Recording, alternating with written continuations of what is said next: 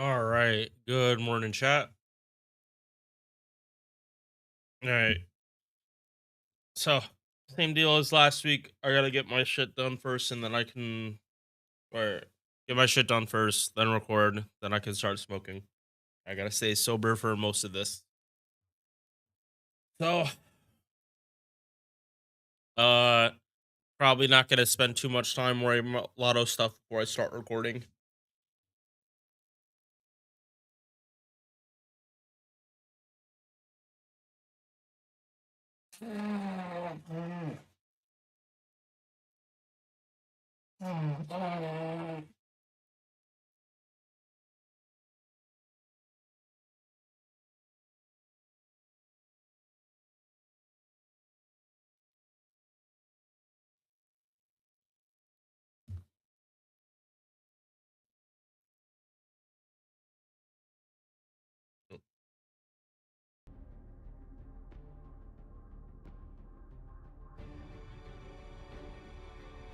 Hmm.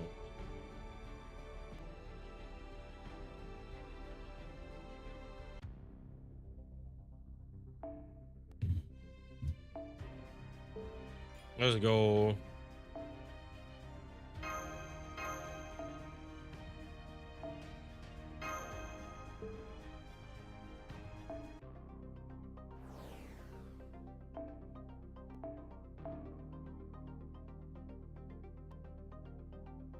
Yeah, so I think we're done with teapots after today.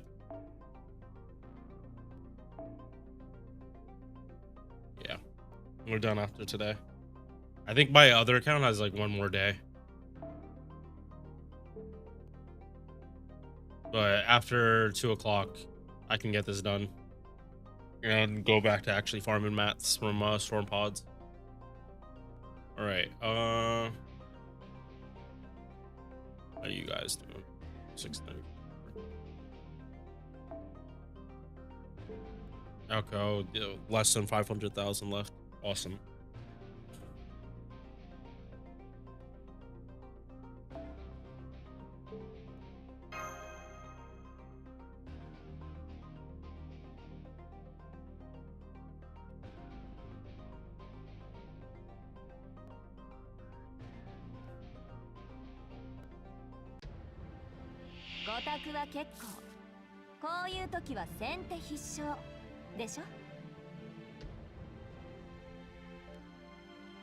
Mm-mm.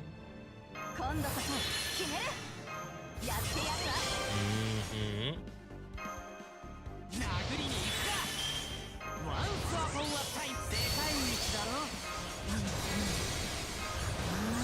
Yeah, this should at least this account doesn't take long.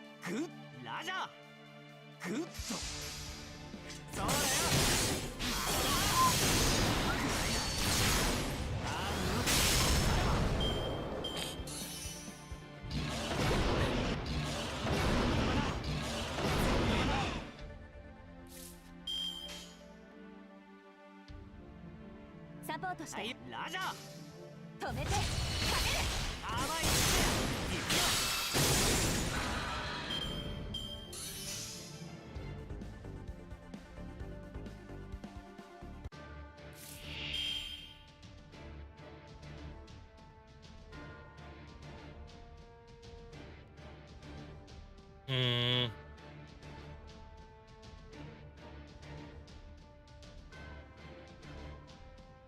No, I have to MP this turn.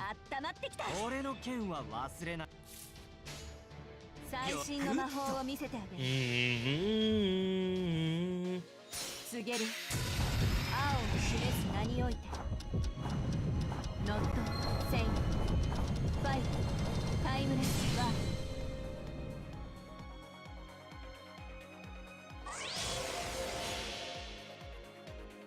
じゃじゃーん、どうだい、見てくれ俺の武器。これこそ世界で最も陽気な聖剣、すなわちシュワユーズ。本当はって感じだぜ。そうだよ。イタブック痛いのかイタブック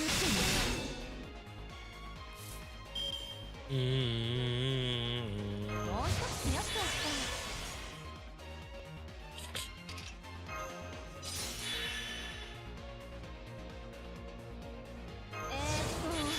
今少年以外の用なし。ワンスアポンはタイム、殴りに行くか。そこまでだ。はっ、ライよ。永続不変の輝き、千変無限の彩り、万不不動の騎士たちよ、我が英雄を察しめて。シュワユーズもうこなくとだな。甘い幸せに死に合おうか。イタブックの夢だから。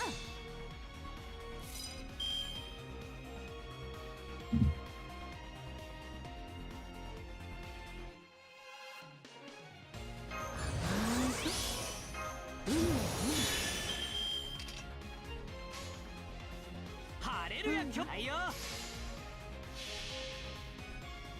永続不変の輝き、千変無限の彩り、万不不動の騎士たちよ、我が英雄を察しめて。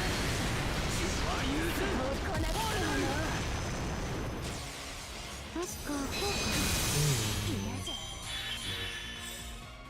スピンドルツアラースタンバイ。こうなっちゃうとストップできないんだ。うるさくてごめんね。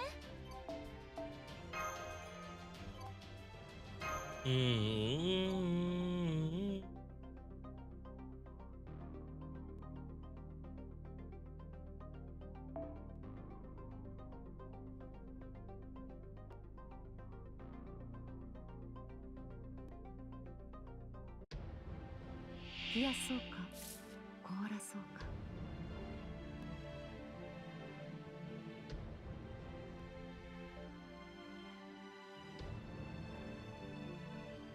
整理整頓してくれる？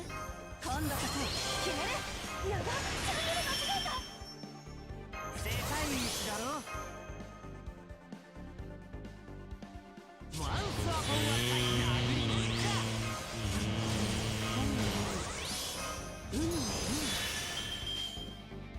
俺の決サポートして。サポートして。喜びの歌を歌おうか。よし、吹っ飛べ。そこ動くな。この見博せこそ天下無双の聖剣、降臨するたに世を輝かせるものなり。シュワユーズオルドル。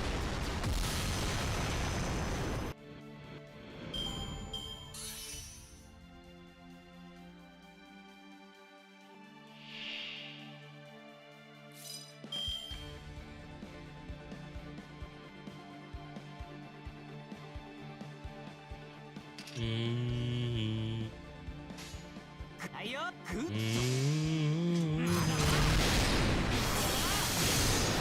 甘い。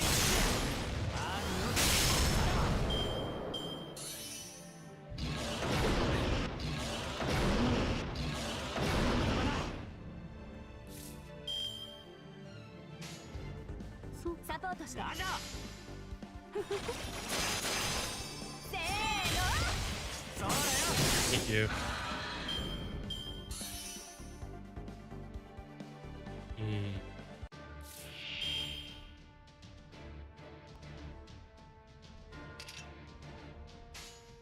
晴れるや兄弟。なんだ？サポートして。あれね。この見博せこそ天下無双の聖剣、降臨するため世を輝かせるものなり。10番ユーズオードル。大魔だ発射。そこ動くな。ほれほれ。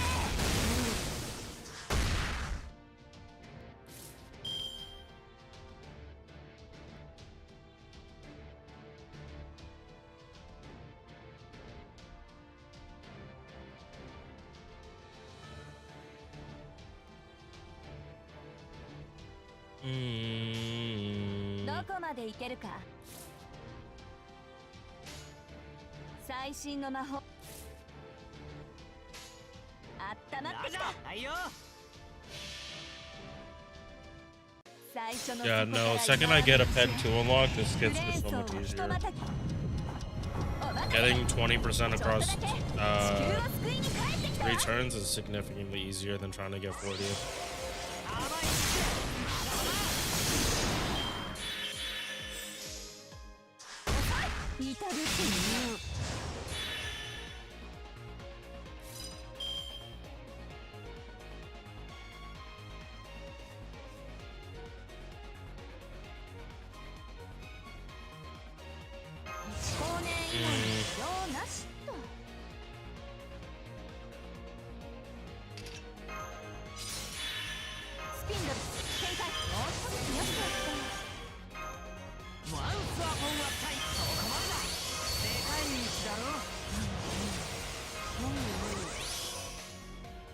俺の剣はラジャーグッド。この見博せこそ天下無双の聖剣。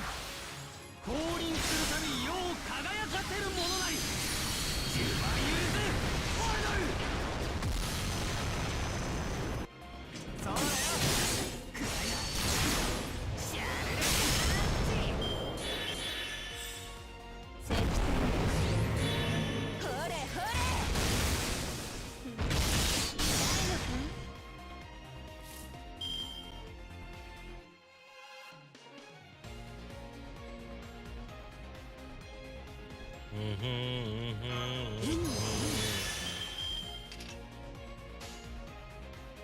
ハレルヤ兄弟。我が愛しき命たち、我が麗しきあまたの水よ。さあ今こそそう来なくてもね。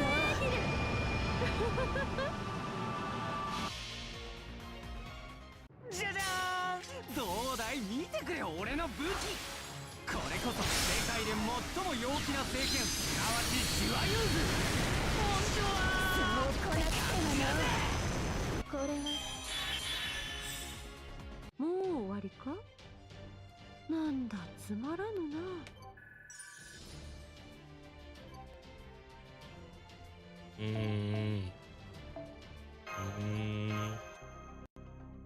All right, I'll get this done later today.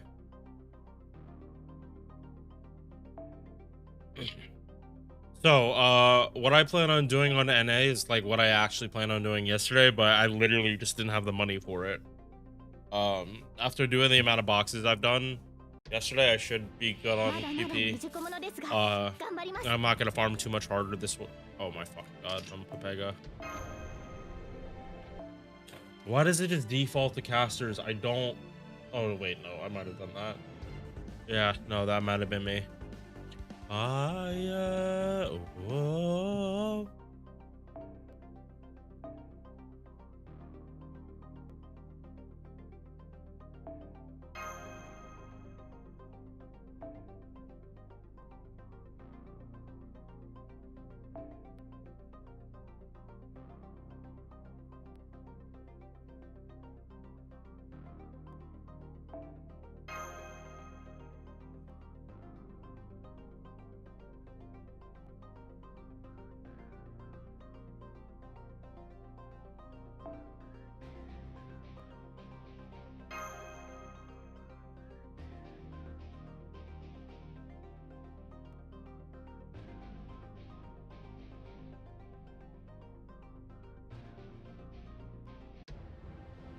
せいぜい楽しむがいいぞ。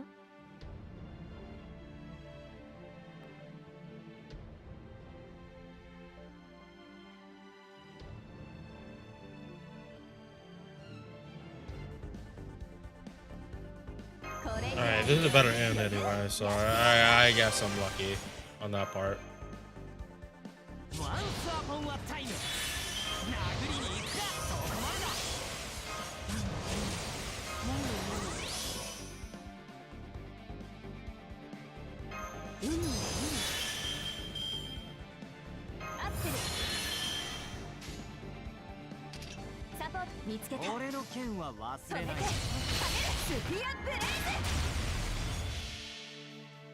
Mm-hmm. この見博士こそ天下無双の聖剣降臨するため世を輝かせるものなり十番ユーズファイナル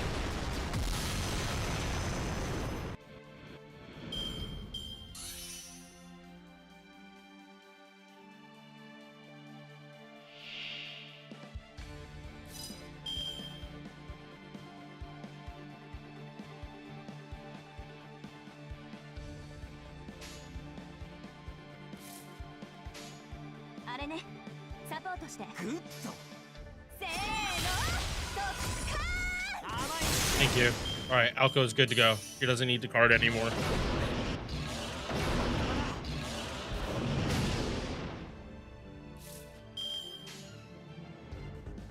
俺グッラジャー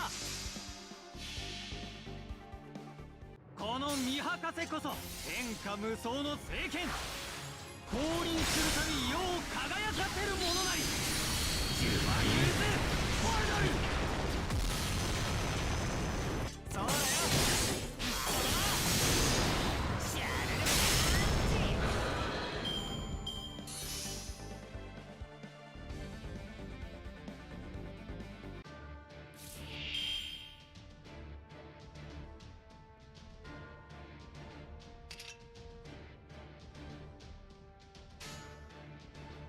最新の魔法を見せて忘れないだろあれね Hmm. コンタクト外から1から0へシフトサイクリック選手交代始めましょう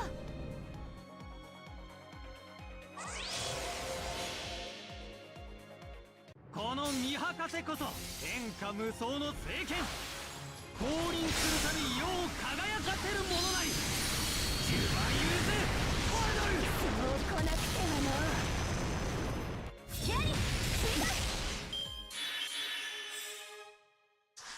ゴー夏が望みか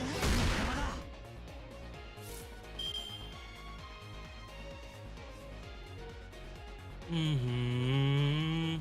少年以外の用なしと Don't wait on me. スピンドル展開もう一つやっておきたい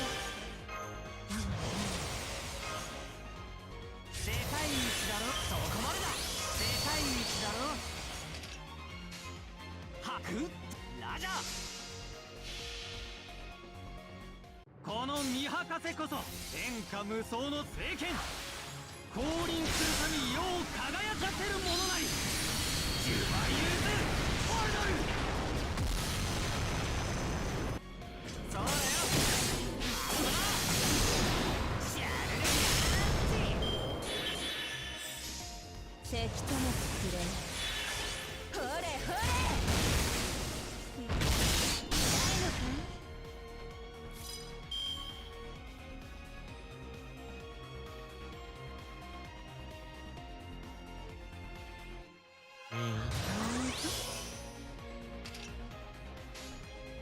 はいよ俺のラジャーまだまだ Mm.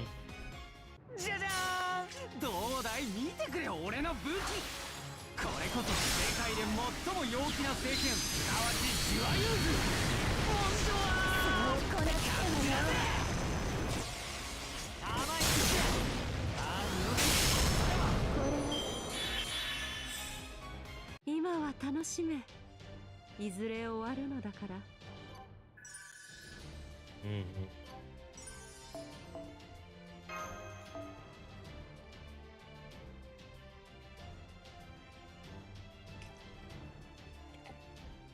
All right, this is count clean.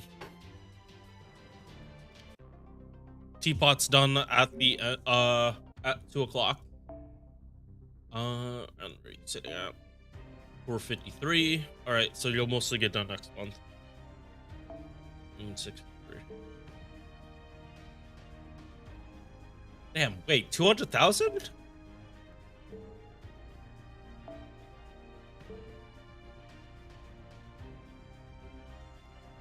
Damn, that extra percentage here. Does it work? Oh.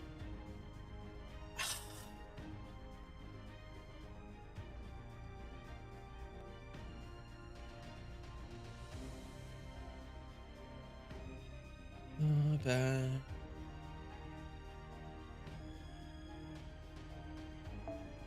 Mm.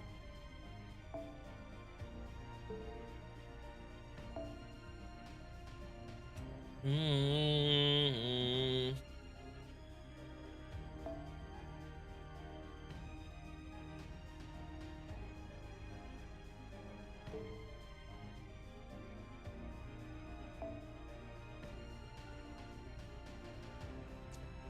That puts a smile on my face every time I see it.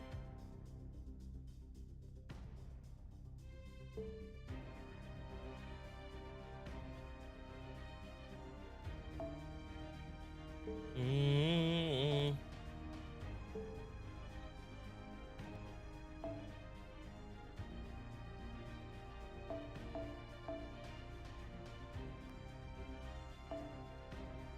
Yeah, it melts halfway done, so I don't have to worry.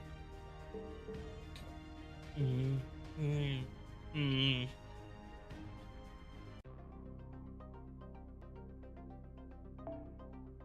Mm. Oh. All right. Alt account.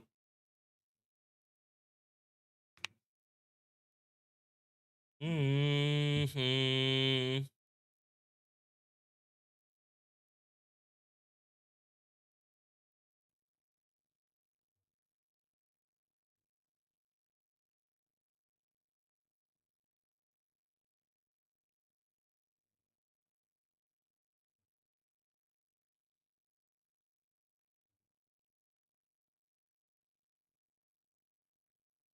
Mm-hmm.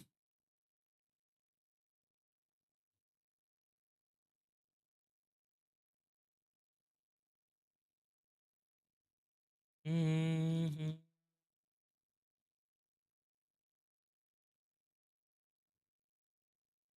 Mm. Mm.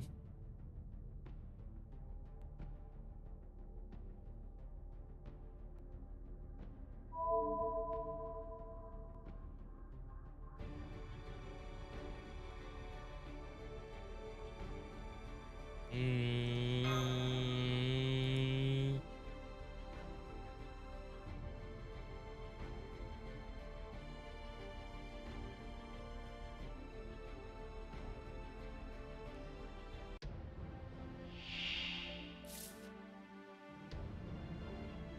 整理整頓今度こそこれくらい余裕受け負っサポートしてた。よし。光を浴びろ。次だ。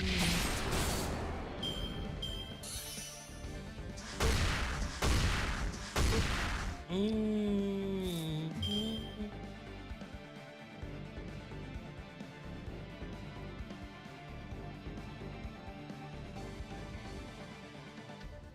Mm-hmm.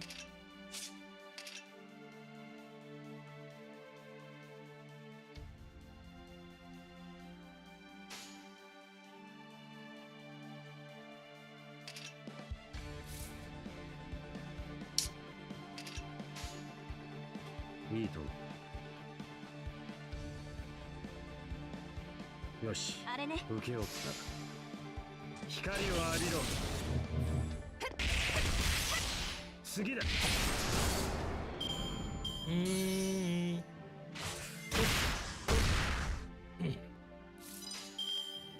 サポートして手を動かしてエンズ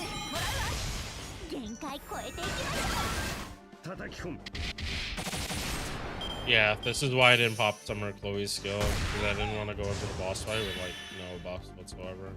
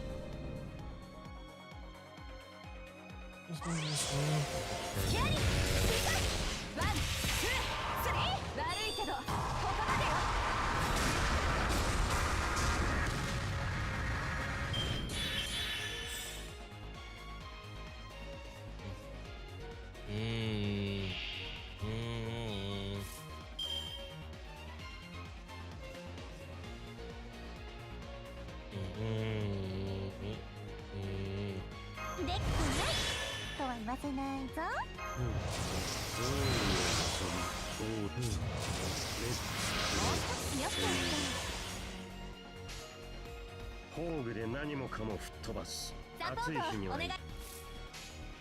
残暑見舞いということにしておくか。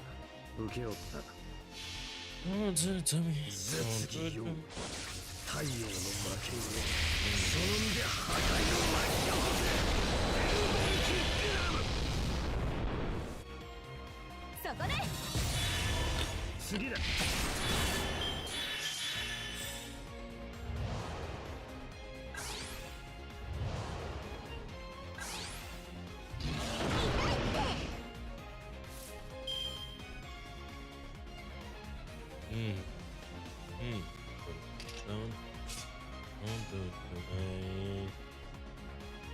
受け負った。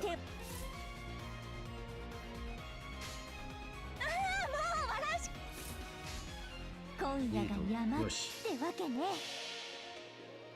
養父に生と死、生産と消空と大地をつなぐ稲妻、モノクロームインパルス。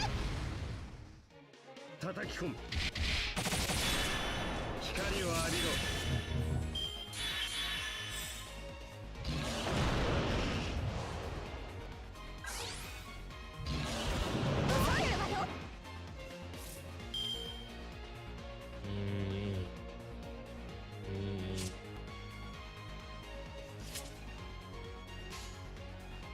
話してる場合？よし。私ごとに逃がさないわよ。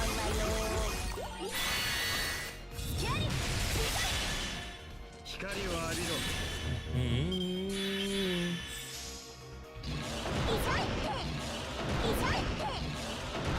Okay, can I stall out one more turn or no? Not without buffs. Not without buffs.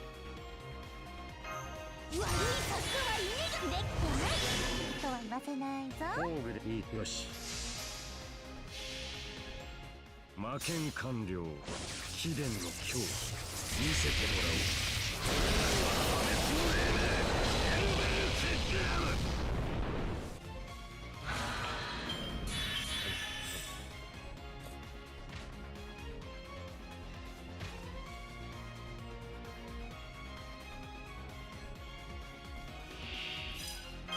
イノベーション始めたい NSS サービスです。完全配信よろしく。大いにレッツプレイ。大いに遊び、大いに学ぶ。スピンドル展開。もう少しよくやった。ついてこれる？宝具で何もかも吹っ飛ばす。受け負った。いいと思う。魔剣完了。秘伝の強見せてもらおう。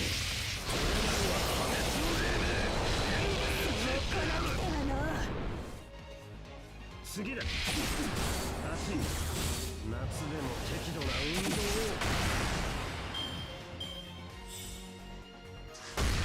を。いたぶってね。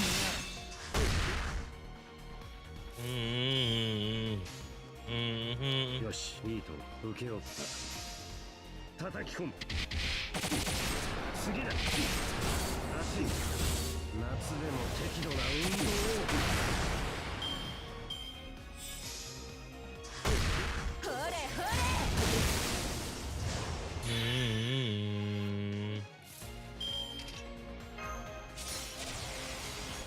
やっていいの？残暑にマスタということにしておくか。ー。いかほど？刺激も反省も足りないようね。なら私が全部満たしてあげる。トラウマから始めようか。ツアー君、ホライト、自称の彼方に行ってこーい。魔剣完了。秘伝の狂気見せてもらおう。こなくてはの。スタート。ゴーとなった望みか。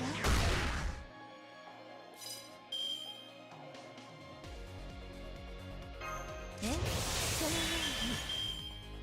失礼。こちらの話です。プレイ。ジャッジメントでございます。皆様、どうぞご覧ください。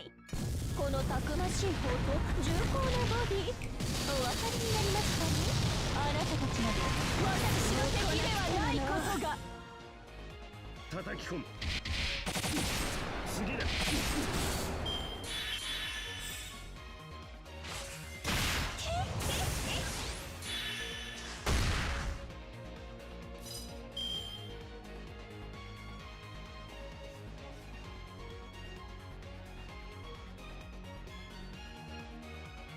大いに乗ってきたわね。はい、NSS サービスです。もちろんお望みのままに。ご用件はいかほ。受け負っ私ごとにた。吹っ飛びなさいませ。ディストーション。光を浴びろ。今じゃ。Yeah, I had fun with Vargas, but we gotta buckle down. What's up, Coco? Jokes, here's some good ones. いかほど。よし。 Sure. スタート。次だ。熱い。仕事とはいえ私も女ですので、実利成績そして趣味を優先で楽しませていただきましたわ。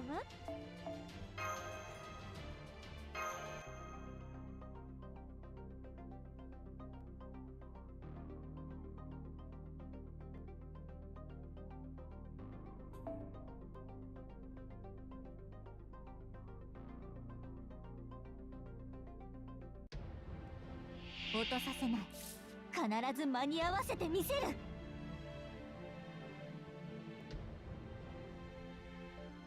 今度こそ決める。全方向にしてくれる。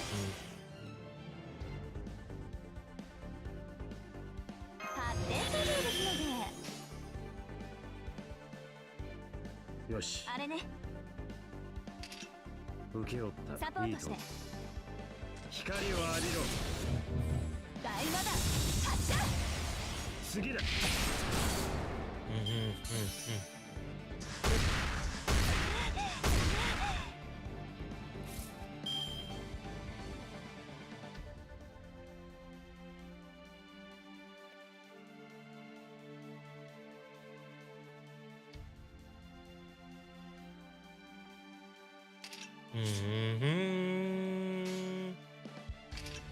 見つけた。あれね。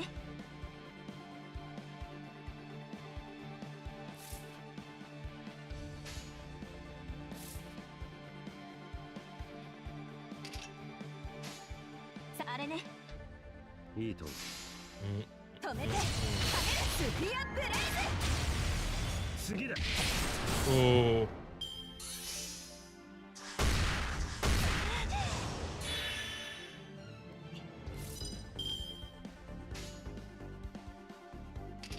ほう。受けをいいと。魔剣完了。秘伝の狂気見せてもらおう。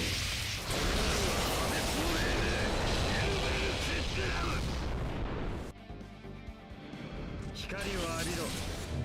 そこだ。夏でも適度な運動を。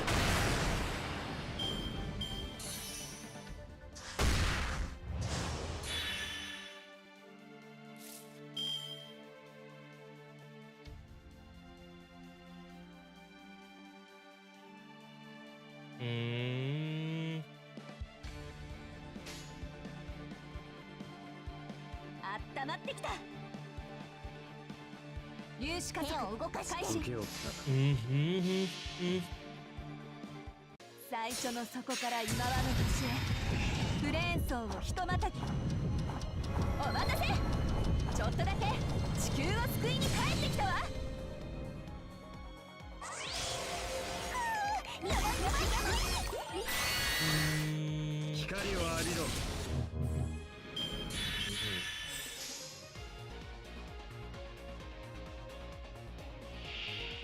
You call a guy with no body and no nose. Nobody knows.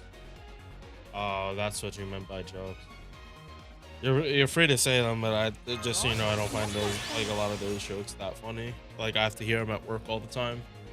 両方は分かってますよね。さあ、マダウよし。展開。やり、思ってるの？次だ。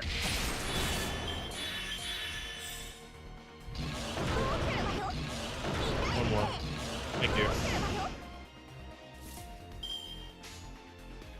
残暑見舞い受け負った。よし。絶技よ。太陽の魔剣をその身で破壊を巻き起こせ。Wait, did I use? Oh, wait, no, hold up. Did I not pop buffs?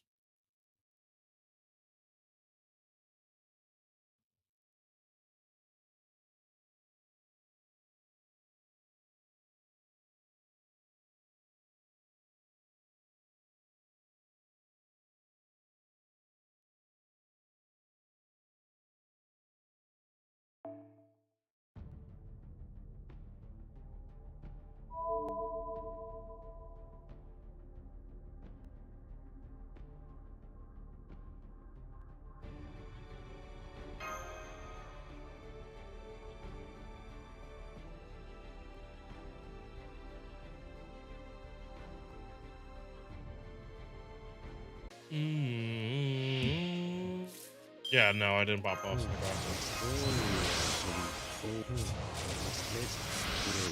というべきか。よし、受け負った。魔剣完了。秘伝の強見せてもらおう。これなるは破滅の霊明。叩き込む。次だ。夏でも適度な運動を。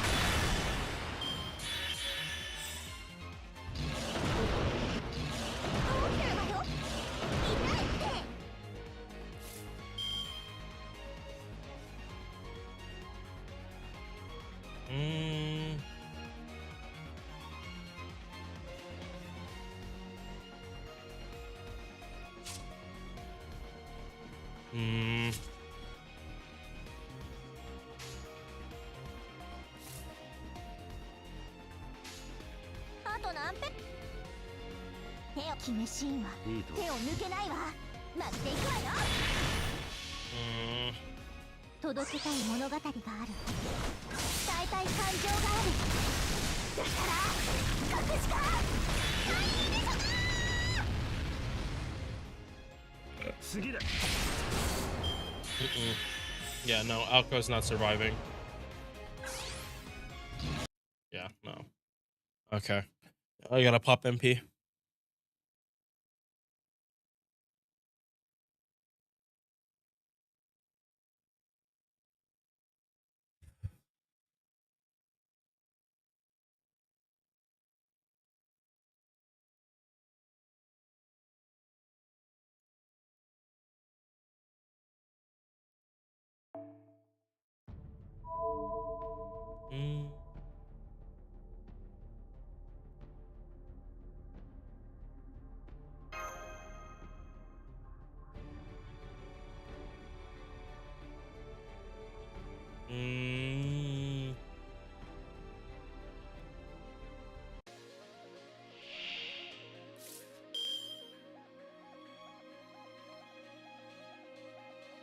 Yeah, no, you gotta go this turn. 変身した抜け者。言い訳じゃなくて原稿ください。残暑見舞いということにして私好み。受け負った。魔剣官僚秘伝の強見せてもらおう。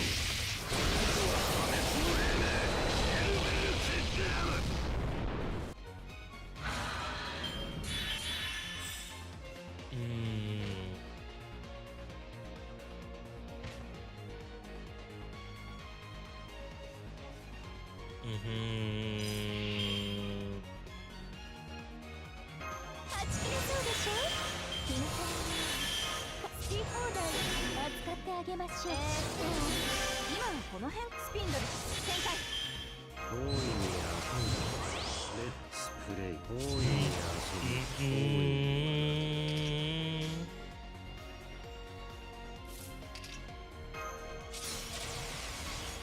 宝具で何もか受け負った。よし。魔剣官僚秘伝の強見せてもらおう。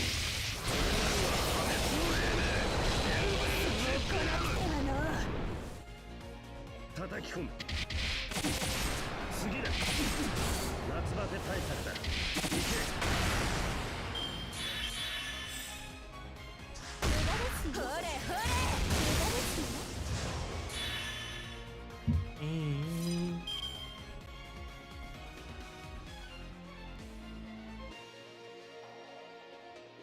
乗ってきたわね。この時代だとこのくらいよね。いいと。赤い死が迎えに来ても発展の先に一人になってもこのシグナルはなくならない。ツアープランブルーバック。私の道はなく私のプラス。ジェインは光を浴びろ。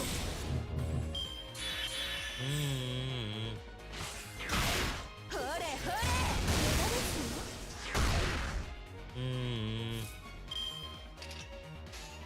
幸福勧告。私ごとにご冗談を。新山幽谷氷天道地海山霊峰天神地。これぞ列強天揺らす武との鳴き声。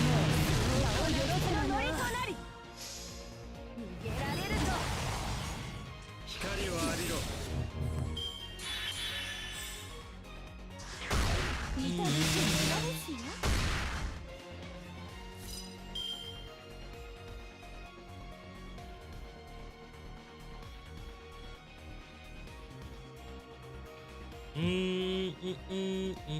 はち切れそうでしょ。宝具で何もか受け負った。魔剣官僚秘伝の強見せてもらおう。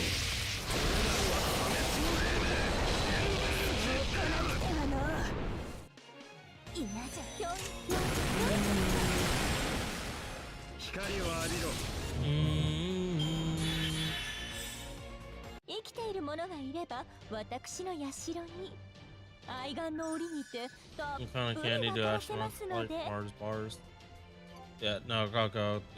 I'm telling you, I hear these at jokes like every day. I work in a kid's school, man.「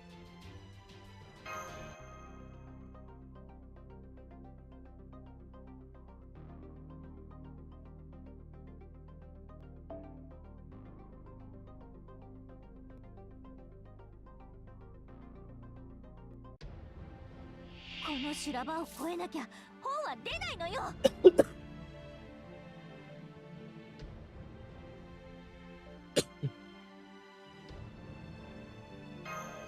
これくらい余裕。見つけた。手を動かして。あと何ページ？いいと。逃がさないわよ。止めて。次だ。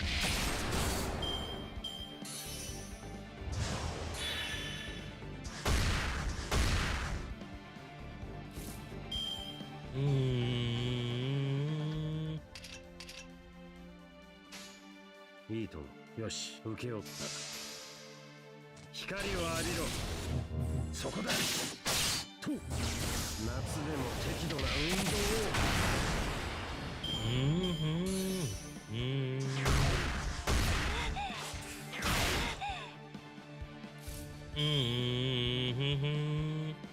やってやるわ。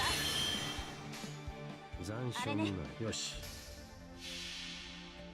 魔剣完了秘伝の恐怖見せてもらおう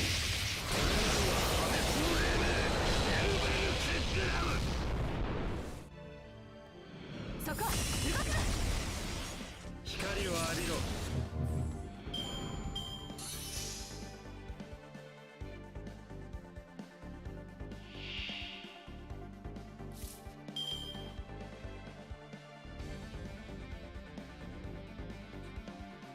要点は分かってますよね。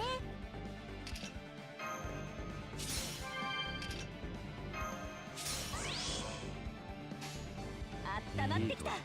よし最初の底から今和の星へフレーン層をひとまたぎ。お待たせ。ちょっとだけ地球を救いに帰ってきたわ。叩き込む次だ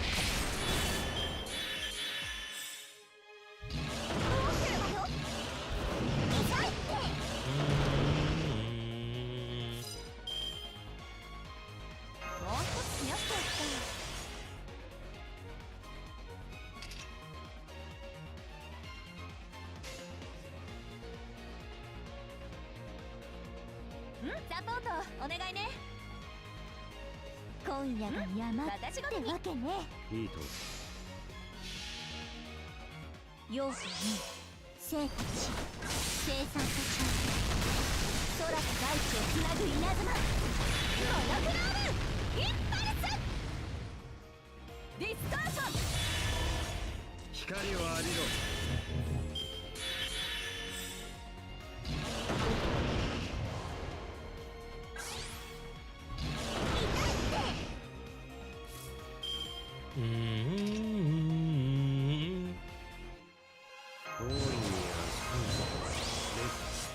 I might have to pop MP damage just to get out of here. Because I want to keep Kuro's buffs.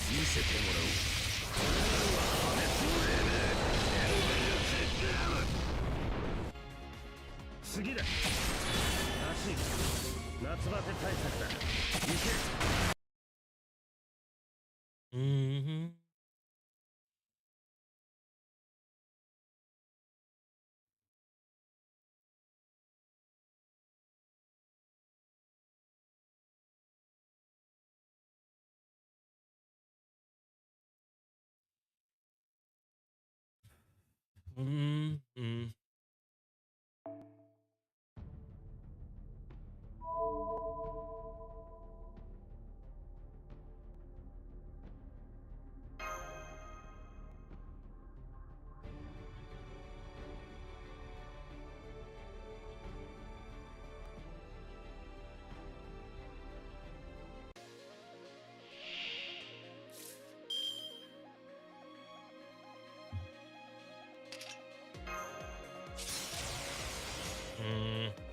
宝具で何もかも吹っ飛ばいいとよし絶技よ太陽の魔剣をその身で破壊を巻き起こ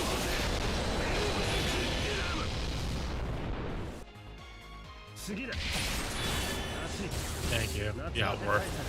That was worth. I needed to get out of this turn. Yeah, I just MP next turn. 言い訳じゃなくて原稿ください。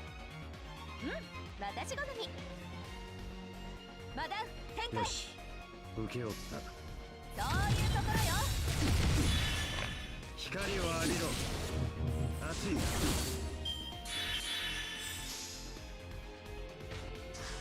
せき止めてくれる。は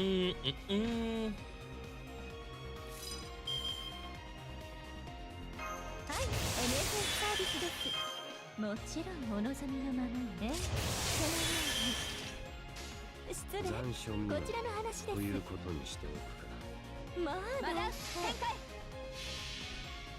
魔剣完了。秘伝の恐怖見せてもらおう。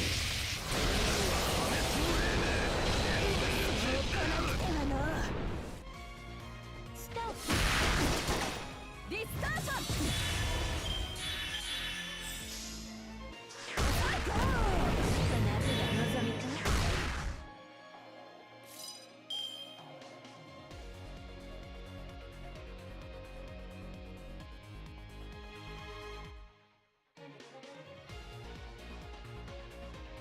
完全放牧よろしくね。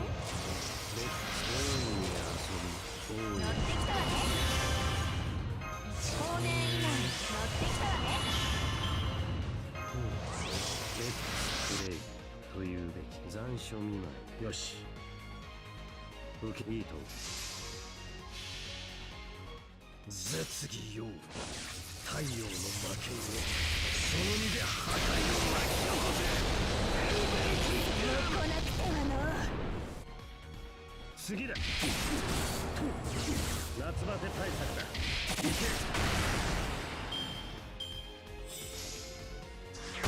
せき止めてくれ。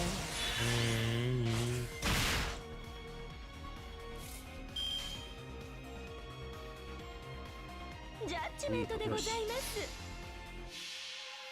皆様どうぞご覧ください。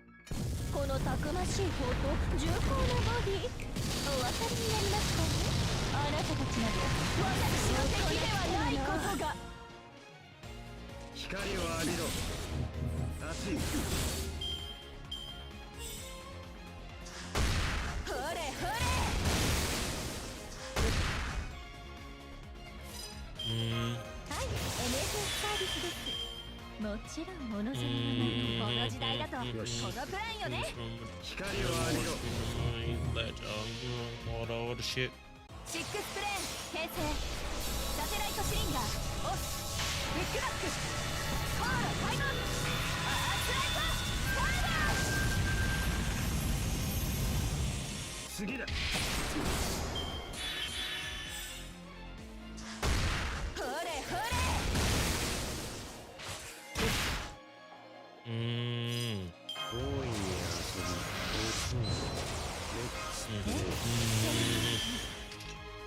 失礼。こちらの話です。宝具で受け負った。光を浴びろ。絶技よ。太陽の魔剣をその身で破壊を巻き起こせ。来なくてはの。叩き込む。夏バテ対策だ。いけ。これは契約を続行しますか。いい判断です。それでこそ私のマスターかと。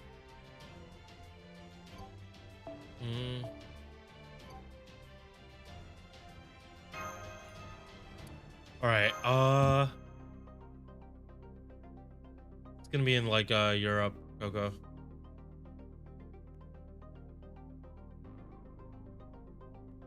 Like Italy, Spain, like that area.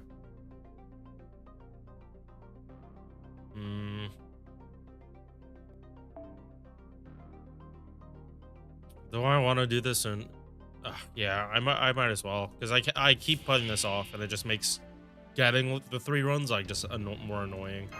今度こそ発展スルール整理整頓してくれる。あと何ページ。話してる場合逃がさないわよ。光を浴びろ。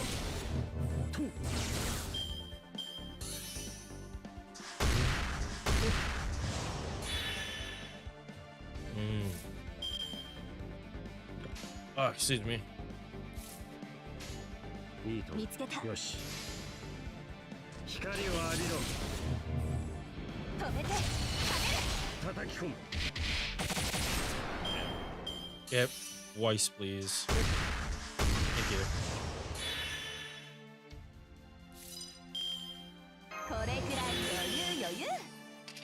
工具でな。よし。魔剣完了。秘伝の強見せてもらおう。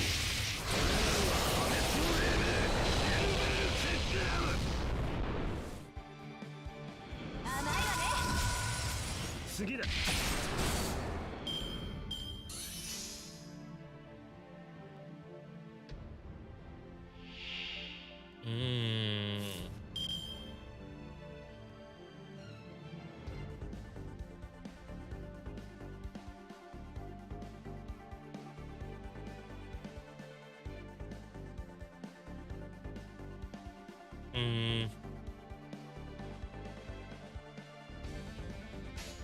あったまってきた。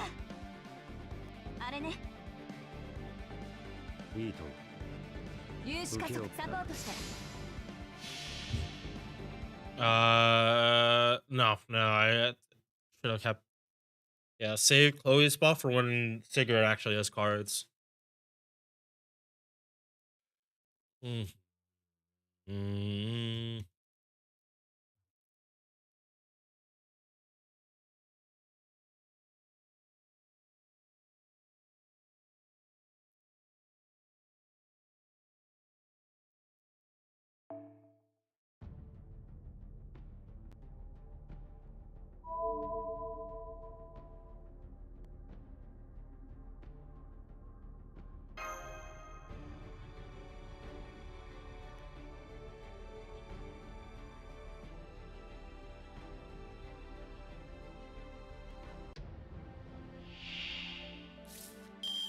Mm. 見つけた。サポートして。いいと。最初の底から今はの星へ。ブレーン層をひとまたぎ。お待たせ。ちょっとだけ地球を救いに帰ってきたわ。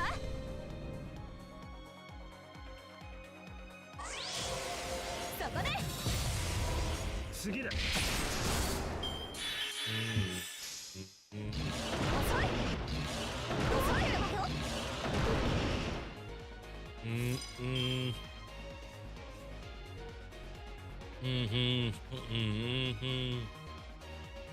Alright, let's go. Oh. Sucks, I can't crit from this though. Painful, I can't crit. 魔剣完了。秘伝の強見せてもらおう。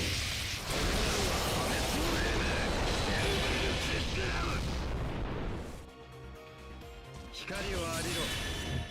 暑い。夏でも適度な運動を。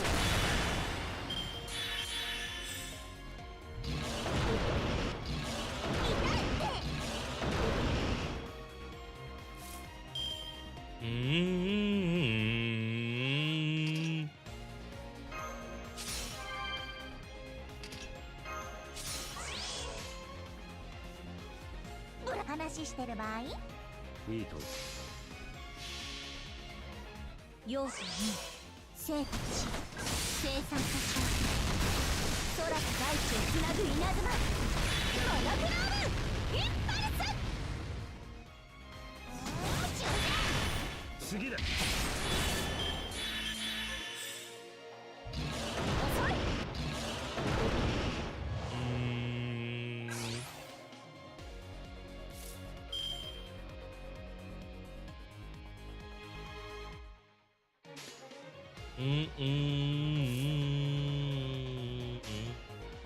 まだいいと。展開逃げられると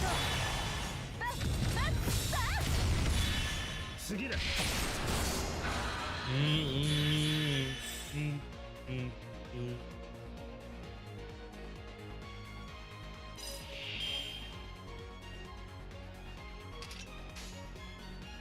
Alright. 残暑に。Okay, Chloe, do not die. よし。Just don't die. Easy. 魔剣完了。秘伝の強見せてもら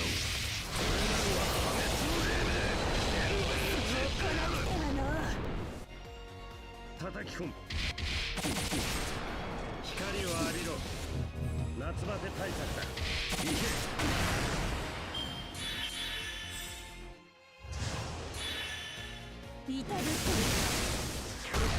Thank you. Literally everyone but Chloe, and I'm happy for it. 原稿ください。今この辺がついて帰る。少年以外のなし。レッツ大いに遊び、大いに学ぶ。宝具でな。よし。受け負った。魔剣完了。秘伝の強見せてもら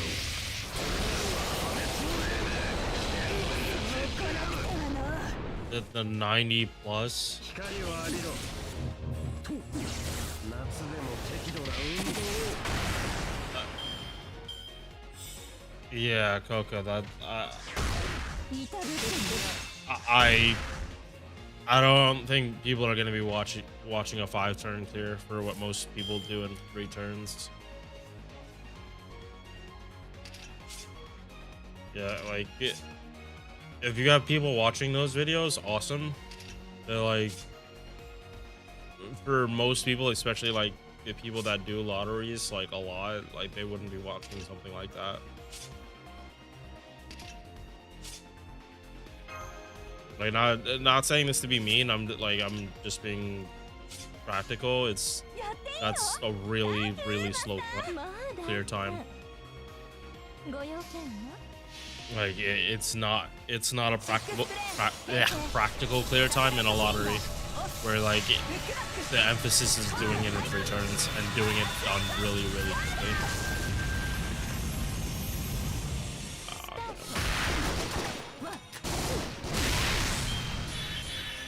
Like, if it was a 90 plus, more people would be understandable about that, but not 90 plus. NA is like far past the point where 90 plus is something that's supposed to be like done in longer than 3 turns. Even with the damage CE, that's still too long. 90 plus is supposed to be run U6 slotting, and then 90 plus is supposed to run into the damage CE. If you're able to do 90 plus without the damage CE in three turns, there's literally no reason you should be doing anything about that.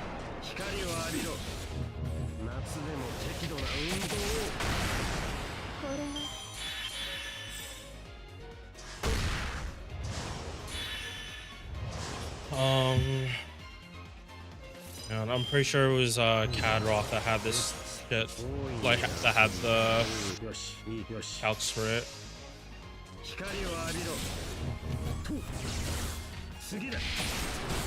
Thank you that is done. どう？最新の魔法使いの活躍、満足できた？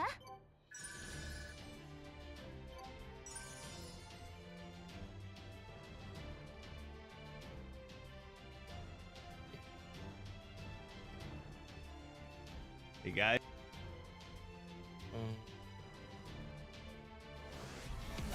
I think it's here.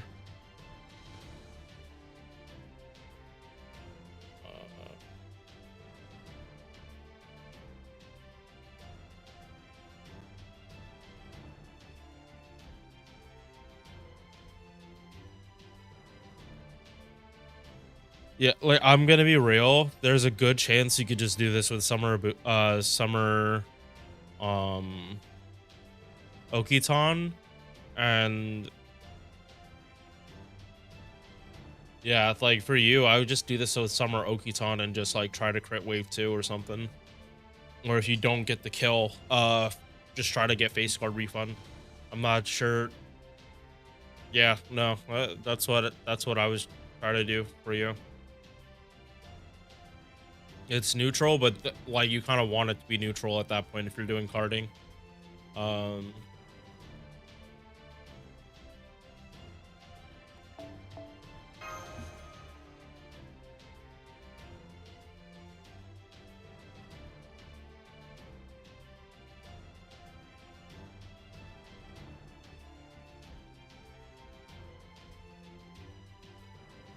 Yeah, like all this lotto is, for the most part, was 2-1x or 3-1x, or this one is 3-1x, or yeah, 3-1-2. This is 2-1-3, and then this is 1-3-3 and 1-3-3-1.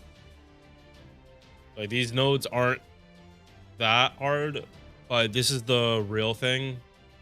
Like, this is the difference between, like, yeah,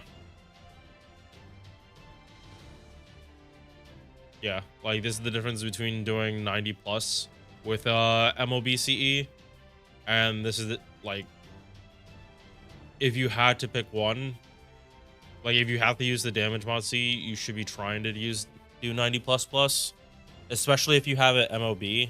Like, if you don't plan on just running Lotto Cs, then you should just run this.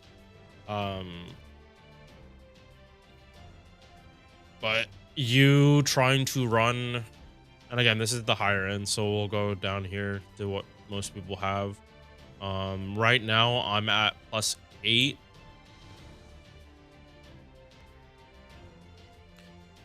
So me giving up, like, I could drop down to +7, but yeah.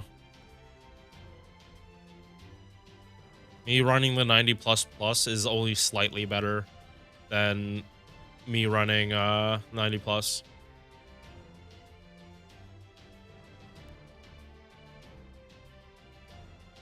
Yeah, it's just, if you have to use the damage mod siege, just try to do 90 plus.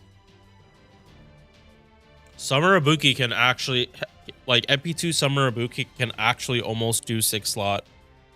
She almost can do it, but she's lacking in like, you'd want MP3 or higher, and if it's 120, it's easy, but MP2 just isn't enough for the comp.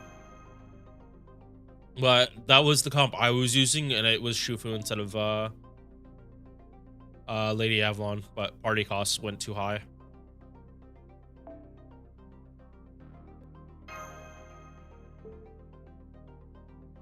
Yeah, Coco, post a picture in Discord what you're trying to do for the lotto, and I'll try to see if I can offer anything.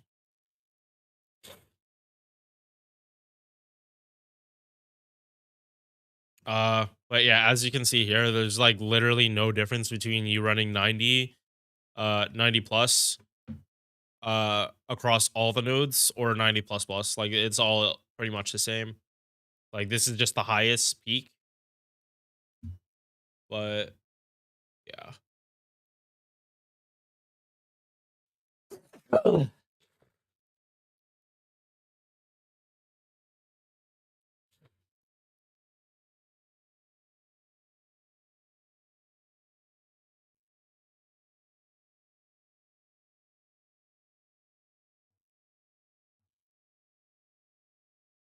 All right.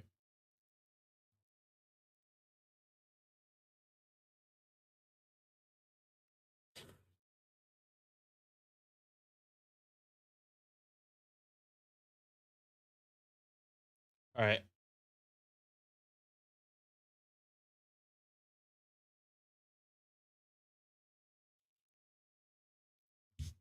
All right. So we're back here. 君も一緒に休みへそうかそうか Yeah. 夏の女神が主情に Part of the issue would be Morgan, because all the enemies here are Earth attribute, which is why Ibuki, like, it's the reason Ibuki runs this lottery. 次はどこに向かうんだ The reason Ibuki runs this lottery is because most of the servants, especially in this first round, are Earth attribute. Like, I know you probably don't. I know you don't have Summer Ibuki, or at least I think you said you didn't. But she literally runs this lottery.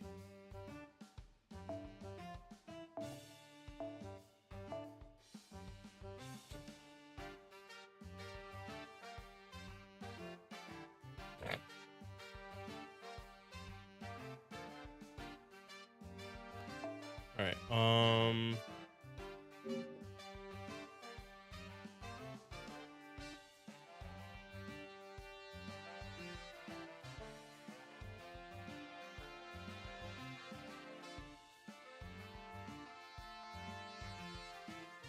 Yeah, post it in FGO Gamers. Just show what your team is. スレッドマートのショップへようこそ。 Let's turn 好 this きに見 in. ていってくだ Yeah, さい I'm ね。 gonna turn in my lotto mats. 交換ですか？はいはーい。交換ですか？はいはーい。うんうん。妖精騎士ブリトマートと共に回すか。それに All right. Hopefully this doesn't break while I go to the bathroom. それにしそう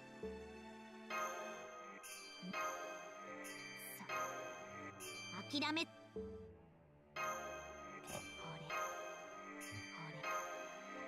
れ諦めんうん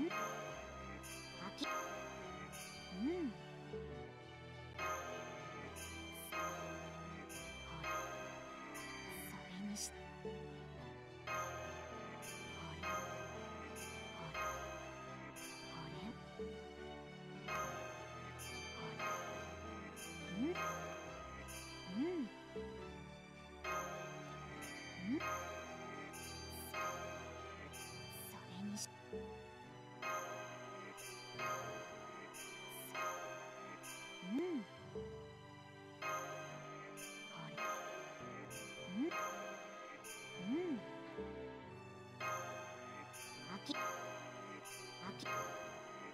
諦め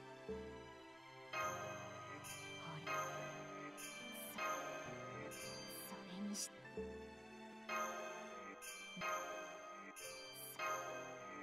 諦め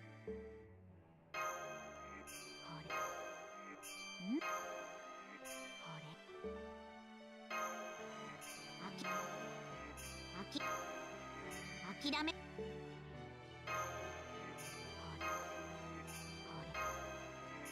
れにしそ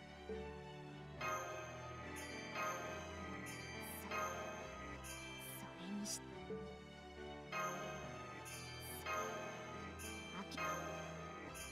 れにし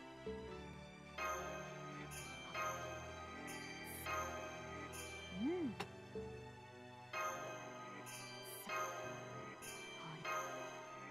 諦め Oh wait. それにし Shit.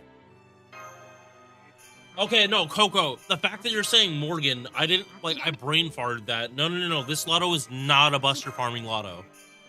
This lotto is completely anti Buster Farming unless your name is Melisson.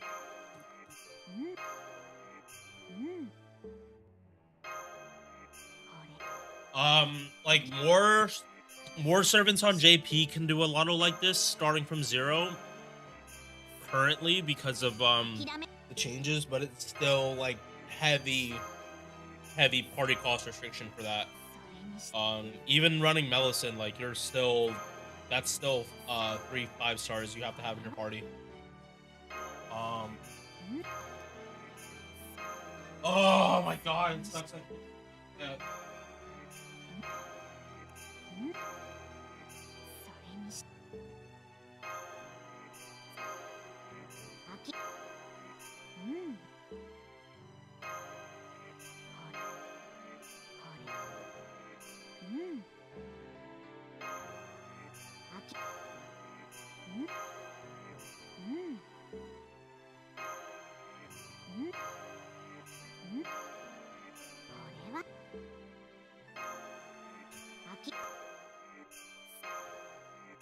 それにし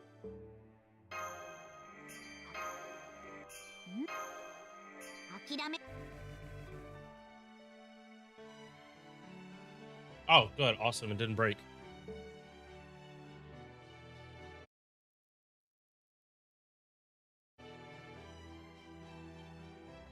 Yeah, no, you can't Buster farm this. よくいらっしゃいました You have to be loot farming, otherwise, like, it's impossible to do this in 3 turns. お望みの品はあるはい受けたまわりま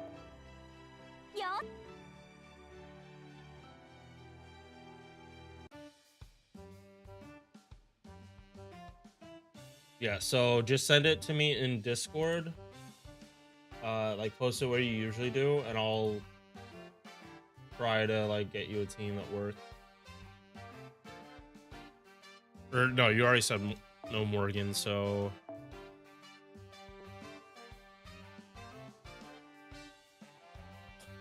again,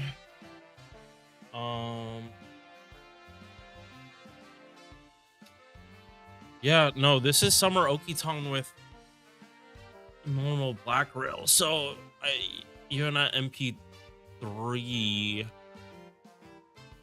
with only getting like with split stats and it's split stats and a lot lower MP damage. I think the lottery C is only 10%. Okiton shouldn't kill in the second wave in one hit. Not 100% sure about that, but she kinda shouldn't.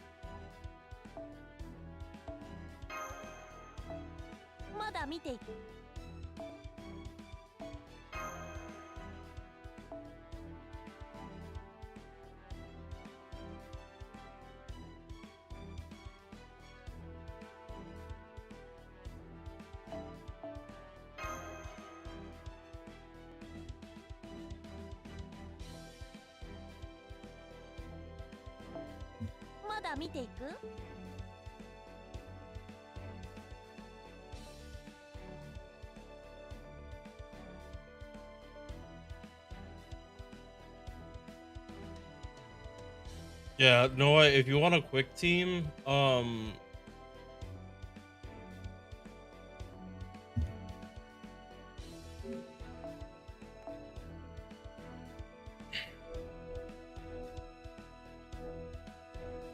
I have a free slot? Okay, yeah. Okay. Like real quick off the top of my head, for that 90 plus, Summer Valks, and I'm just gonna load this up, and I'll adjust the party in a second.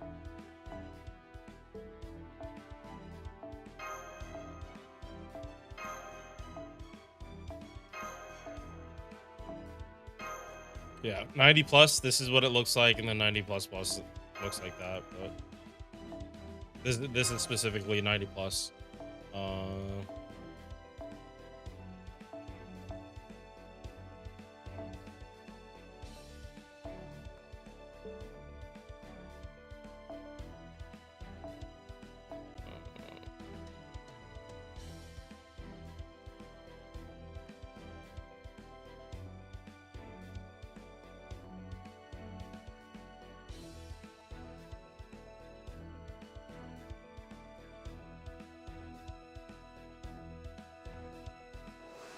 Urgus, man, or Earth. Okay, yeah, so don't change anything.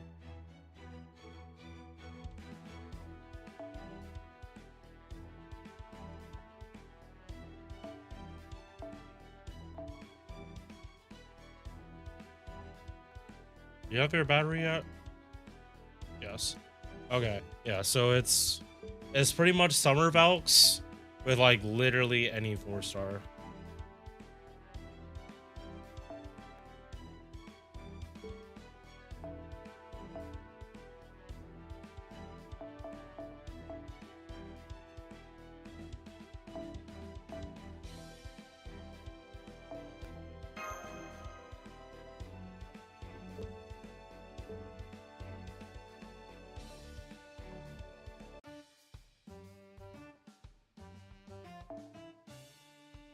Yep. No worries, but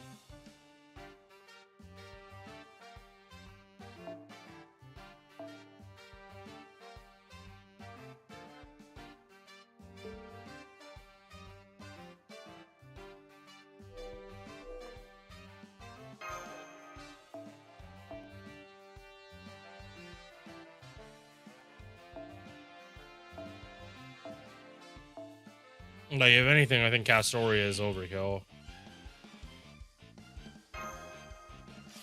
今のうちに準備確認せん行きます今のうちに準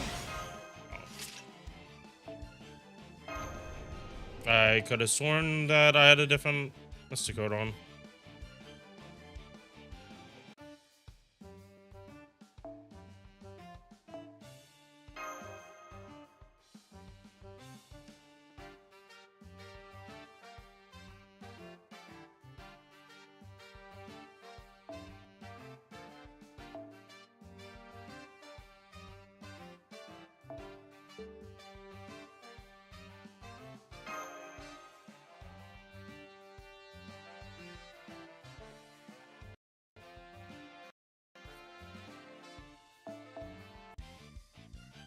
第2第3ホール展開早掛けですカルウェナ早掛けですカルウェナ要注意接続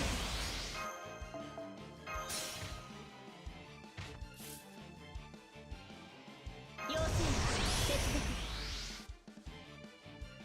要注意接続早掛けですカルウェナ装備確認ロープ確認よし入力確認受諾し圧倒します支援要素支援要素了解突撃全同一完全同士ヘルギアマルキューレ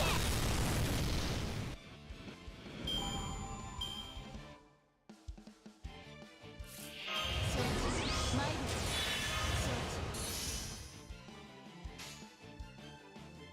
参りますはっ必ず Mm. 呪え我が血をたたれ我が罪口息吹大明神演技 Yeah, no, that's. Mm-mm. 最終指示了解 Yeah. 支援要素支援要素了解突撃全同一完全同士ヘルギアマルキューレ攻撃 Ah, damn.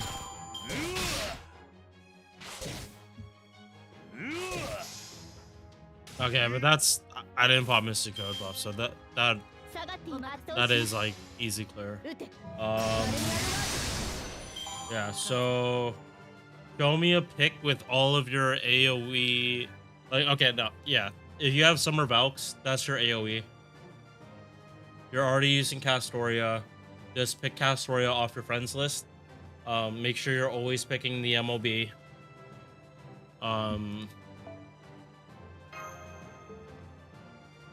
And then like just get rid of Arash into some single target archer.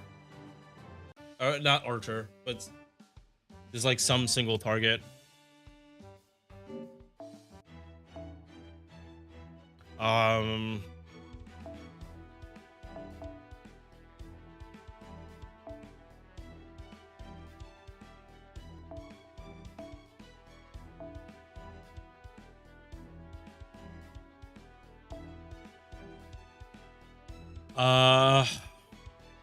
If you have Chiome, she's probably the best for this because she's the only one here that actually has a battery. Yeah, no, if you have Chiome, he can pretty much make it work.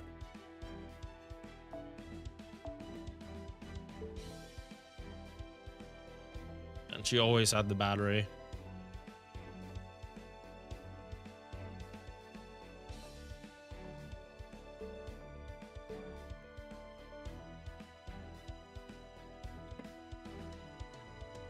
And if you want to charge someone in the back line, you can. It just can't be a 5-star.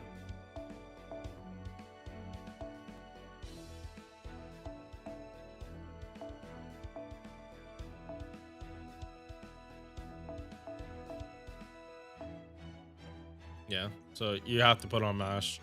But next slot, by the next lotto, I think we unlock 115.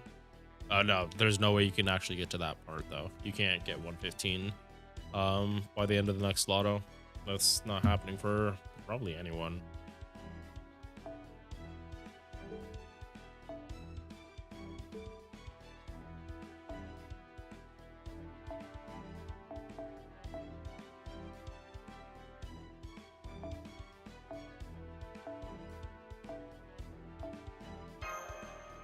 Yeah, so do you have a single target you can use? Because like as long as you did the summer event, you should have Valks.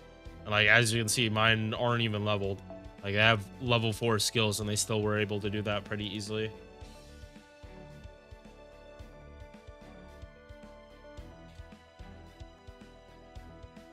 Alright. Alright, now it's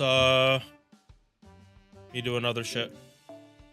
ようこそ Because I also now have to double check stuff for the tier list. So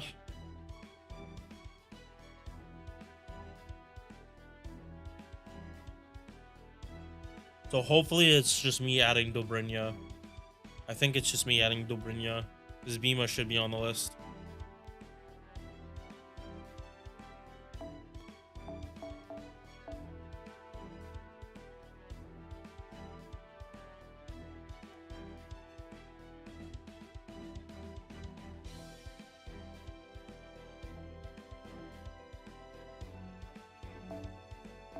Yeah, we do this tomorrow.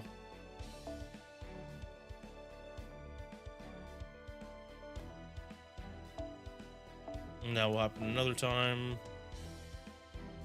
Oh, we have 48 eggs? Oh, shit.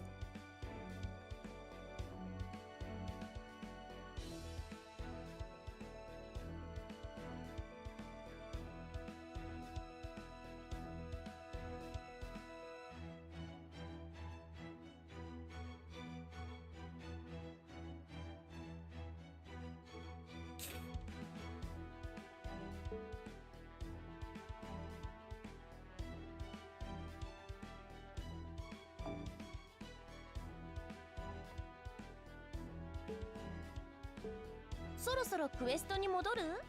いいよ。その代わり戻ってきたらまた新しい。Alright, 5 stars can't really do anything.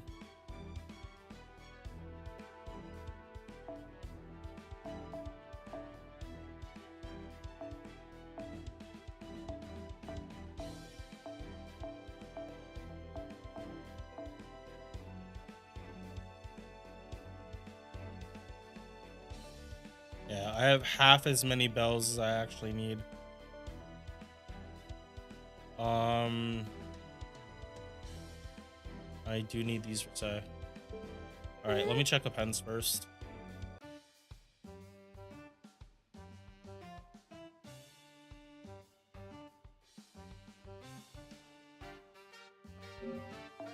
Yeah, いらっしゃいだね、マス。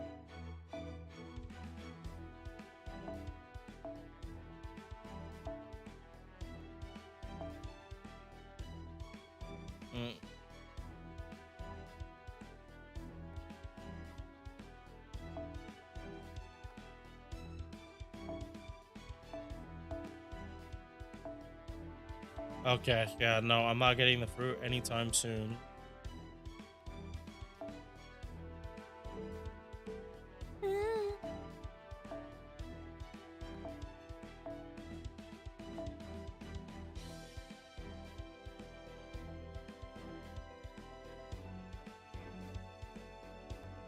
Mama doesn't need the he doesn't need the event mod.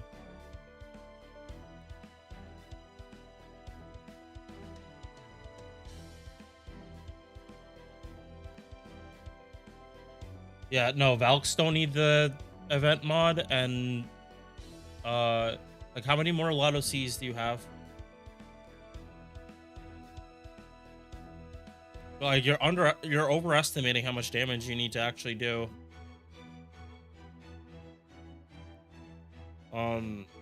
Like all these spreadsheets are done neutral damage. This isn't counting class advantage.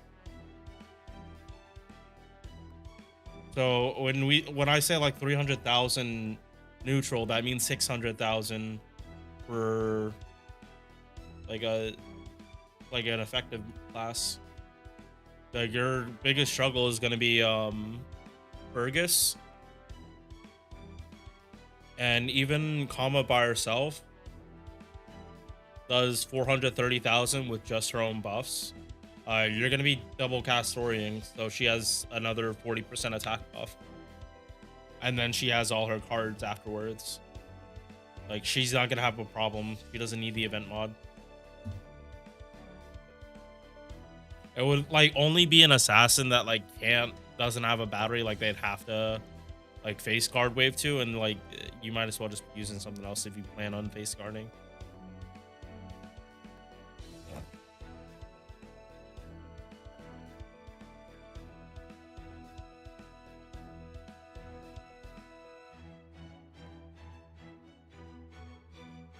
Yeah, the Lotto CE is also a looping CE, so Valkyries will loop better with it than if they didn't have it.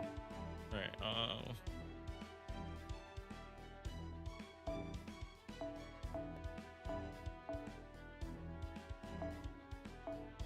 You wicked.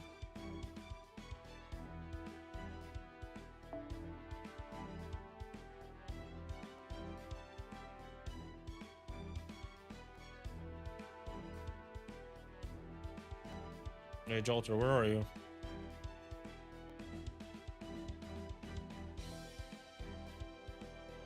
What the fuck? Jolter, where are you? Am I blind? Yes.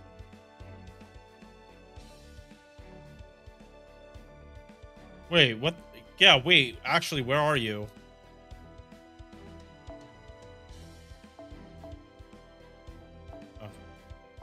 Oh, yeah, you're not going anywhere with that.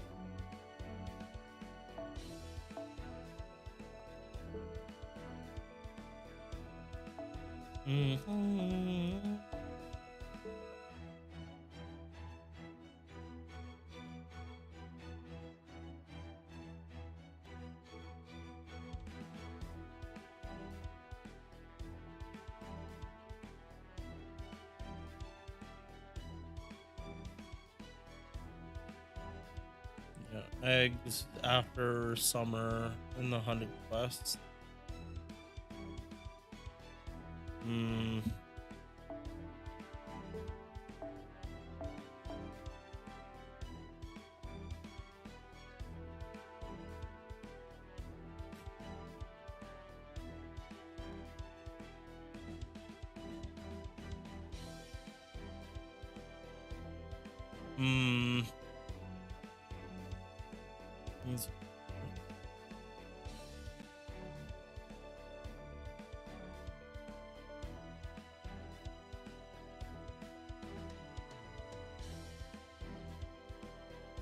All right,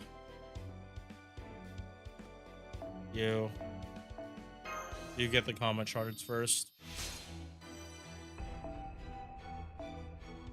And now everyone that needs comment shards gets put to the bottom.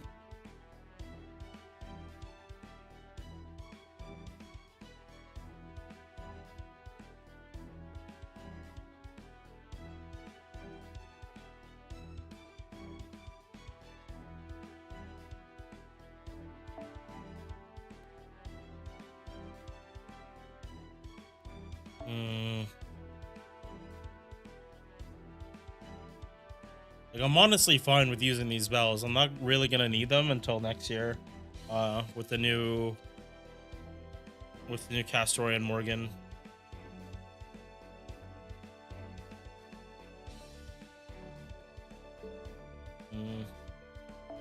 Very quick and obvious. I'll get more later.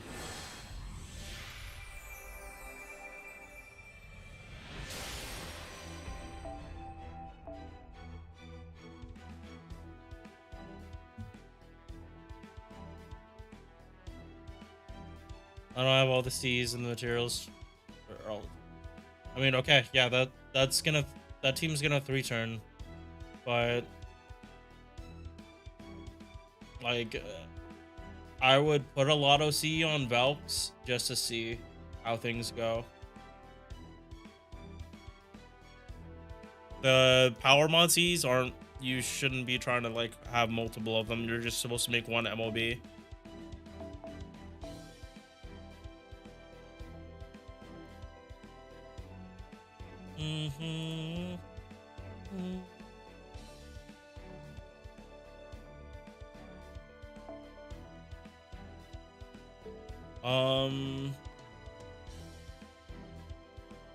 Yeah, no, so here's like an instance right here where things aren't marked and why I have to go through this shit sooner or later.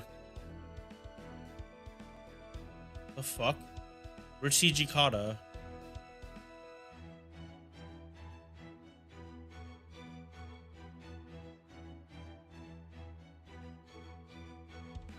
Hijikata's not on this list. 1 second.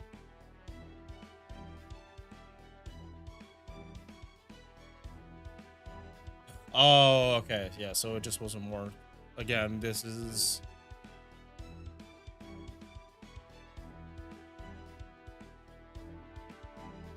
Yeah, okay. Hijikata gets these.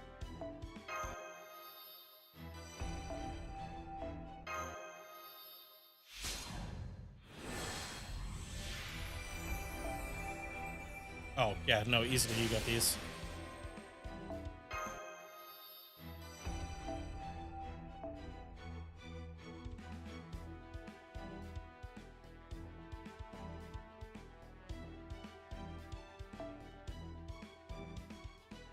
Oh, okay. Does Vitra get this though?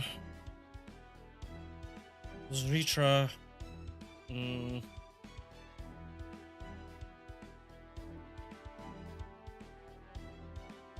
I mean, technically, as long as I don't get below 10, I'm good.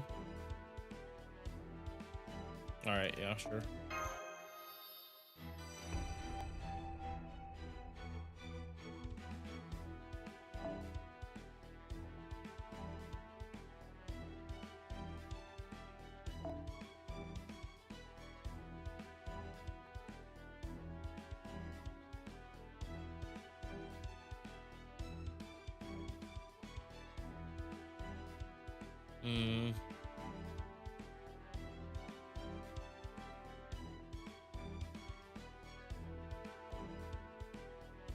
I mean, technically, he's the one that needs this the most. Yeah, no one else needs eggs like that.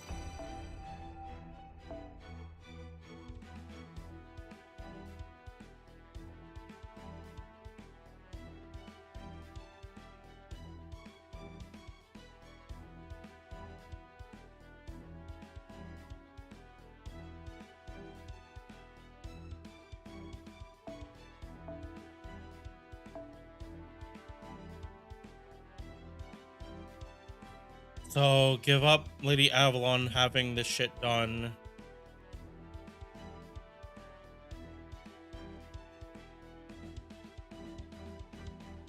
I do this and I set back Hugh and Zhou. But like Hugh and Zhou being set back doesn't matter that much. Because it would only be her second skill, and her second skill is like a small attack buff over Lady Avalon to start being able to MP off the rip.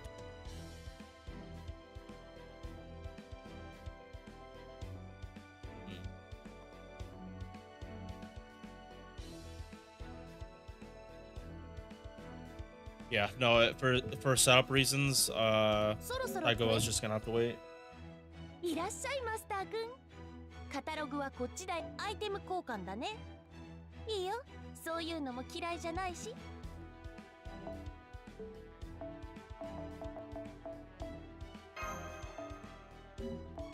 やあ、いらっしゃい。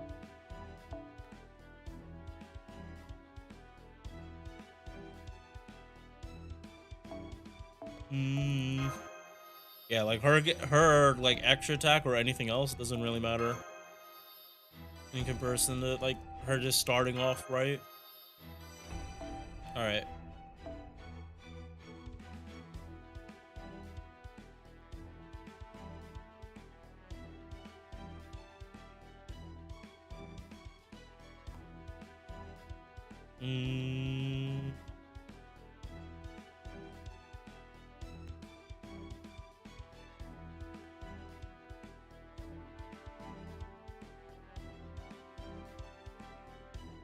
All right, and that wasn't for just the lotto, because I don't even know if I can fit her starting with 100% like into the team. Like I'd have to like move shit around anyway.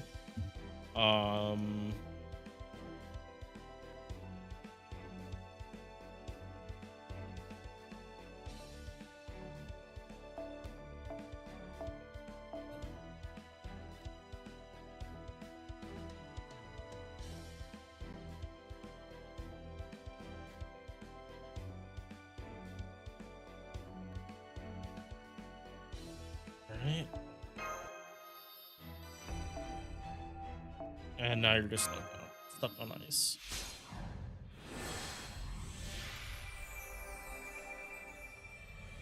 I don't feel pain no more. I don't feel pain no more.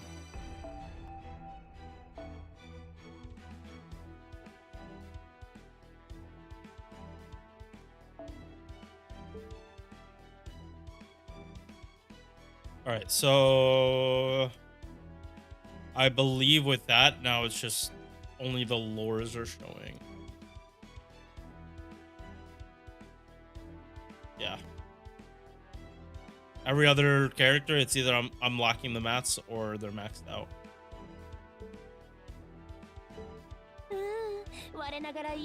And I think that's how it's gonna be this whole lotto. I don't think I can get anything else out of this.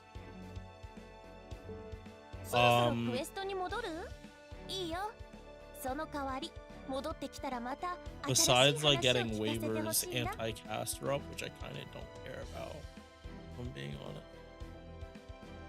Wait, what MP are you actually? Because I forget, one of my accounts says like an MP3 waiver. This account or JP? You're at least 2. You're 2. Okay, yeah, then you're good.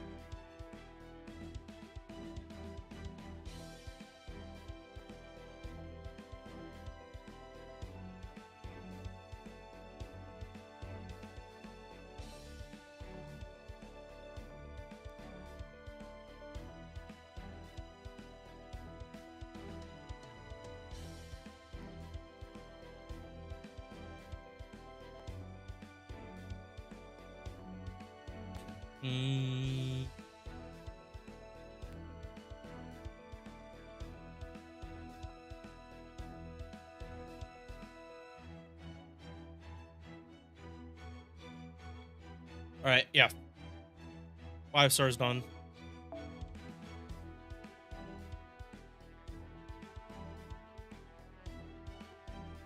All right, so the mats I have not an infinite amount, but I'm gonna like constantly have a lot of.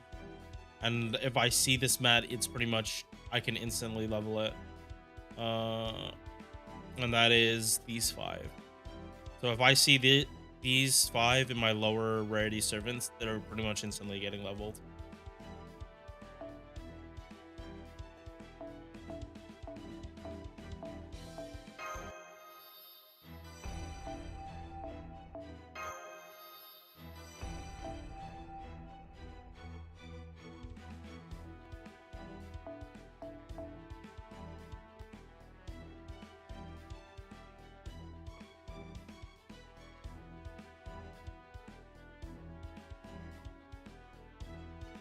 Oh my god, so many characters need this. What the fuck?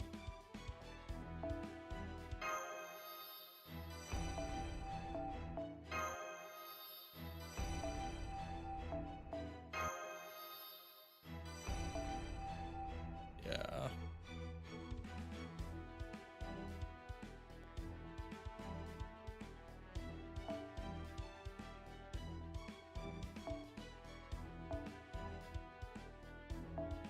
If I get stuck in other places, I'm just gonna stop. Like, I'm not gonna push characters if they're not meant to go further. Like here, Ox, I'm not gonna push until I run out, because that kind of screws over my my like future 5 stars.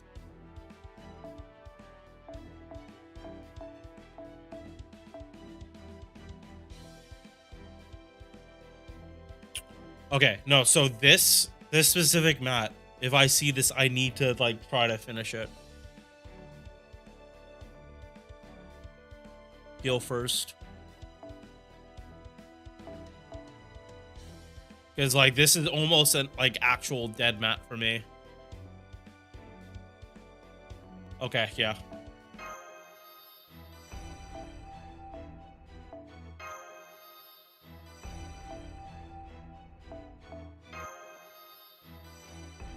Yeah, no, there's a good chance I just won't need this mat anymore across any character.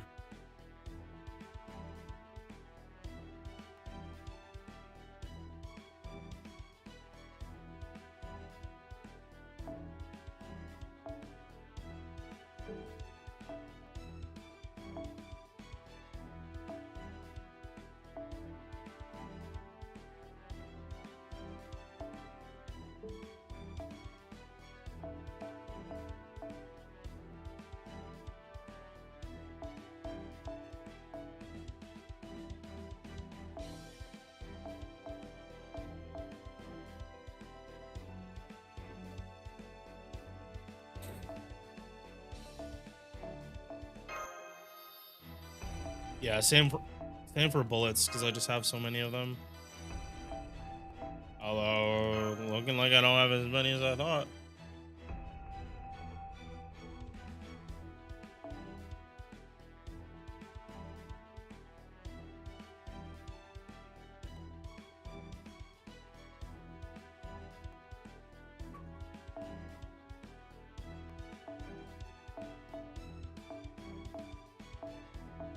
All right, who still needs these?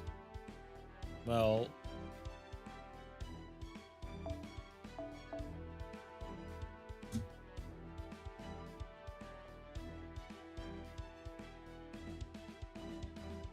no, Hephaestion gets these.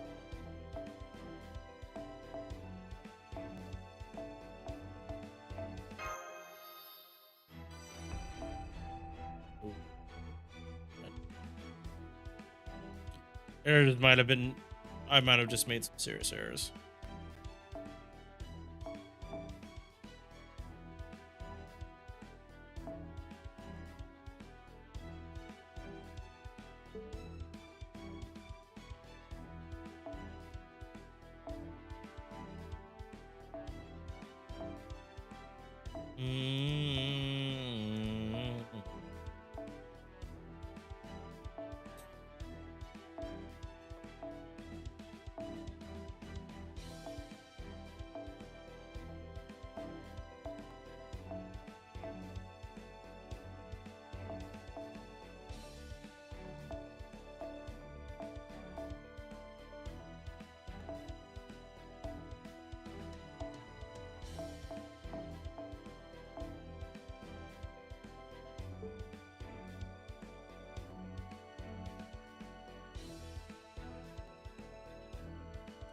$90. Am I ready for her to take all of them? No.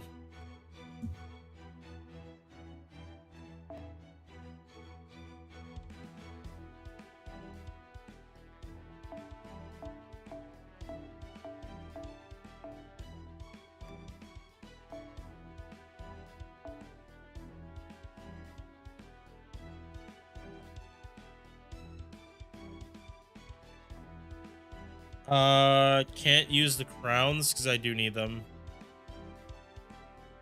Like, I need a very specific amount, and I only have that many.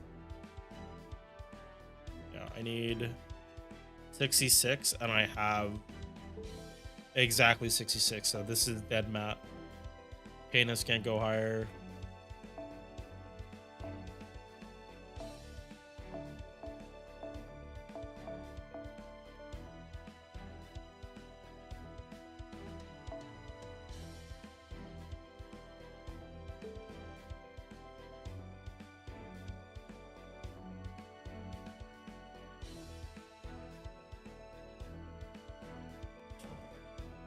Making this is directly, yeah.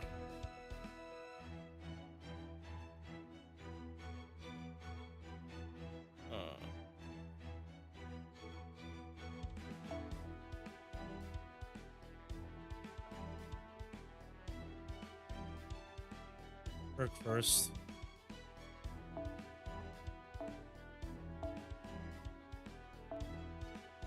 Ah, damn.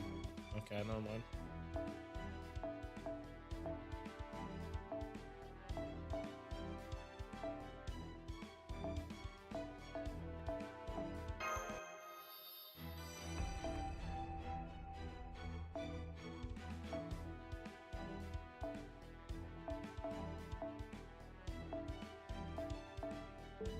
Nope.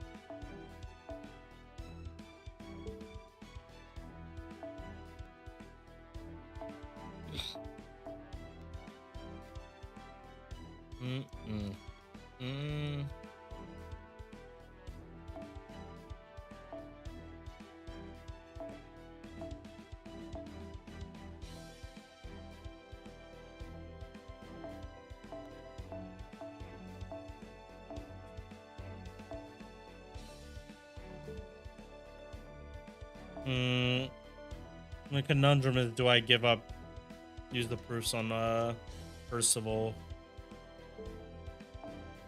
Yeah, no, he honestly doesn't need that many proofs to begin with.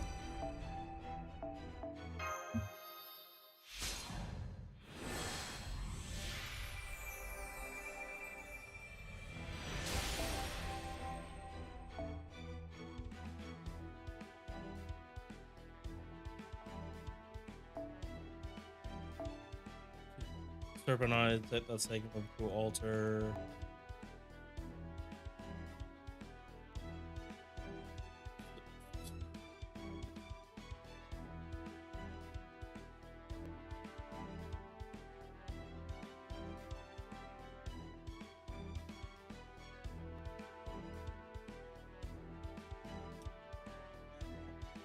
I don't want to go below 180 because I need these from Nightingale.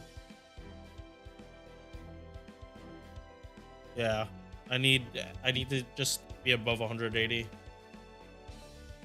So not right now for Neza.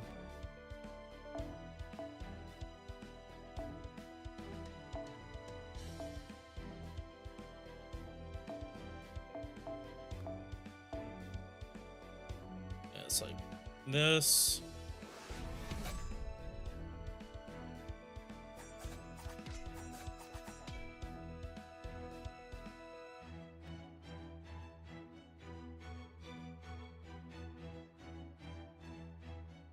It's like next lotto is a way less niche auto. with more mats that you actually need. This one's more fringe.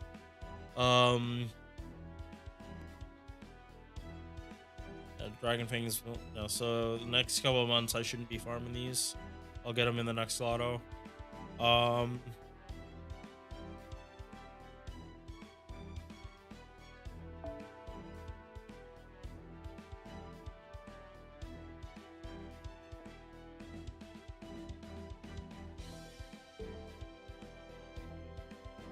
Yeah, like I don't want to use these up. Not on 4 stars at least.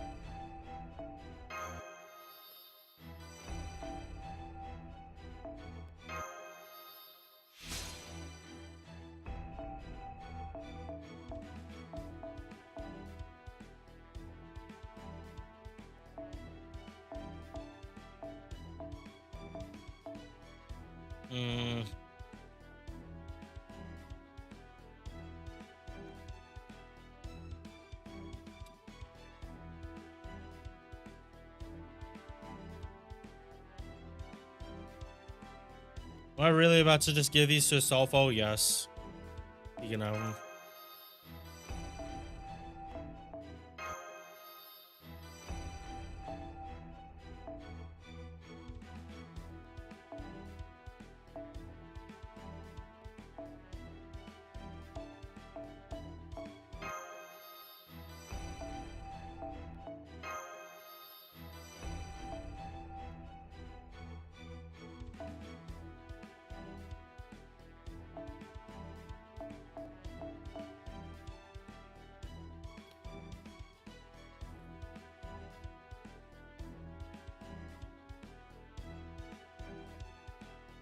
Okay, yeah, so being honest, these foreign god hearts are either... Oh, I know Tez needs some, but can I just waste them on Marie? Just like, yeah, no, she's my first character, FGO. She's the first summoned 4-star I got in the game.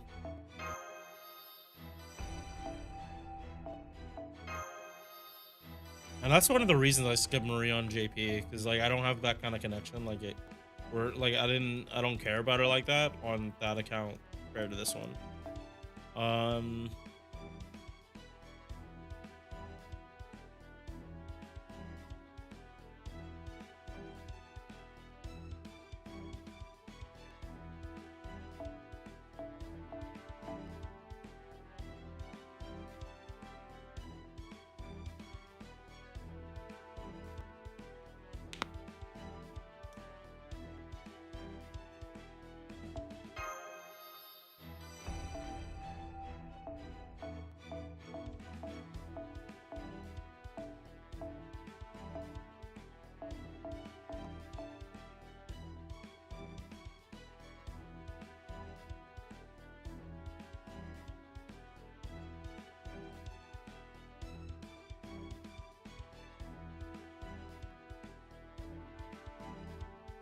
Right.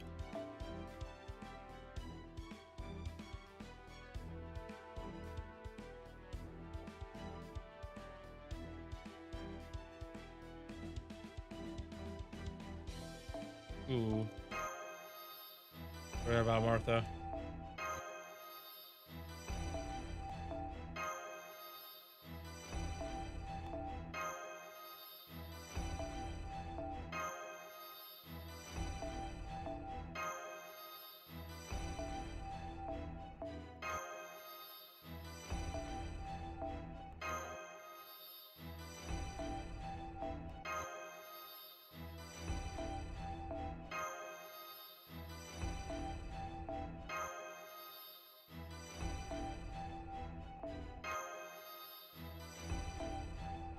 Mm.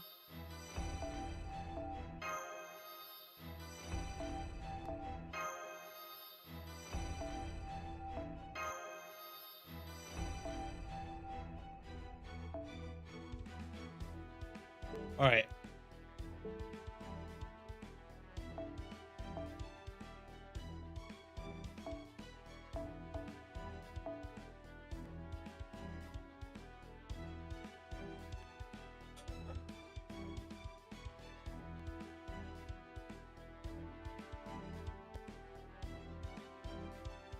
All right, so 5 stars are good.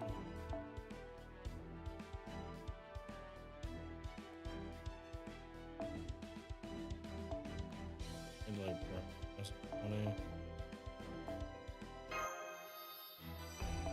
There.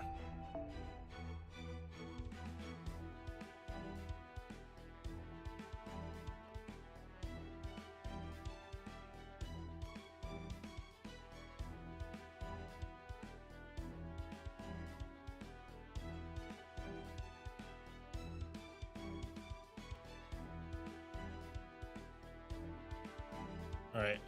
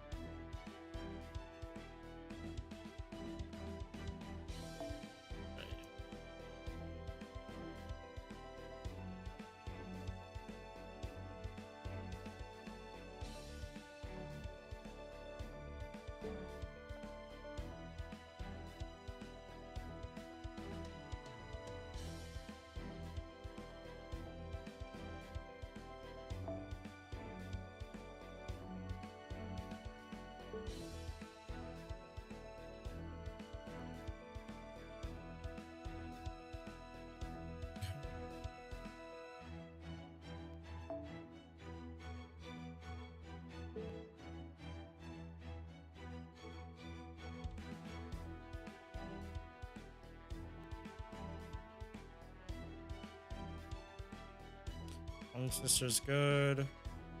Pokemon good.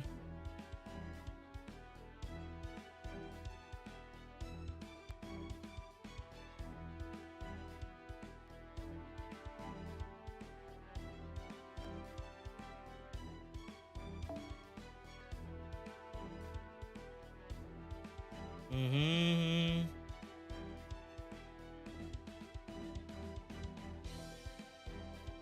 All right, we're gonna start recording in like 30 minutes.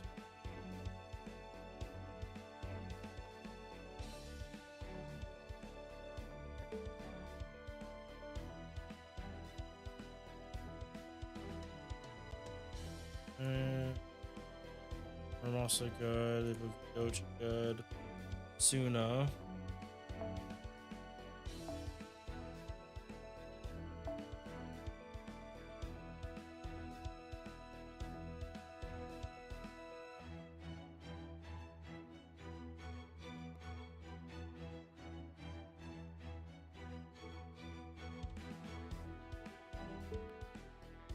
Tomoe.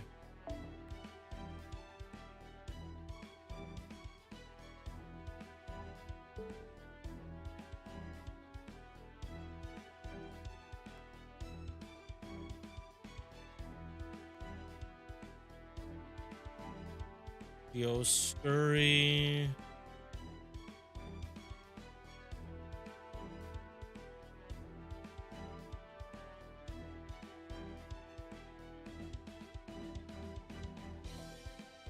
Oh, there. Lion. Duffo, good. Hokusai. Can't do anything because you're tied to vacation. Jason. 999.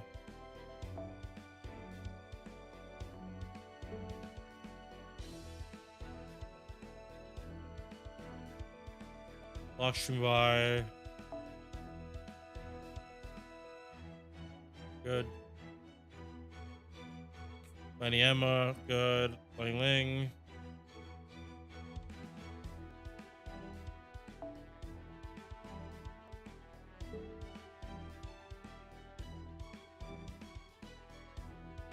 Gear mood.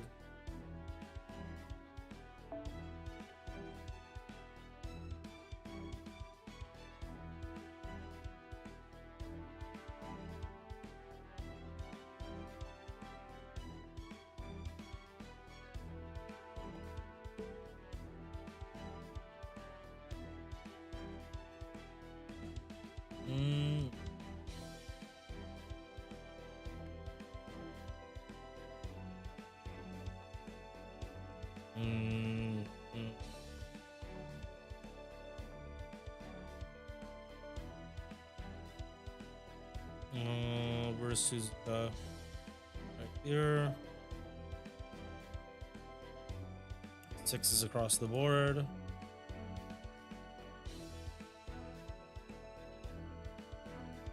Musashi.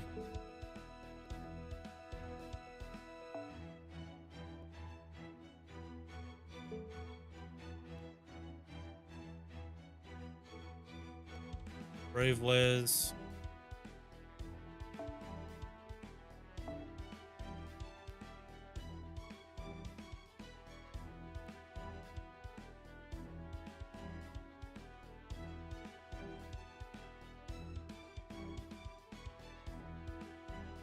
Medivir 996.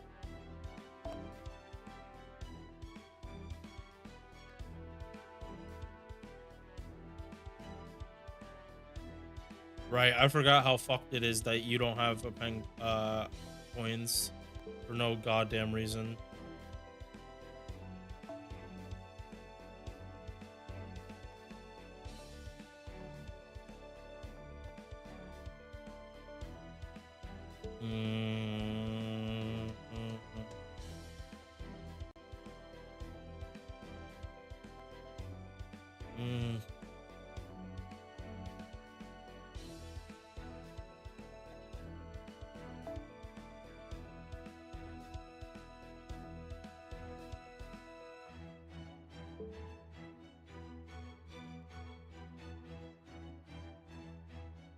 That's a lot.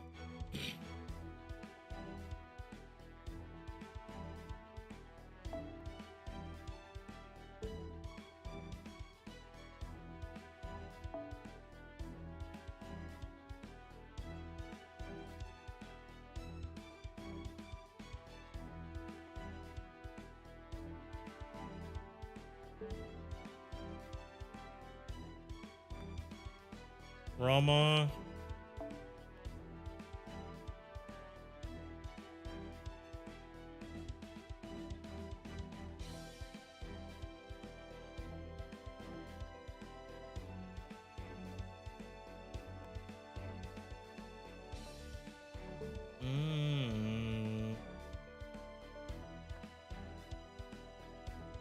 Burgess.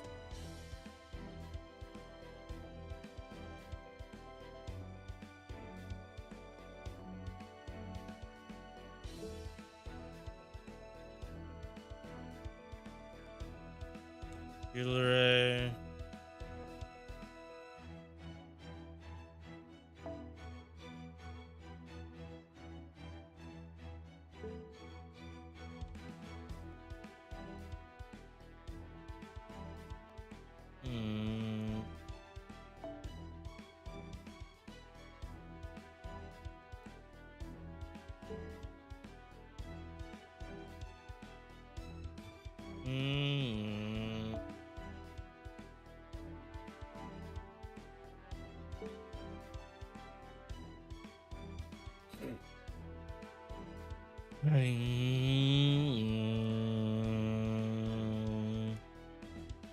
Oh, Selter. Aren't you like MP3 now or MP2?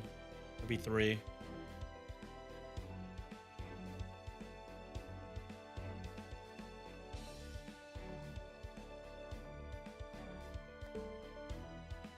All right.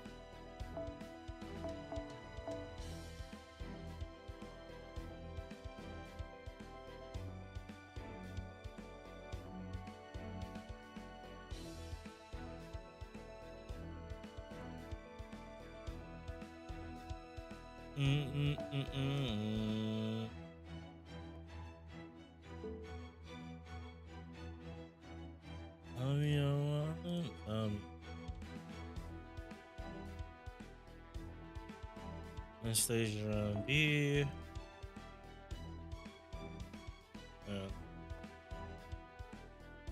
Yeah, no, yeah.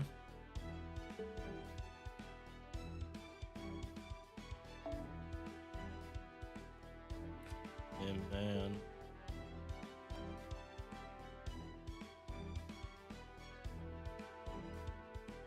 Yeah.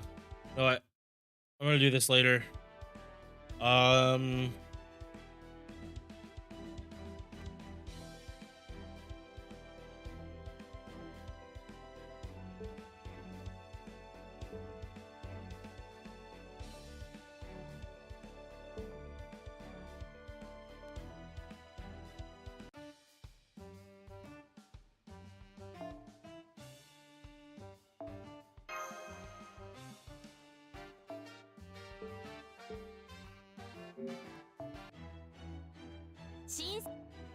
時間は戻らないものだ。最終確認はしっかりしたかい？まだ見ていく。霊気グラフ君にこう。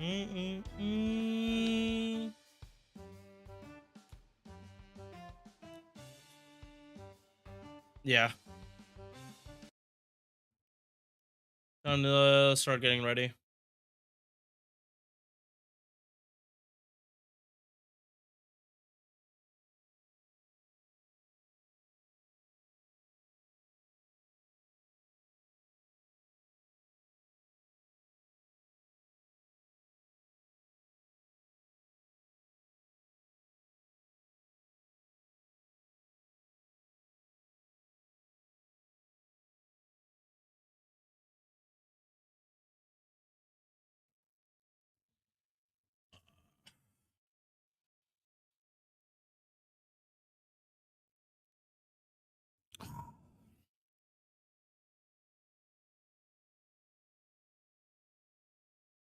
All right. Uh.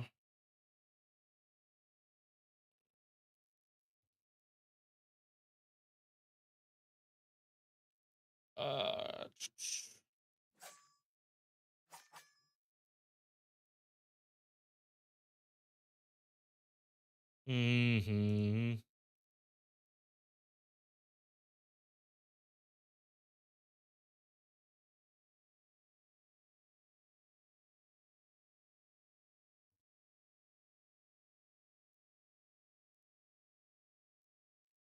We got done.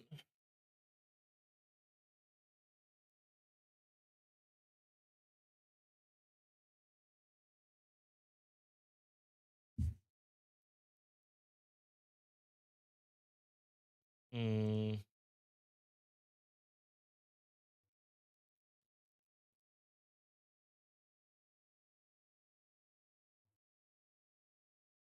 Mm.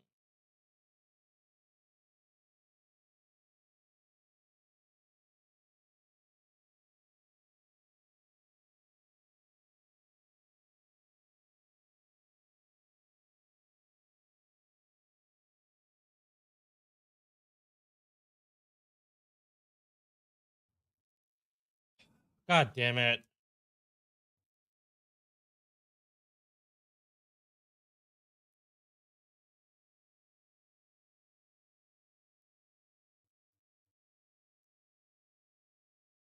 Mm.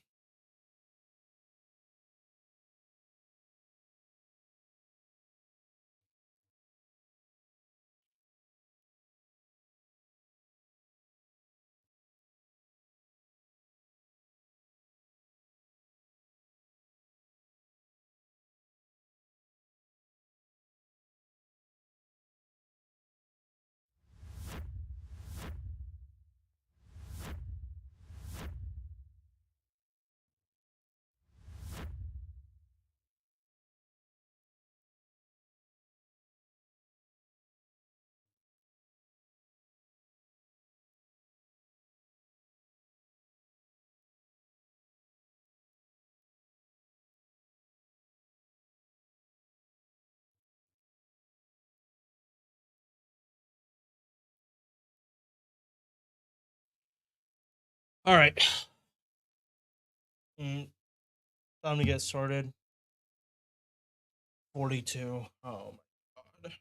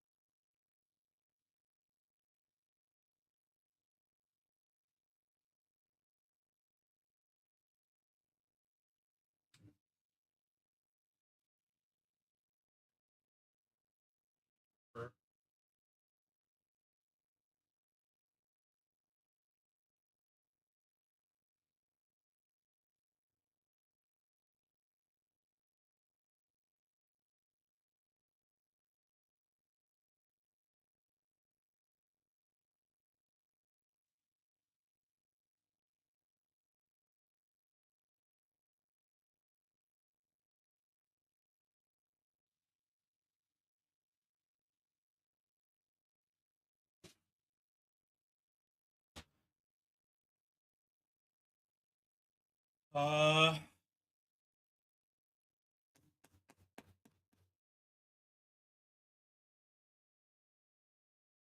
okay.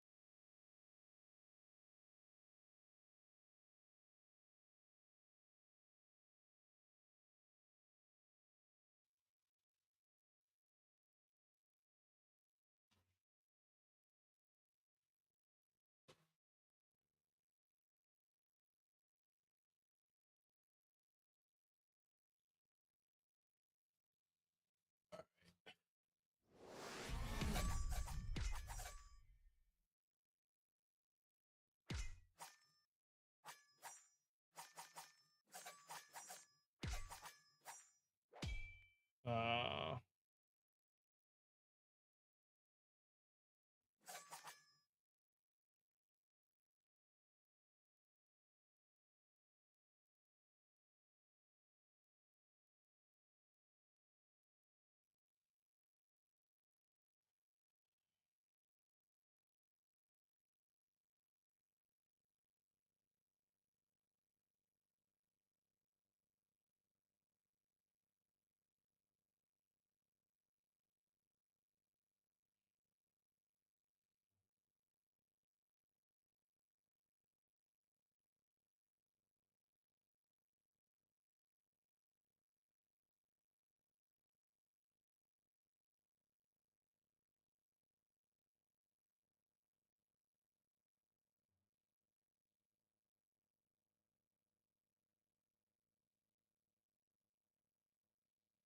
all right.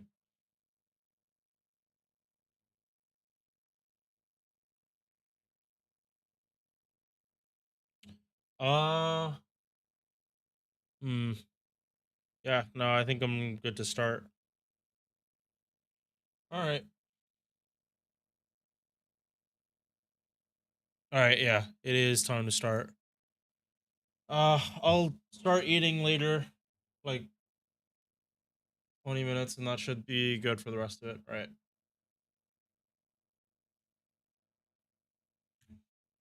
Music's gonna be playing on Twitch.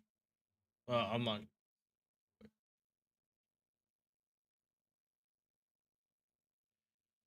Okay.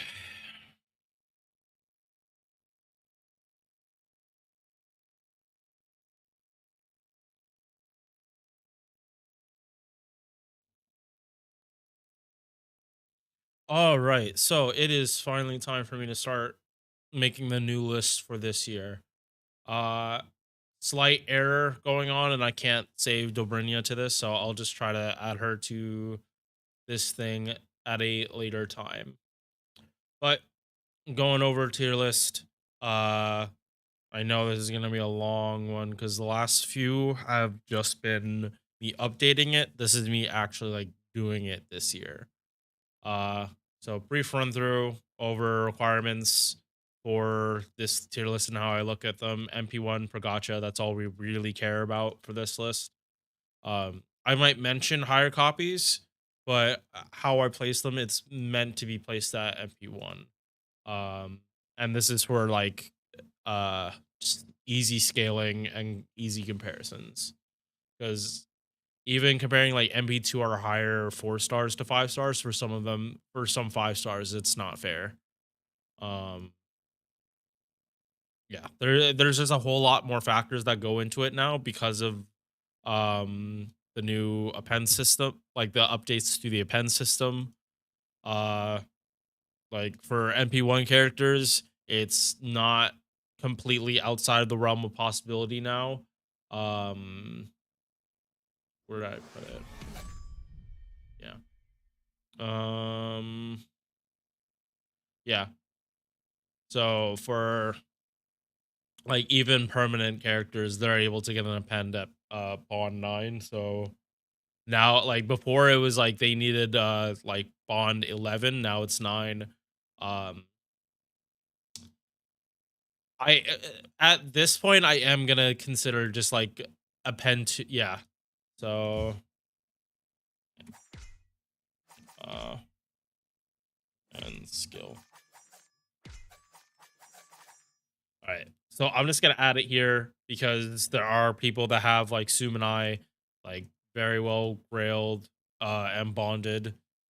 They might like he might be at MP1. I'm not saying that you should do that. I'm just saying it's a possibility for people.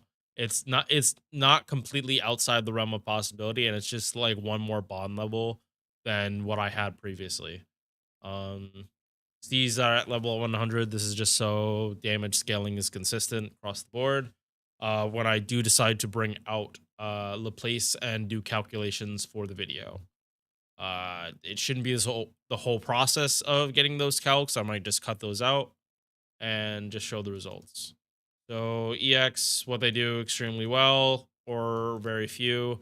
If two characters occupy the same exact spot, but are pretty much interchangeable, I probably won't put them in the EX and just move them down to A plus. Um, which also should add that right now.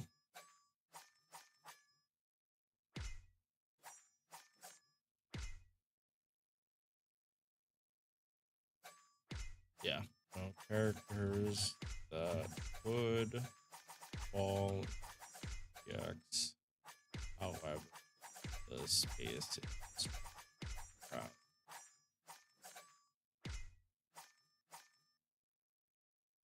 All right. Yeah, so this goes for characters like I want to give the example of like Charlemagne versus Saber Ogiton. Both do pretty similar things. It's just like one is better for sustained fights because they have 5 turn duration. The other is burst, 3 turn. Uh, so yeah, it's like you don't need Charlemagne half the time because the fight doesn't last that long. But if the fight goes longer, you'd bring him. And then Ogiton, like all her buffs run out after 3 turns, so she's up for 3, down for 3, for the most part. Uh, yeah. So max mana loading and max skill, I feel, is just like the easiest way to just move forward for this. For the like, so characters can get, if they can farm better, they can, like they should be using their best shit.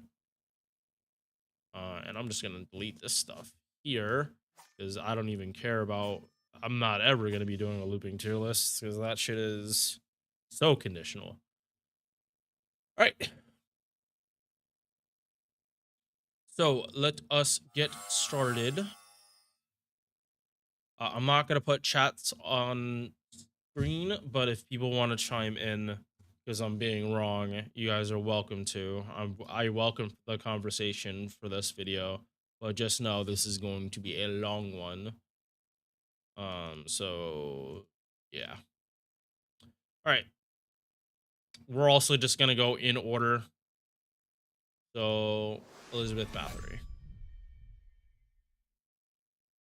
Start with Ellie. She has always been known for her esports potential because first and second skill were like really easy to go off of. And then her third skill kind of is just there. So like most people that use her, they don't use her like in actual farming.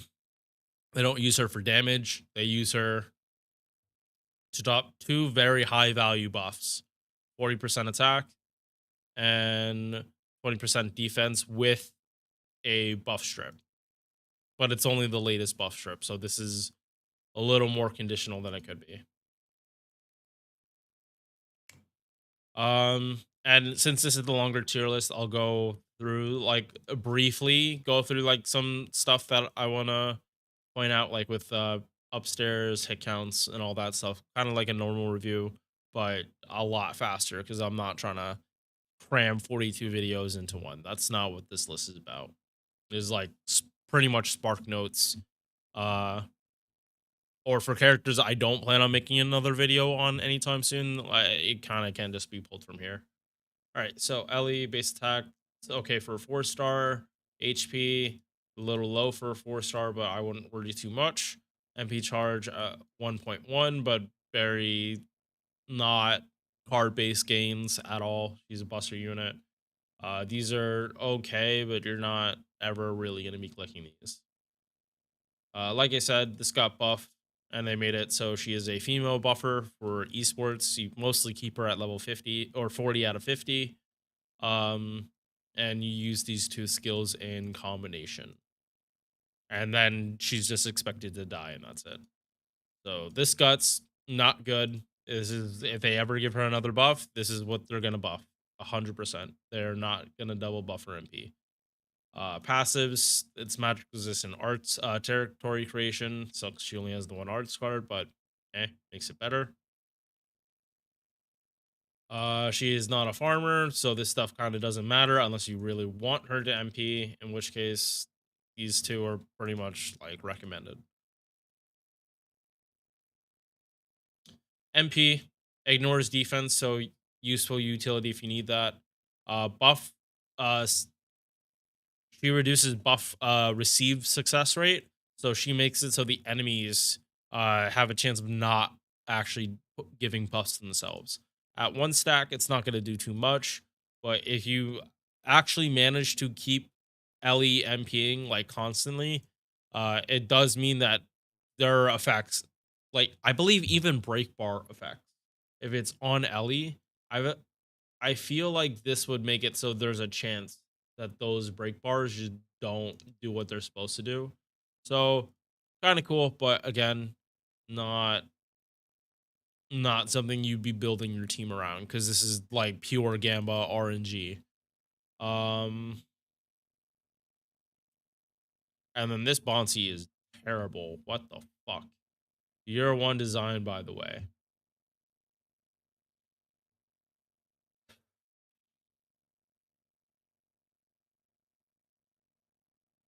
And again, I am not looking at what I had like last year for placements. This is all starting fresh. Niche, just because like you're not using her for the intended purpose. And that thing with the MP is kind of funny. Just to watch the enemies just not land anything and waste turns like that. But that's not something I'd bank on. And right now, guaranteed 20% attack up and 20% defense down. That being consistent just isn't enough for esports right now.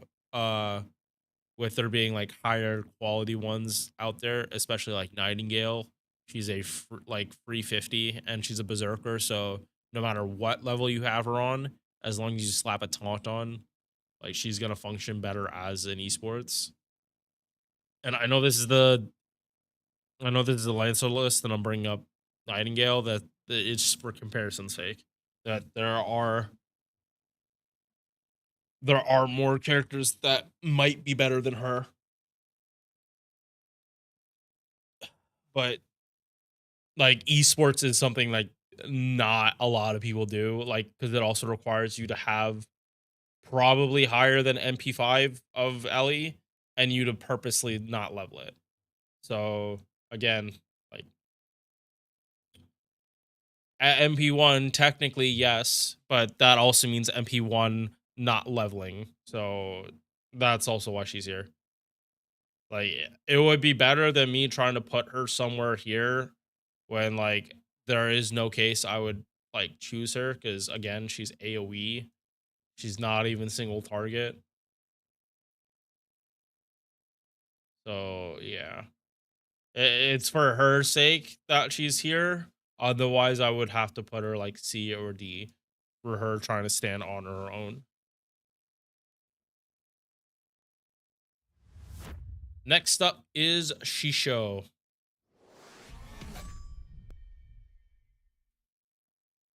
Shisho might just sweep and take EX just because of like what her setup is now. It's consistent as shit and just has really, really absurdly high damage. And you not running Black Rail isn't the biggest deal with her anymore. As long as you're using her in her like optimal team comp, which is just having Summer Woo come in and eventually die, or hopefully die quickly, which again depends on the boss fight. Because some boss fights you break the first bar and then they clear the field, which you don't need to have a low level character for that, especially if it's an AoE berserker doing that. But yeah, upstairs, base stack a little low, but not so low that it's unbearable. HP very, very high. Like we're almost pushing 15k, which is like definitely on the upper ends for 5 stars. Star attribute, so she's like you. It's hard to exploit weaknesses against Shisho because she's star. There are very, very few anti-star. Yeah, BB is literally the only character that has anti-star, and is also a reason why, like for the current lotto on NA, Charlemagne, starting tomorrow is going to be a huge obstacle for people because there is no anti-star. You have like it's either you're going in with class advantage, and then you're gonna run into issues with Bradamante. So even if you are able to nuke Charlemagne, you'll still have a problem. But yeah, that's just star in general. MP charge at 0.71. She has fairly good base cards for a long time though. Like the way she used to refund was Arts Buster Buster, but with Mighty Chains, it got so much easier for her. It's like MP Buster Arts, and she regens so much MP from that. All right, first skill, it's chance base, but with her buff second skill, it's not chance base. So it's 50% crit damage, 500% star weight for 3 turns, full turn of evasion, primeval rune buff, 50% quick up for 1 turn, and 20% buff success rate for 3 turns with a 20 battery. So it's a little awkward battery wise. Like you might have to waste some charge. It is what it is, but you guarantee get uh these effects. Then third skill is where they just took off the brakes and let Shisho run rampant. Upgraded her Godslayer from B to EX, which is it's fucking Shisho. She literally became immortal by being so inhuman and killing gods. This makes so much sense. They made her 200% power mods 3 turns now. So if you fight someone with divinity, 100% power mod. Undead, 100%. If you make someone that's divine undead with Wuzetian, that is 200% power mod. For context, that is more than double what running Black Rail will give you for Shisho. Her own power mod helps her out more than like the best CE in the game, or what most people would consider the best CE in the game. And on top of that, if she whenever she attacks, so I believe this also applies to her MP, she gets 20 battery. So it makes successive MPing with her significantly easier than what it ever was.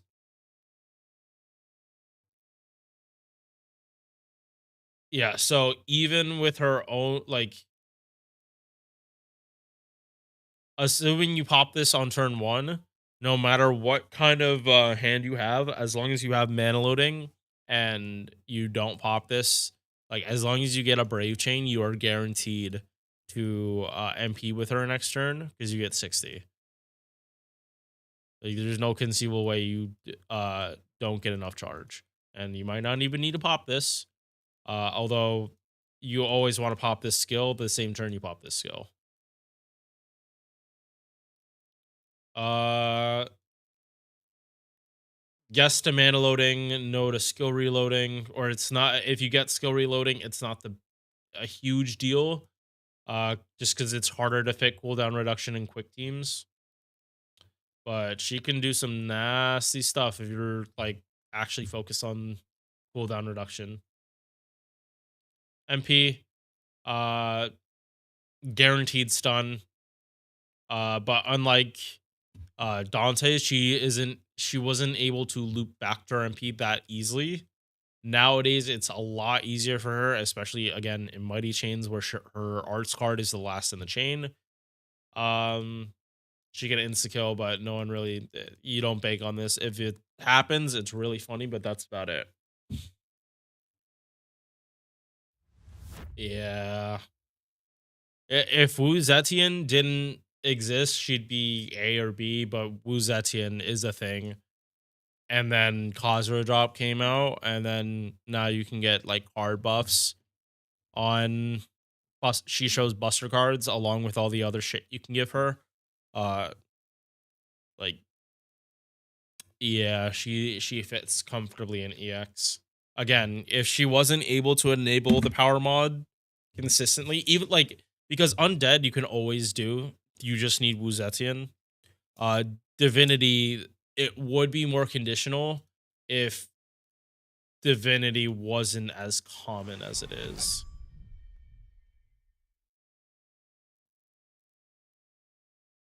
Like again, real quick before I move on, um, 8, 1, 2, 3, 4, 5, 6, 7, 8, 9, 10, 11, 12, 13, 14, 15. Oh, okay. So this is 120 servants, 123 servants out of like 400 something. She naturally has this power mod against almost a third, if not a third, a fourth of the characters in the game. Then you have all the bosses. Divinity is not an uncommon thing for bosses to have.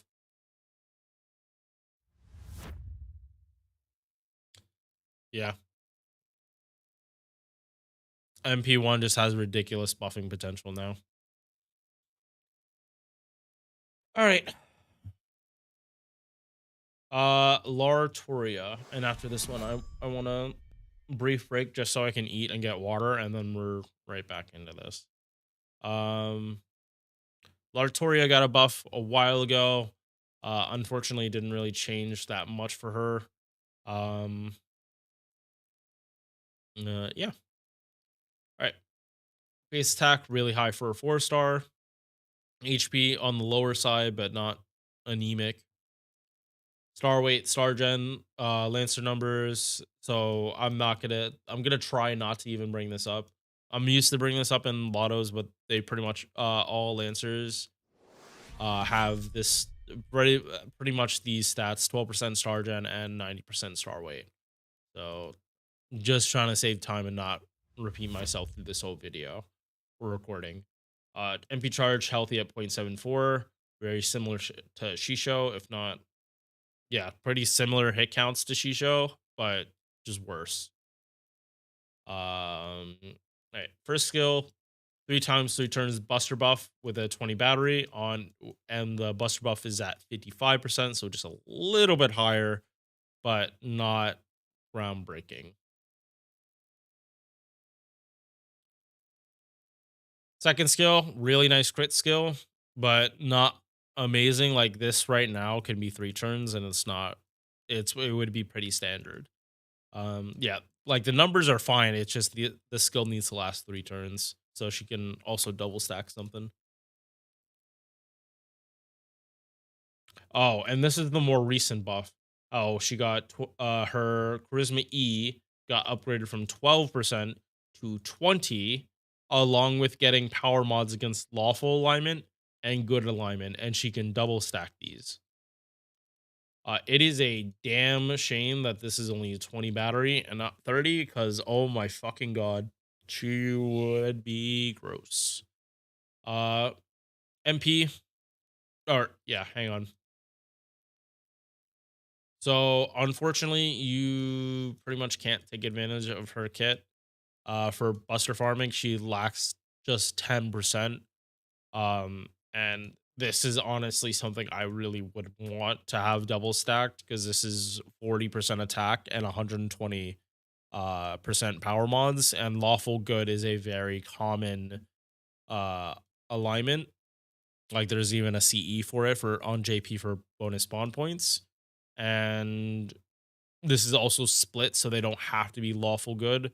Like I think Salome has on her power mod. Like she is only she only gets the power mod against lawful good, not lawful or good.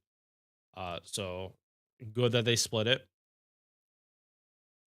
But the cooldowns are already pretty low, that normal Buster Farming you're not gonna have an issue. However, wait, no. Okay, so wait for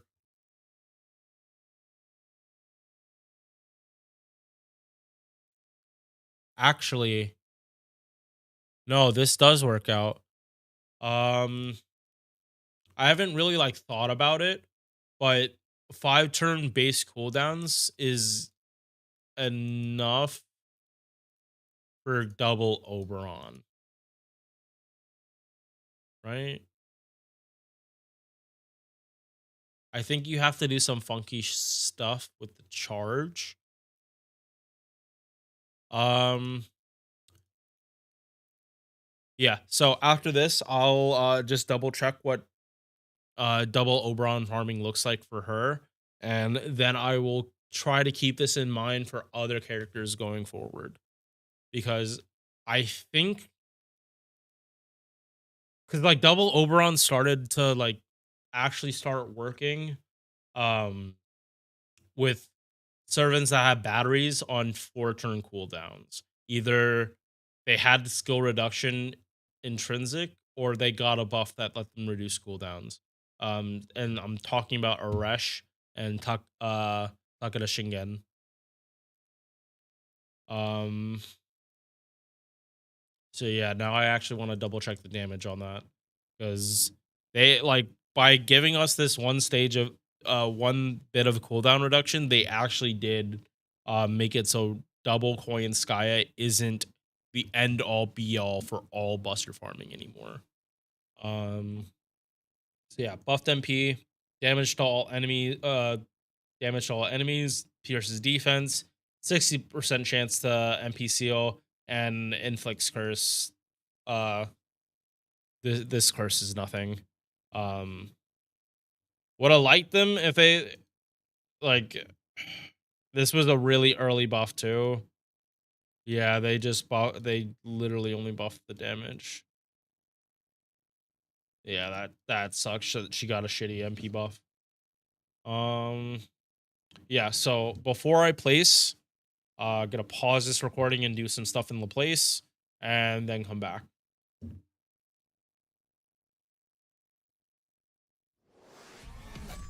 Yeah, chat. So me and my food.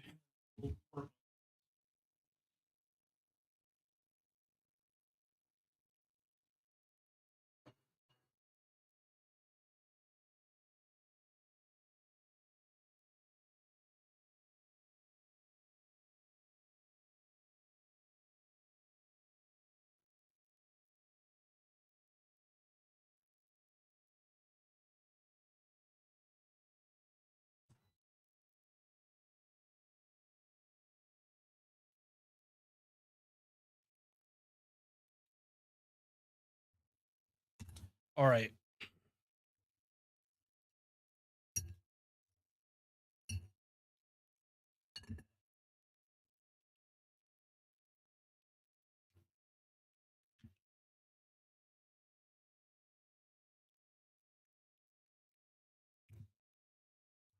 All right.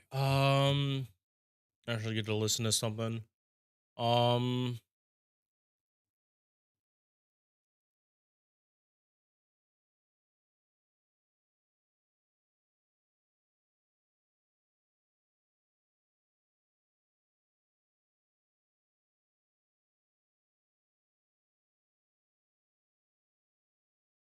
okay. And 2 maxed out.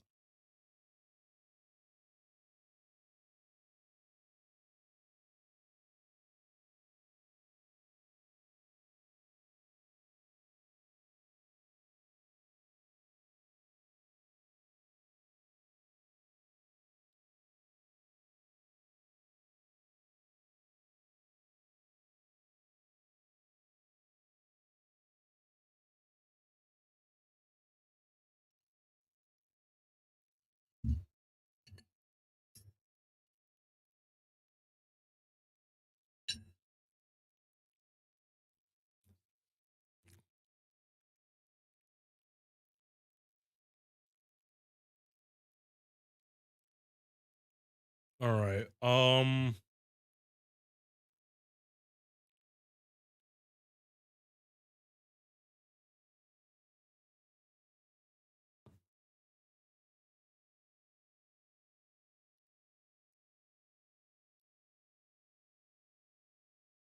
Mm, all right.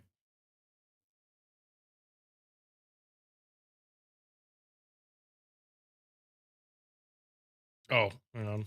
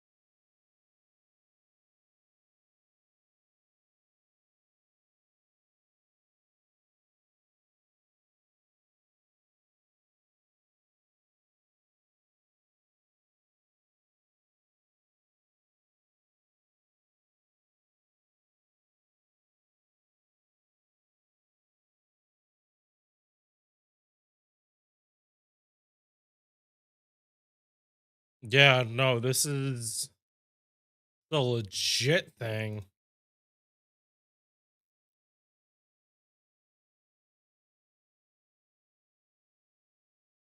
What? This was K-scope. Okay, hold up.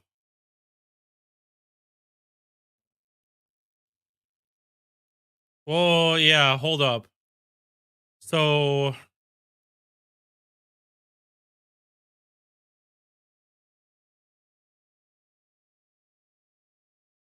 5-star.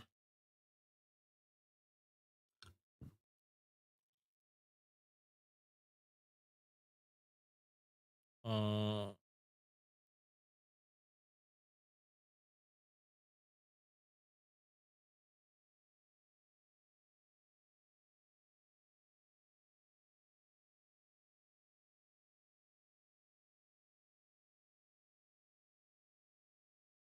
mm,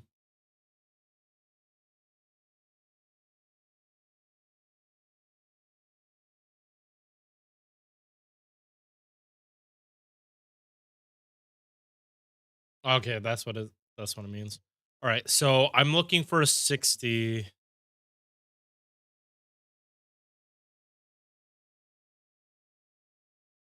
Oh shit. Yeah, it needs to be a 60 with like something, some other effect.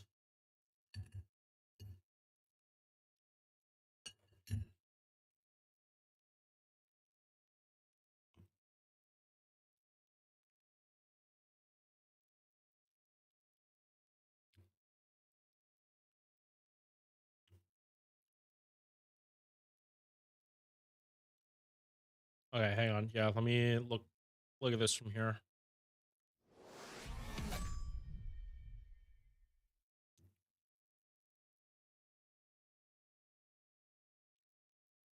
Uh,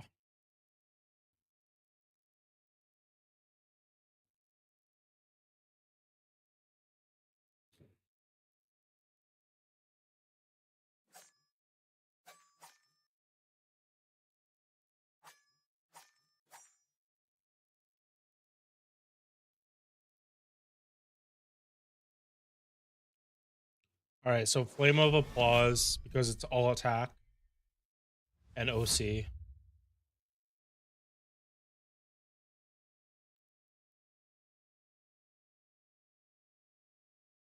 No, no.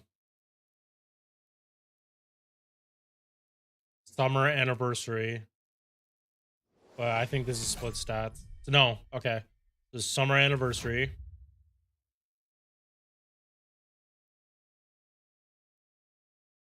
Celebrate Memories. This is split.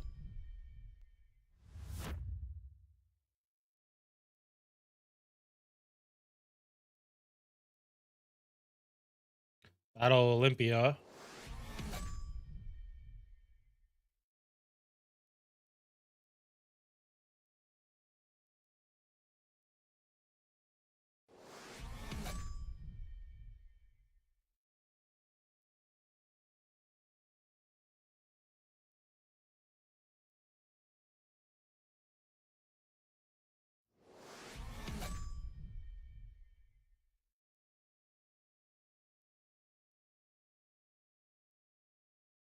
All right.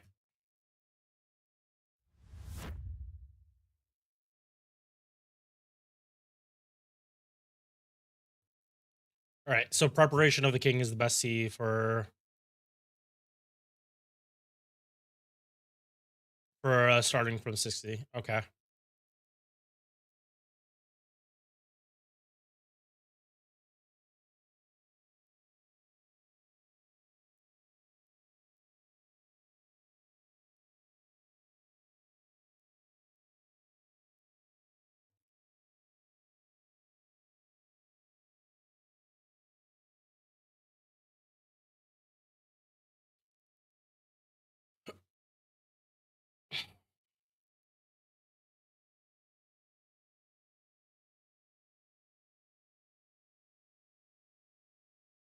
Yeah, there's no alignment either.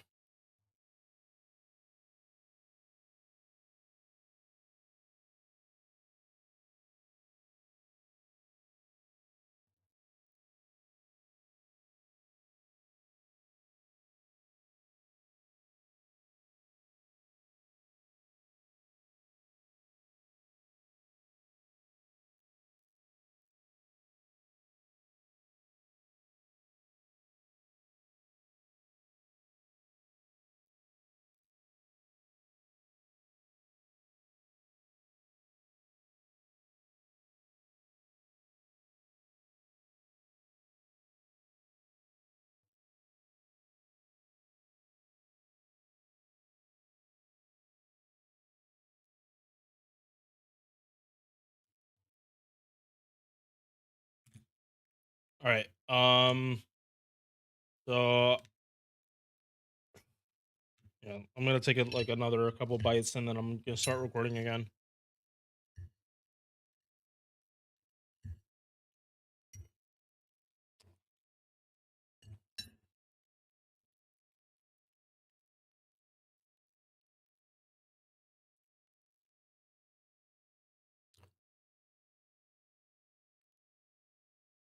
She out damages the rest.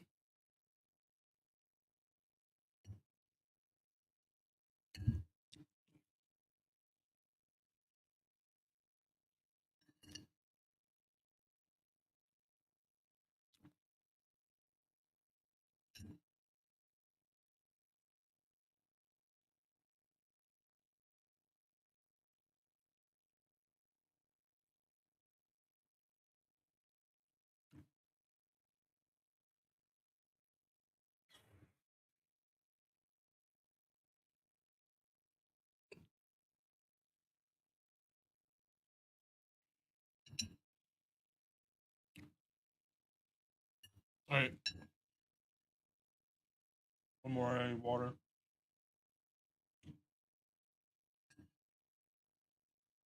Mm. Yeah, I'm gonna try and finish.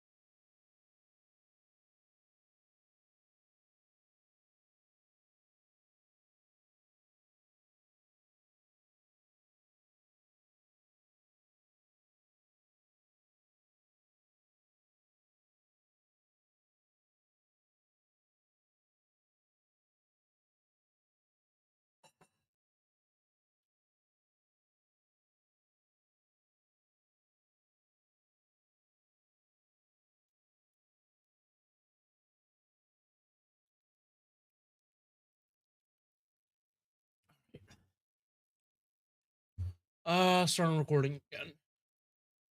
All right, so this is probably the biggest upset that I'm going to see here because this just added a new condition to like all farming. Once again, it was partially seen with Oresh and Takeda's Shingen, but it really just showed itself here with Lancer Arcoria.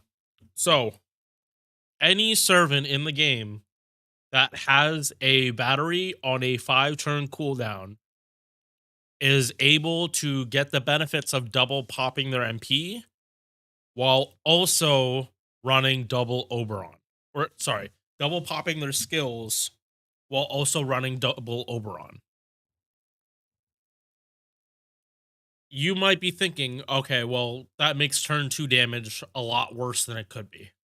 And honestly, I didn't look at turn 2. I was mostly looking at turn 3 damage, but yeah. So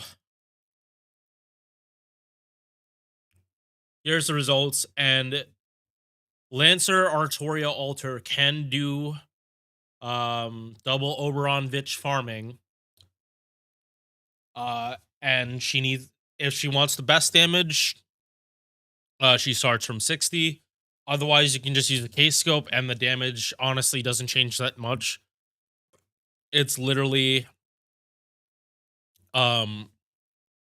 it's literally you're getting 15% more buster up or whatever other effect you want on the 50 CE.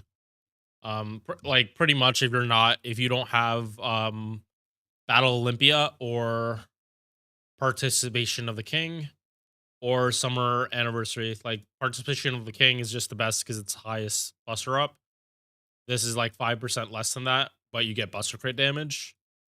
And then this one you just get arts up. You trade the Buster crit damage for arts up. But TLDR, turn 1, you're looking at 45,000. Turn 2, you're looking at 130,000. So holy shit, that's a huge jump. Oh wait, no. Turn 2 damage, it doesn't really change. But turn 3 damage really explodes and jumps from 40,000 to 263,000.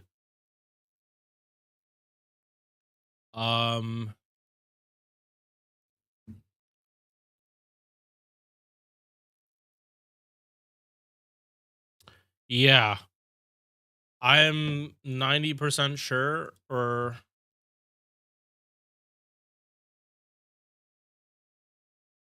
not servant, so it shouldn't have alignments. Yeah, like I'm pretty sure this does not caster attribute. Yeah, it does not have lawful or good because it's not a servant. So this is a huge jump in damage. But this is pretty restrictive. Like you have to, like, if you're not farming archers, I wouldn't recommend farming like this. Unless you also plan on doing carding. But the fact that she can even do farming at all is a huge jump from what it was before. So I might even have to go back and look at the other lists, but this is such a very niche case. This only works if the battery is on a 5-turn cooldown base or with a pen 5. Sorry. This is all with a pen 5. So it needs to have a base 5-turn cooldown with a battery on it. Or yeah, so the requirement is just battery on a 4-turn cooldown. And that's essentially how you do this. So it's either a pen 5 on its 5-turn. If you have skill cooldown reduction in your own kit, then it can be 6 turns. But wow. To put this into perspective, 263,000 damage, and this is the low roll for it too. That's the low roll.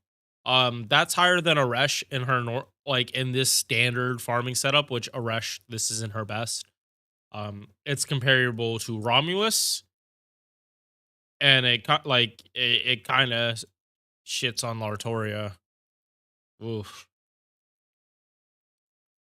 Like even Lartoria with Rising Mud Rain, it's way more damage. Yeah. I am so surprised by this, that she is like actually has a better farming setup. Um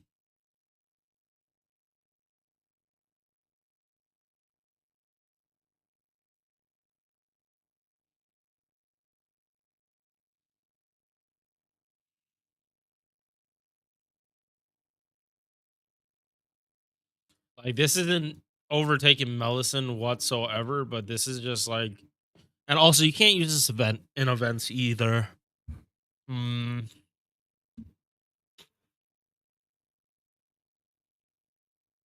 Yeah, and I'm still not happy with this skill entirely.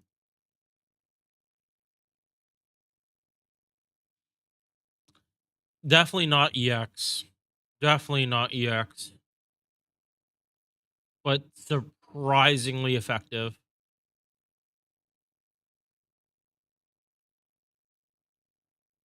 It's A or B. Hmm.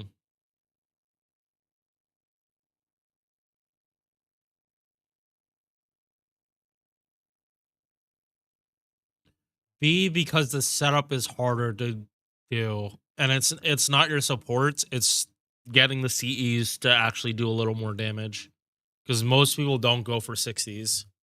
60, like for the longest time, 60% CEs have been like, you don't need them. Like no servant actually can use them in farming. Well, now servants can actually use it in farming. Like originally I was gonna say like one of her buffs should be a battery, but like when she's outputting this much damage, like and she doesn't need double Vitch, like if you're not fighting man attribute, um Vitch's value does go down. Mm, yeah. Hmm.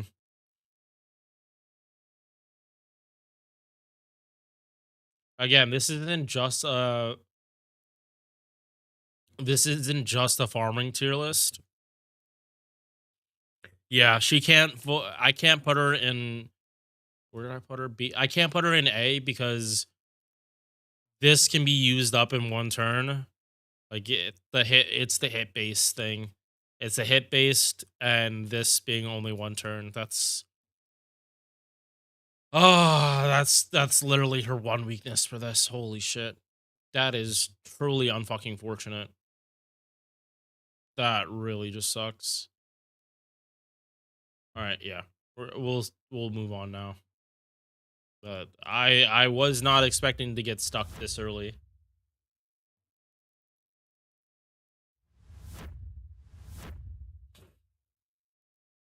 All right, Karna, are you on this? No, but you should be. So I have to. Oh no, you are. Okay. So Karna, he can do farming now. Um, but he is definitely more. He definitely wants to be more in a boss fight than he wants to be farming. Like Lance Artoria now out damages him, but that is like heavy double Oberon.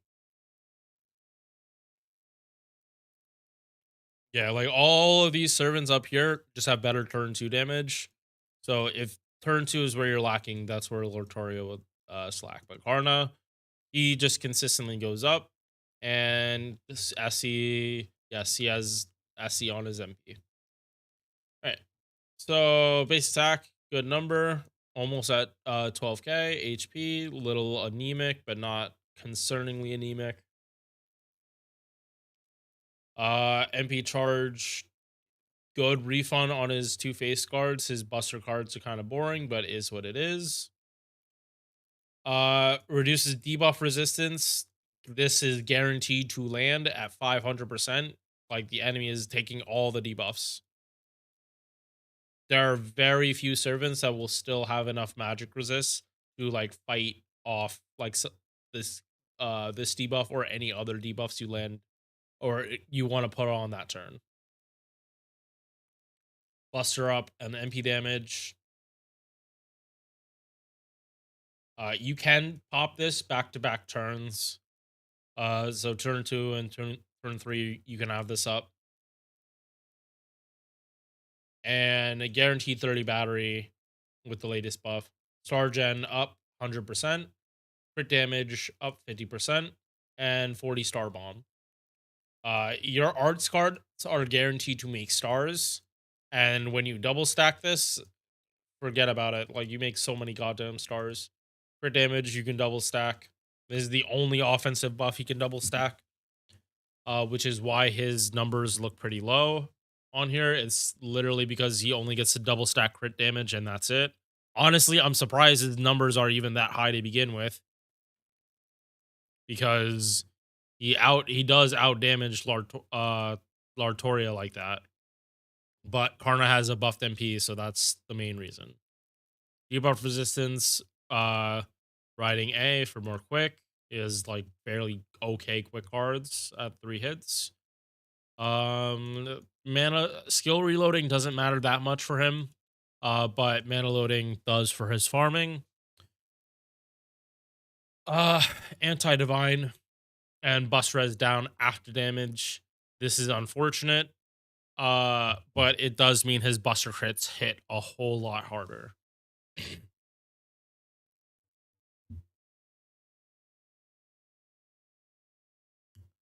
Um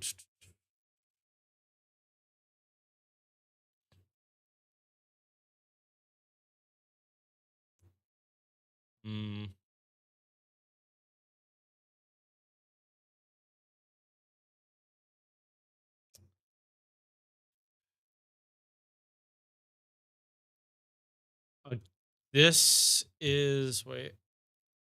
No, this is on a 6th turn. Yeah. So Karna going in B is it's strictly because his first and second skill. Like I don't mind the first skill being the way it is. But I would like I would like it if this lasted longer than a single turn because it means it's easier for him to land this every time. Like the first time you pop this skill, this is guaranteed to stick, but subsequent NPs not so much, which will affect his damage. So yeah, his Buster buff being only 1 turn, it's unfortunate, but it's not the biggest deal when he does ramp. He does have some kind of ramp up. So yeah, Karna can get a lot better. I really think he can get a lot better. So I'm gonna put him on B for right now. But pretty much it's a lot easier for them to buff Karna and put him in A than it is Lartoria. Because what are they? They can't do much besides double buffing the MP, and adding a whole new effect on her second skill when she kind of just needs more she kind of just needs more stars and to make it 3 turns. And then she would be solid enough to go into A, but Karna, you can just get so much better.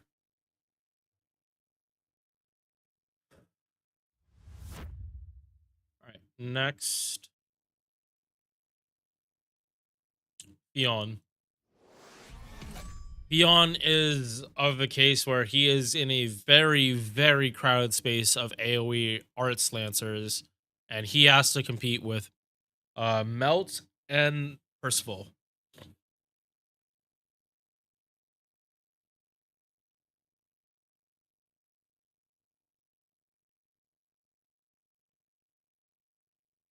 Yeah, he has to complete with Melt, Percival, and Ritra.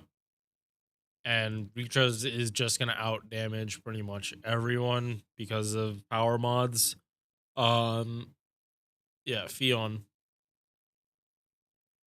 He's got decent damage. He definitely has the decent damage for this. Um,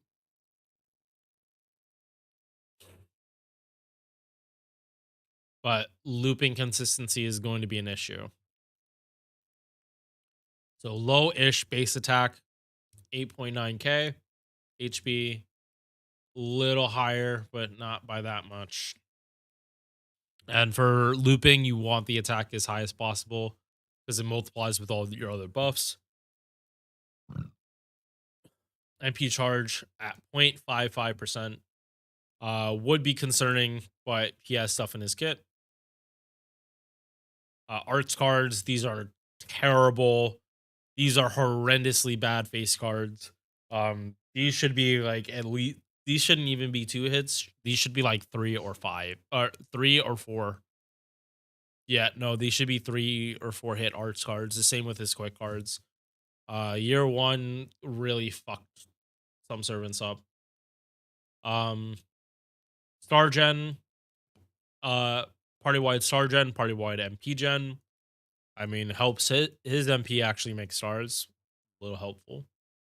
But the big part is the MPG Gen regen. Yeah, the party wide MP Gen rate up of 30%. This is what Castoria gives, and this is for the most part what most servants get if they get an MP gain buff. Second skill, 30% battery, chance space evasion.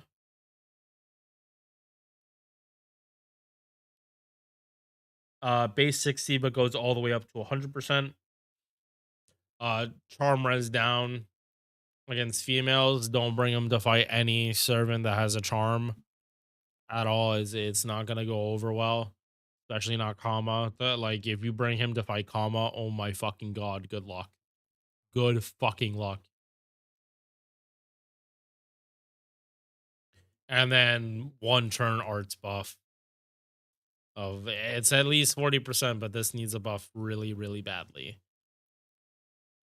Mana loading for his farming doesn't really need skill cooldown, unless we're talking longer fights, which is always just going to be helpful. His bond CE, but his MP damage to all enemies, mental debuff immunity. So even though like this skill makes him weak to charm, his MP makes it so he is not. He can't be charmed or anything else, and reduces their attack after for 3 turns, base 10%. Would have really liked this to be a higher number, but is what it is. He is also going to be, because there is just characters that can do his farming better. He's super solid at doing it, but he's just not going to be the best. Like overall, more damage, but refund is going to be more of a concern. Yeah, refund is going to be more of a concern, and then like he also doesn't have anything to follow up. So even after EMPs, he's not gonna have much more to work with. Yeah, not damage wise, and not in the earlier turns either. He has to hold this until turn 3. So he's passable. His looping is definitely passable, um, and works in a lot of places. But in general, you're gonna look for a stronger AoE lancer. Next, Bryn.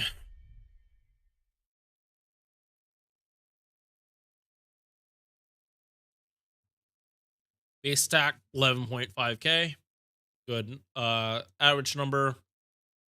Really high HP though, at almost 15k. Okay chart. No, compared to Theon, this is way better. 1.07 charge. She crits on the arts card. It's gonna give her a good chunk, but she's a Buster servant, so don't worry too much about that. I believe she can do single core looping. Yeah, 30 battery, so that's a yes. This is a very weak mana burst flame. This needs to be buffed. So yeah, this is weak. 30 battery, crit attack chance down, MP damage down. Star weight targetable. Oh, 3,000% good. 40% crit damage that she can pop on herself in double stack. No,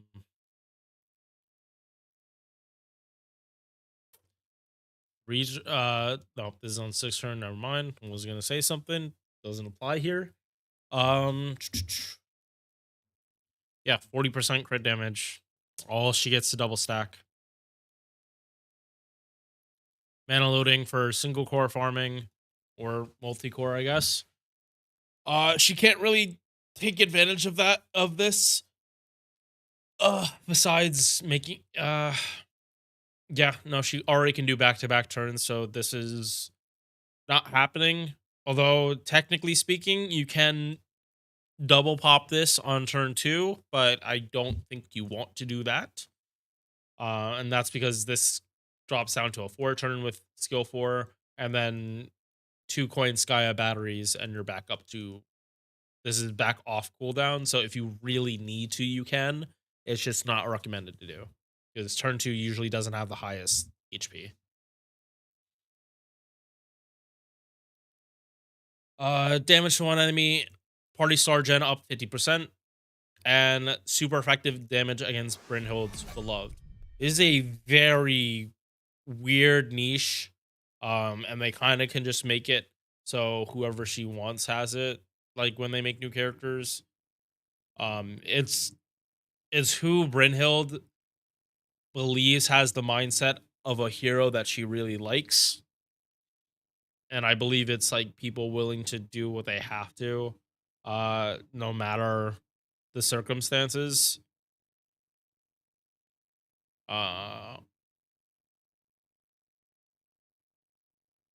like I don't know all these characters' lores, but a lot of these characters are willing to face adversity, like fighting someone stronger than themselves, and not. I don't fucking know. I'm not trying to explain what every trait means. You're asking me to get inside the head of a yandere. That that is some dangerous fucking territory. I'm not even gonna try to think I actually understand her. Um, yeah, her. I don't think I have this. Or oh no, there is a single core spreadsheet. What? Oof.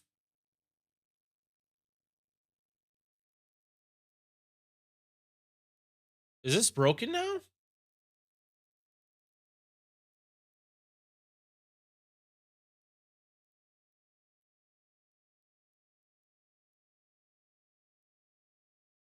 Oh, that's unfortunate that that's broken. Um, yeah, I'm just gonna have to go off it from here. Shit. All right, so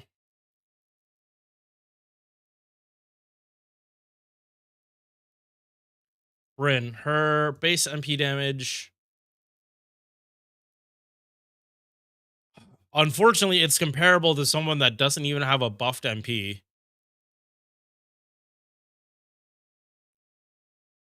Yeah, like she hits harder than Melisson, but Melisson isn't famous for her single target arts form.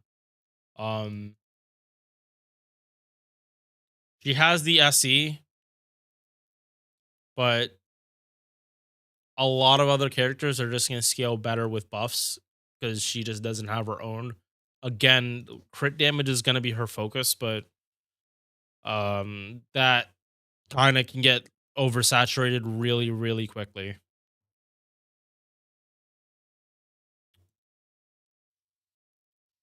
Uh, like she's functional. Yeah, she's at least at the very least functional. There's she just needs more stuff she can double stack. Yeah, they just need to they need to buff her first skill, and then I could put her a little higher. But right now, this is just like this skill itself holds her back so much.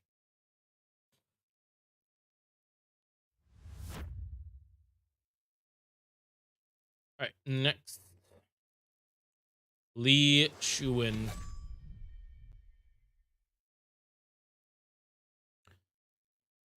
Good base attack for a 4-star. HP, I don't really care about it that much. Or almost caught myself. And be charged at 0.52. This is a little better because I believe he is more focused on crits. So yeah, this being a little low because like again, modern servants 0.52% is at least 4-hit arts cards, or it tends to be more 4-hit arts cards. Ugh, I can't English right now. Yeah, 100% crit damage. 50. Okay, no, I remembered why I don't like this character. Yeah, no, unfortunately I was just reminded why I don't like this character, because they are so heavily based on their supports for him to be better. At the very least, Assassin Li Shuan has buffs that last longer than one turn. This guy has like literally nothing that lasts for one turn. So if you're dumb, you're gonna use everything in one go. No battery, no skill reloading, extra attack. It'll be good for star gen and damage, not for regen.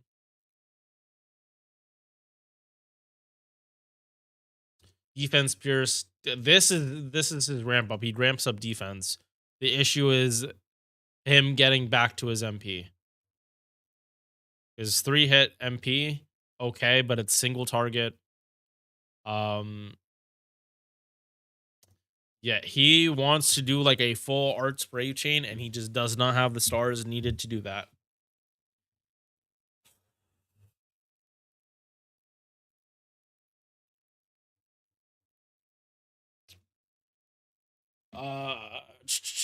MP damage, Li Shuen.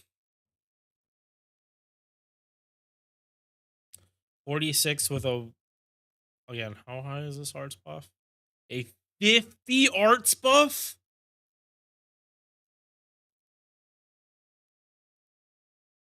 Oh, wait, a 50 arts buff and you only just barely beat Melusin?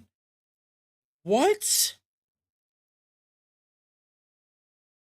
No. No, no, no, no, no. I will take Dobrynia any day of the week over him. Even in a like bursty raid, if I don't get his cards in the turn, like that burst doesn't fucking matter. Yeah, no. Mm-mm. No, bad time for him to release because I already know Dobrynia is like gonna be higher than him. I again, this is personal preference, but like this is not a modern kit.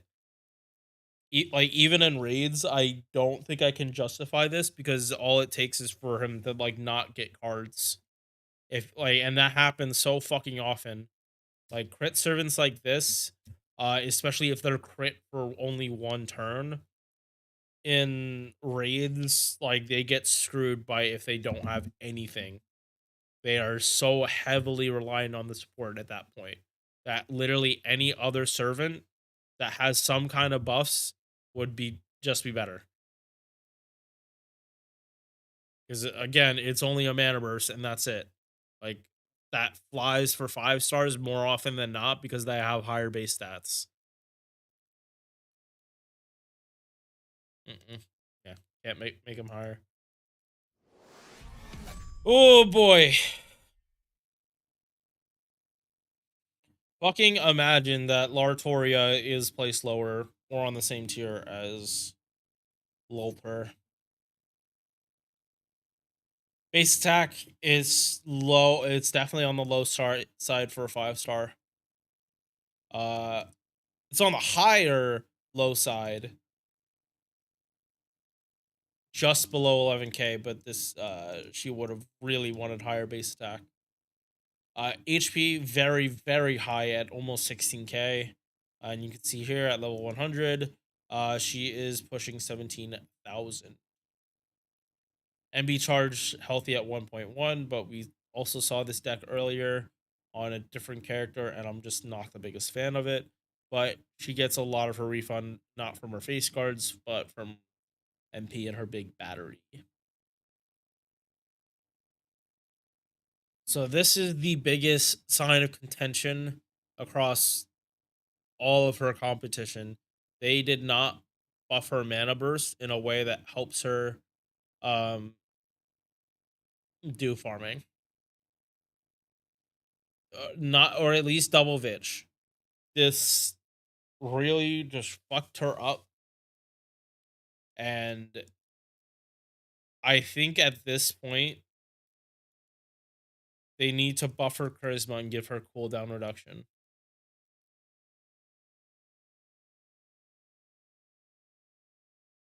But the issue with that is that makes it too similar to a Resh.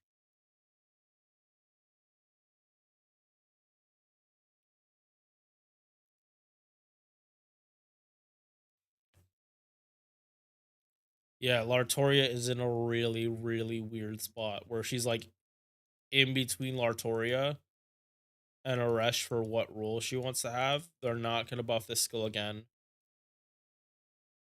They need to buff this charisma. And she also needs an MP buff too. Yeah, no, she might actually get placed lower.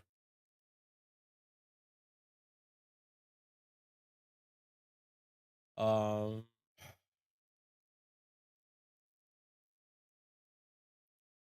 higher turn 2 damage, but turn 1 looks the same as Artoria's turn 2. Like, even my Rising Mud Rain doesn't help her that much. It really fucking sucks with that.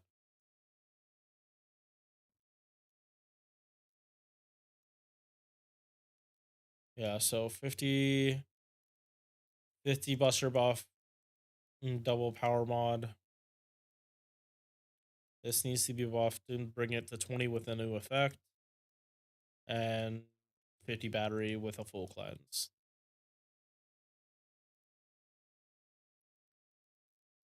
Skill cooldown.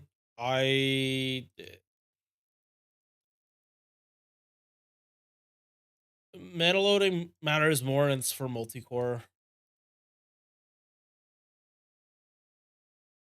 Yeah, and then MP invul, damage to all enemies, and then charges gauge.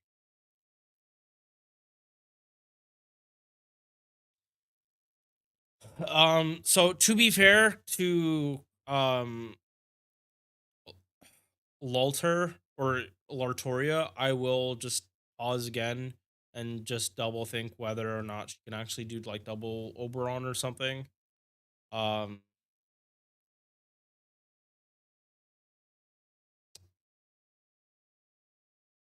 Wait. Yeah. So give me a second to do a little bit of testing just to see this. Hmm.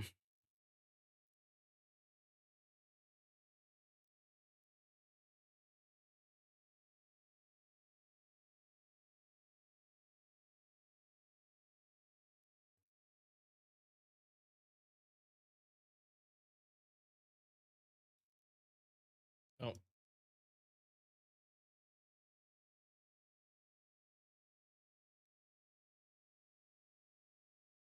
So can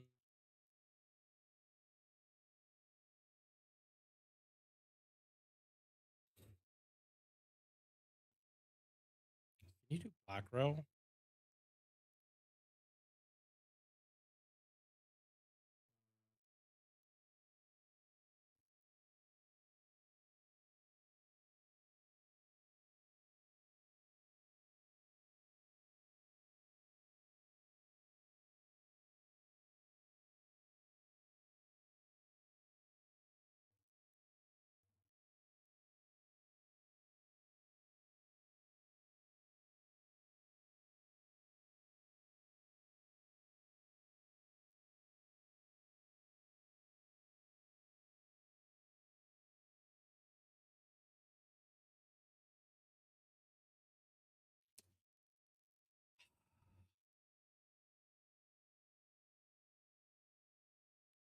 Hmm.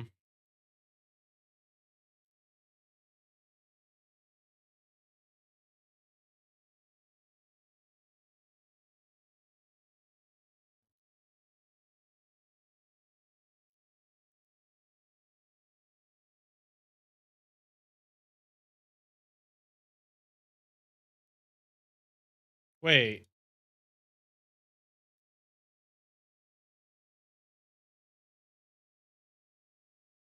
Wait, she can do straight black rail looping. What?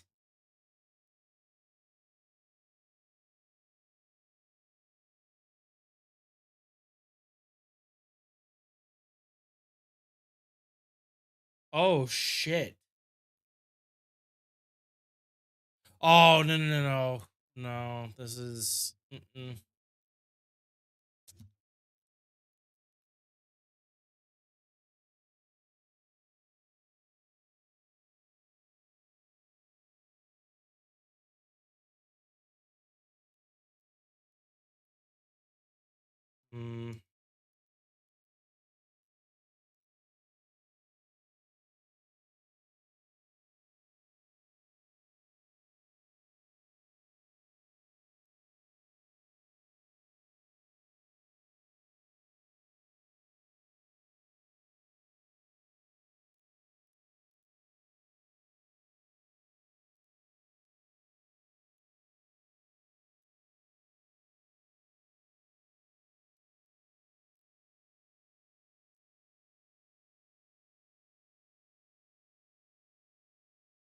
Okay. Yeah, no, she can do straight black rail looping with double Oberon.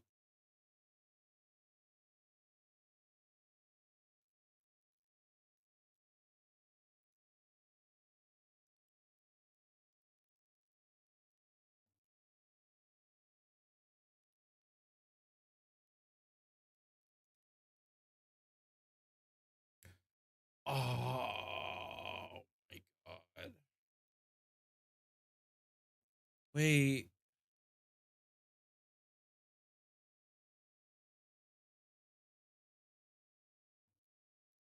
Yeah, no, I'm definitely missing something.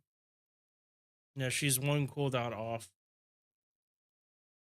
I don't know why I thought she could do it because I'm pretty sure she can't. Or like I was like 90% sure she couldn't. Yeah, like that's where Rising Mud Rain comes in.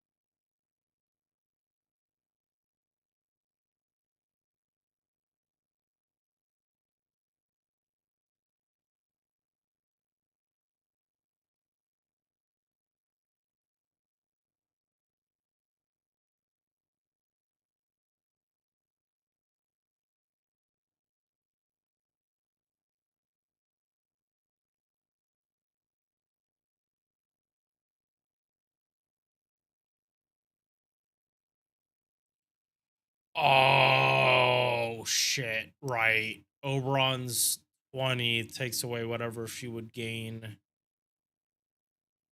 Hmm.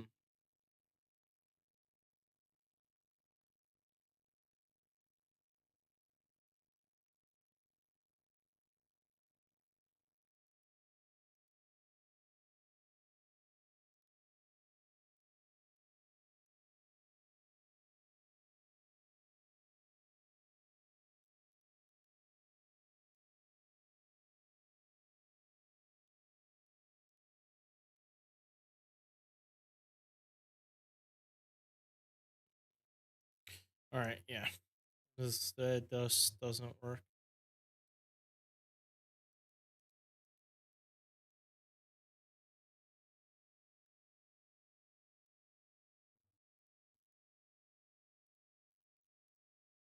Yeah, like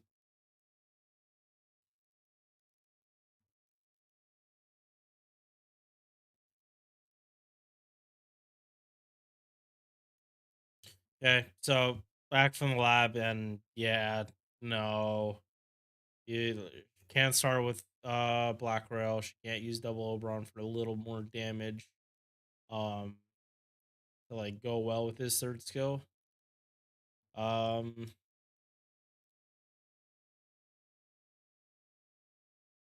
yeah, Lartoria is.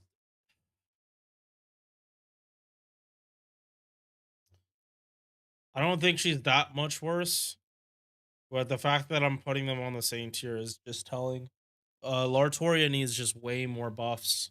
I don't know why that she's only gotten one buff, while Lolter has gotten three. So at that point, I don't feel this is a fair comparison, but it is what it is. If you had between these two servants, like this one is, I kind of just gets you more damage in farming. Definitely more risky, but it, if you're gonna card wave two, or if you don't do enough damage and you have to card, like this is just the better character.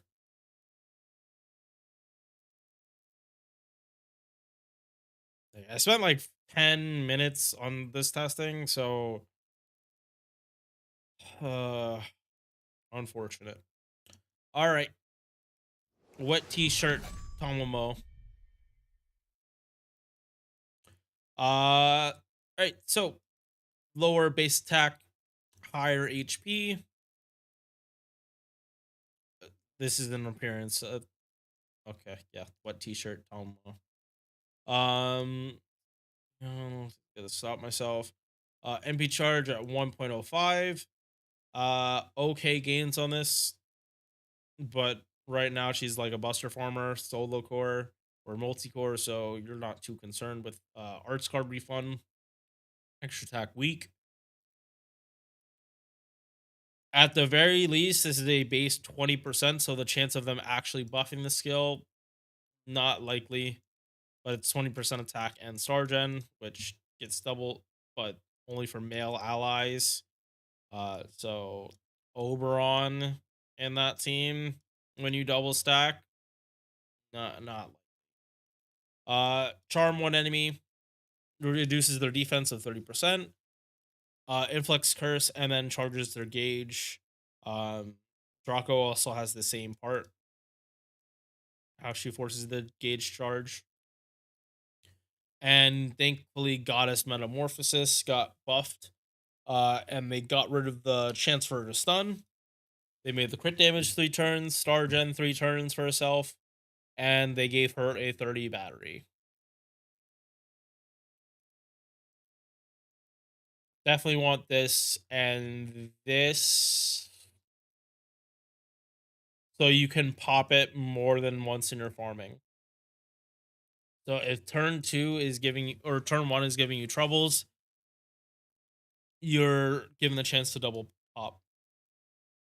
So I do think that is good for niche cases, and if you're fighting a boss, that means another defense down you're actually able to land for wave 3. Her MP has been buffed, but is SE against males. Just males.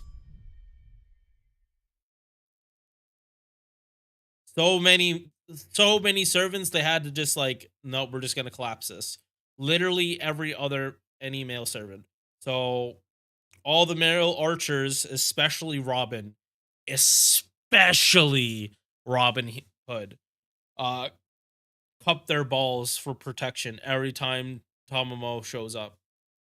Because this is a whopping 24 archers out of the whole list. I believe it's like, it's, if it's less than 50 archers in the game, then Tomomo Lancer has super effective against half of her intended targets. Then you go to Berserkers. Not exactly the same. It's sitting at 19, but that is still too significant to like not consider it. Yeah, so Tomo Lancer cleanly goes into A. Distinctively better than Brynhild. Although they've, at this point, they do pretty much similar things. They have some overlap, but Tomomo kind of just has more stuff. Yeah, like Bryn has a buffed MP, and she technically does more damage. But Tomomo is just more universal. And again, all she needs is a buffed MP, and then she goes. Like, if you don't think she's sitting in here and you want to swap, sure, but like, she gets an MP buff and then she just stays there.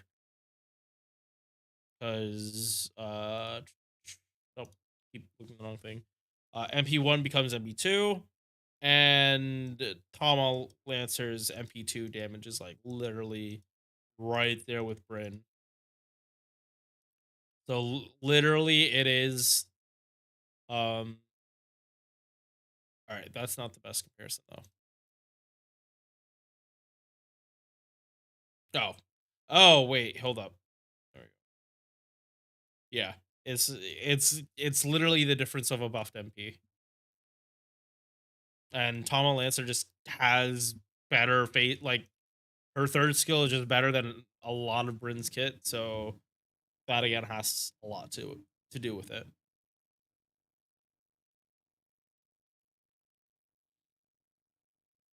Kiyohime. Very similar refund profile to Shisho.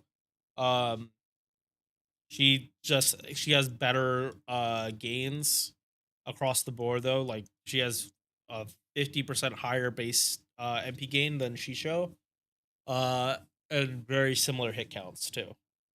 Her extra attack is just not going to be as good as Shisho's. Base attack it is lower than when you want it four stars, but not by that much. First skill got buffed recently. Reduces enemy crit attack chance for 3 turns. Flicks burn on them. 20% battery. Debuff on self. Or so she puts Sprout of Fire and it just ramps up burn damage. So again, comes up where this is a servant with a 20 battery on a 5-turn cooldown. So you can use her for double Oberon farming, but this is a single target. So I don't want to say that you're gonna immediately go to that. I probably would still be doing double Vitch and not double Oberon because for single core farming or single target farming, damage thresholds are definitely going to be much more of a thing. Uh, yeah, no, I would not recommend double Oberon Vitch for characters if they're not AoE because like you have to hold back so much of Oberon's buffs. Yeah, you have to hold back so many. Um, but yeah, if you're using Honey Lake, awesome. You immediately apply the burn. 30% buster up for 3 turns. Good. Can be double stacked. Uh, defense down 30%. And this is like pretty much guaranteed to land. And you buff their attack, but you might run into some issues for this. You buffing the enemy's attack might actually get you killed. Madness Enhancement EX. Magic Resist D. These two probably. Single target Buster MP with almost guaranteed chance to skill seal. So yes, be very, very afraid of this because if you're not careful, you will actually die from this. You skill seal them and they make sure they attack 3 turns or 3 times that turn. So unless you have a taunt CE, be aware that Kiyohime is in danger of getting killed. Put some more burn on. Her burn niche, not too much. She needs, I feel she needs power mod or SE against burn. Uh, if they do the burn, they're gonna do something similar to what they did to Baba and She, where they're gonna make this happen before damage, and they're gonna get for ramping up burn SE. Which I feel that's, yeah, no, that's I think that's exactly how they're gonna do it.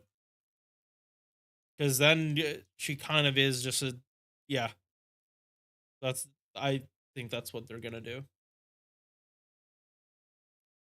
Kiyohime Summer. She's not.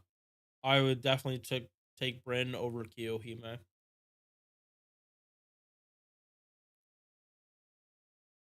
Easily. Yeah, no, because the only thing she's double stacking is Buster. And Buster is like very abundant. Like, yes, she's also double stacking a defense down. But if she's not fighting a boss, then this doesn't matter for double stacking. You're putting it on. And she already can do that. Yeah. Yeah, she goes below Bryn.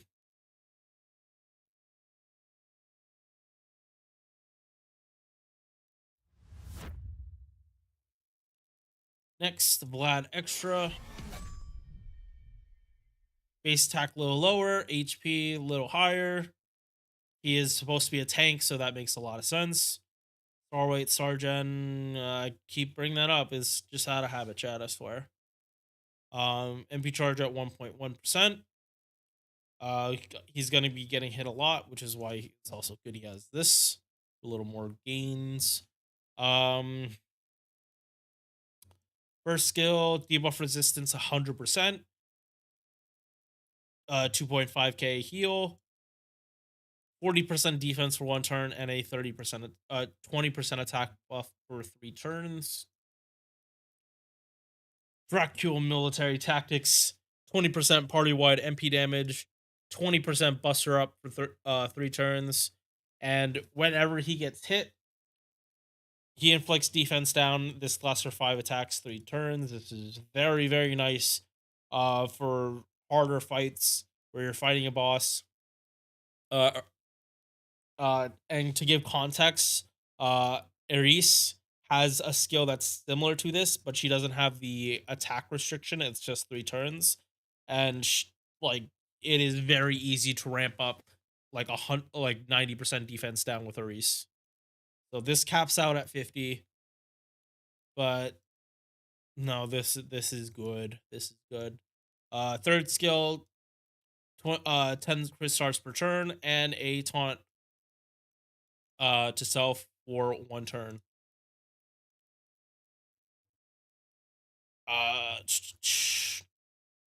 Whether I do kind of there's a lot of room for him to get buffed. I would want the taunt to be 3 turns, and I'd also want protection of faith, at least the defense up to be 3 turns, or for him to get defense from his MP. MP ignores invincibility for 1 turn.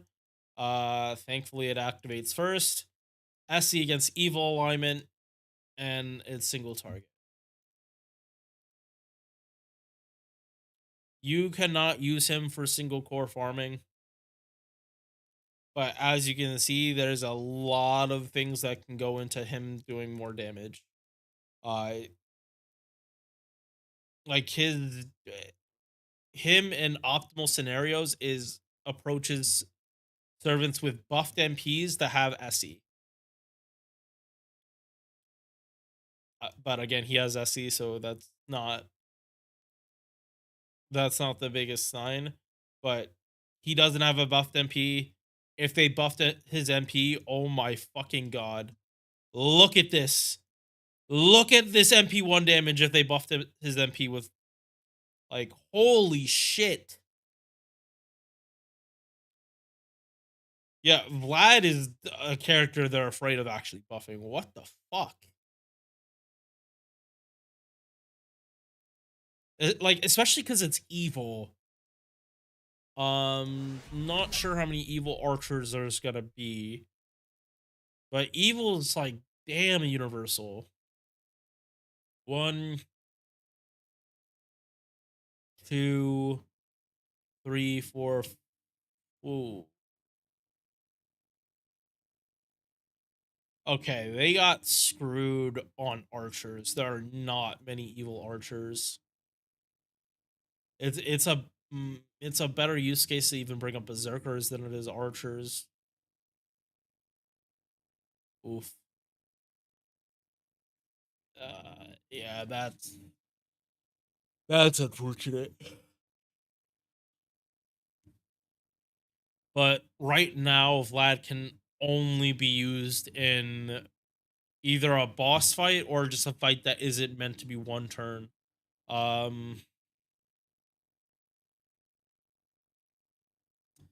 I think it's very fair to put him on here, because not only is he permanent,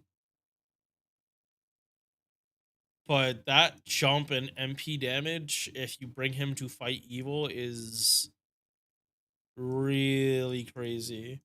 Like, you can get this like relatively easily. He's not going to be doing single core farming, but damn, does he just function better than Bryn.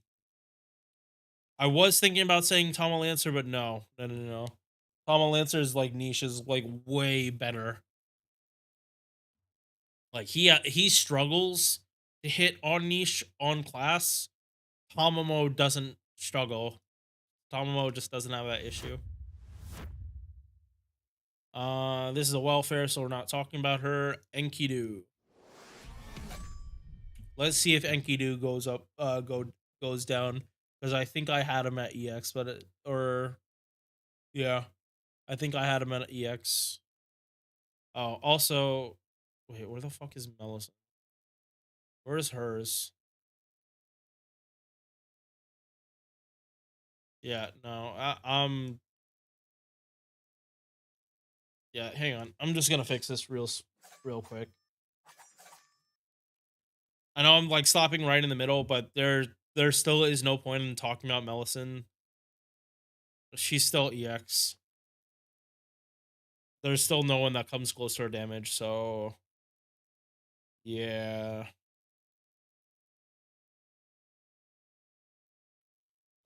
Yeah, but back to Enkidu.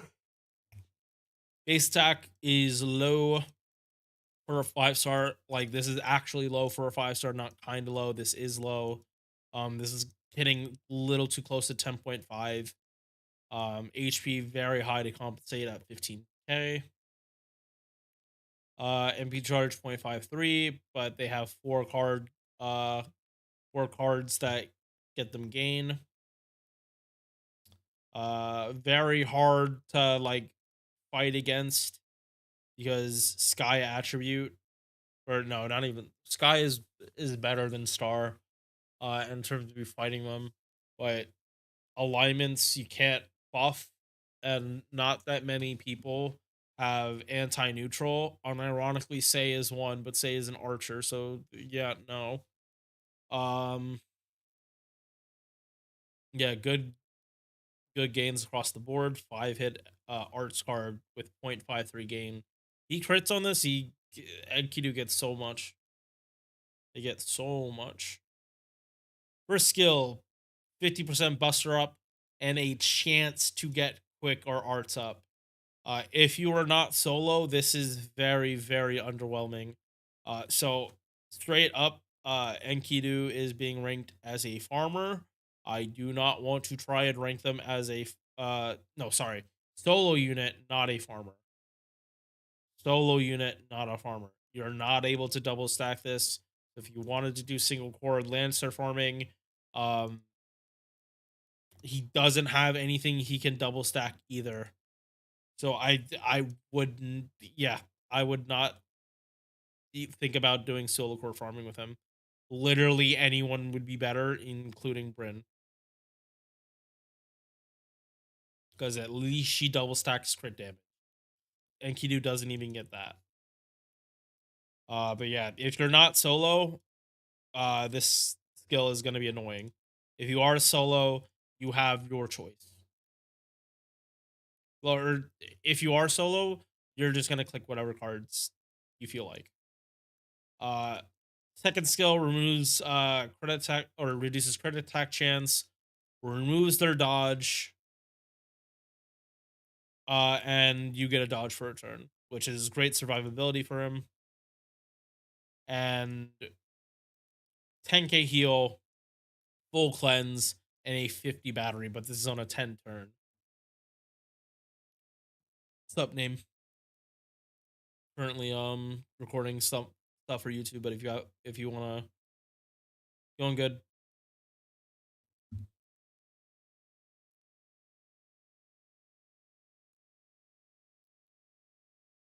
Farming Lotto, no, I'm pretty much done with that for right now. This is tier list stuff.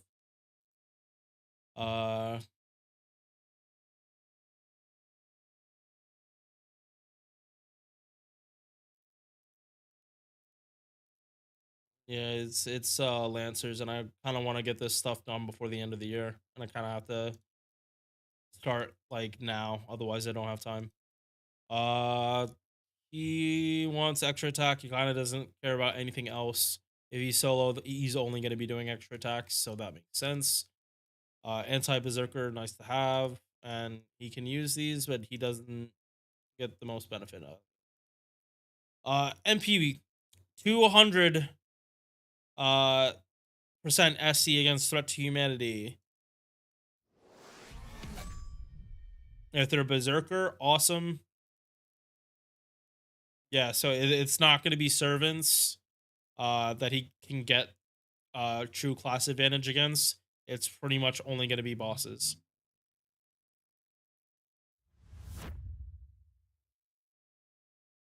And then defense down activates first, so he always gets this, and stuns divine enemies.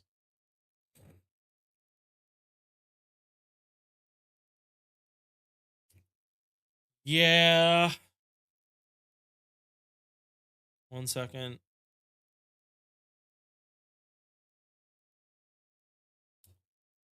Why are you here? Okay, so I gotta get rid of her. She shouldn't be showing up here. Neither of these two. Or okay, yeah. So I have way less than I thought for this.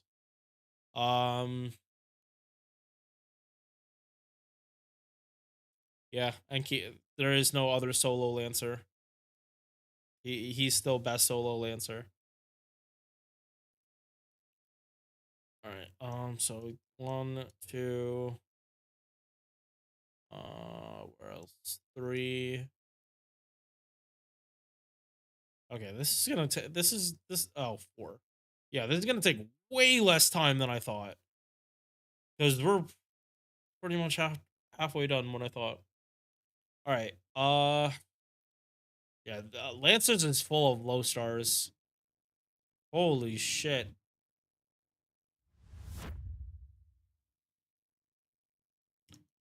All right. Medusa Lancer or Medusa Lily.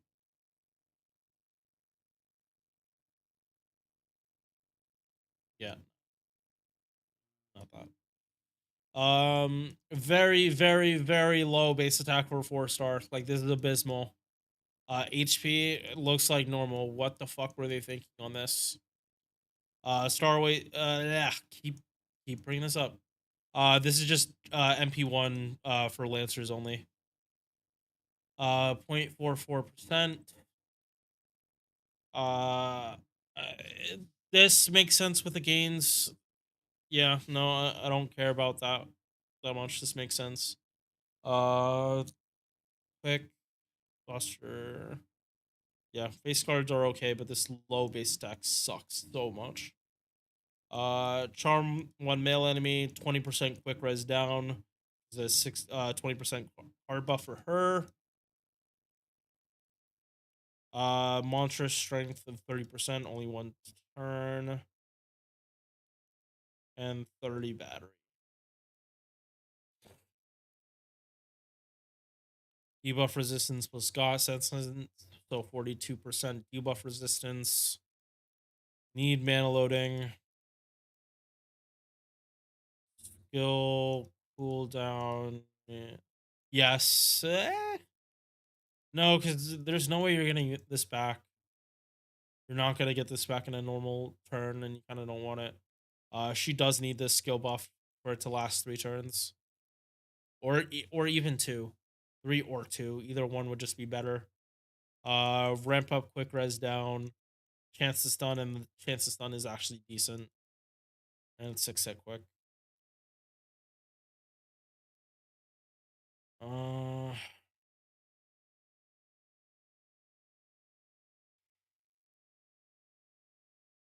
think I put her in C.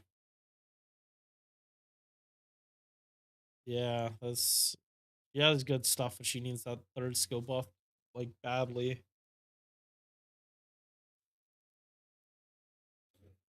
Because then it becomes a carding thing.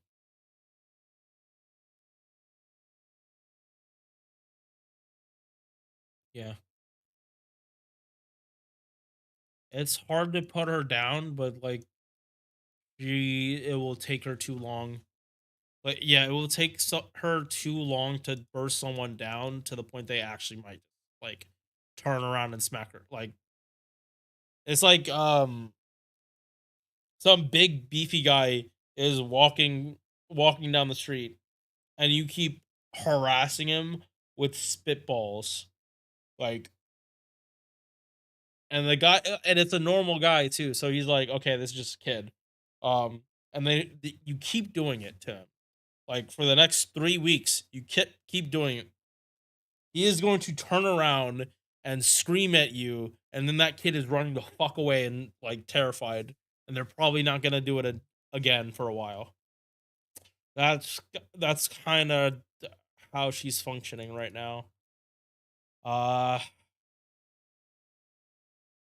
Yeah, if this skill was buffed, it would be significantly better, but this is one turn of attack up is just not enough.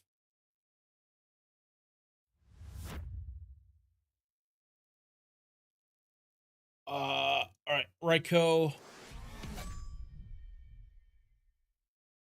One turn of 20%.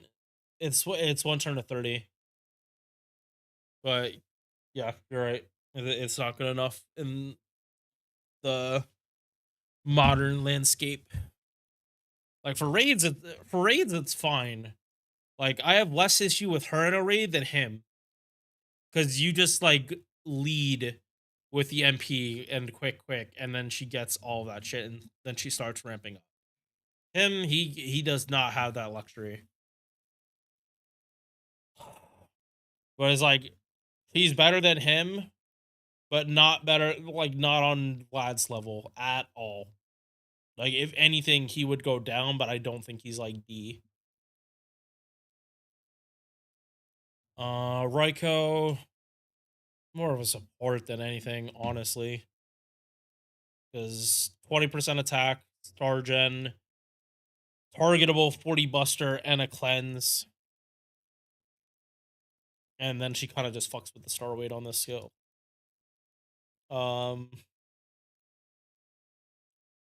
Magic resist, riding A+, maintenance enhancement C, Divinity C. This shit just doesn't matter for her. Anti-Berserker is cool, though. The issue is her getting to MP. As a support, she works.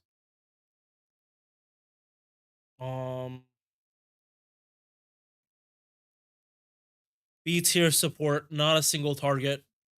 She is not being compared to Vlad, but B tier support. Attack buff and a 40 card buff is nothing to fucking scoff at. Not when Nightingale is like actively being used in esports for her 40 for like the 50 buster up.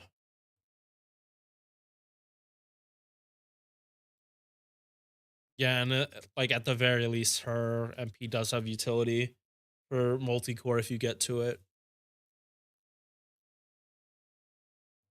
Yep. Right, I need my sweater.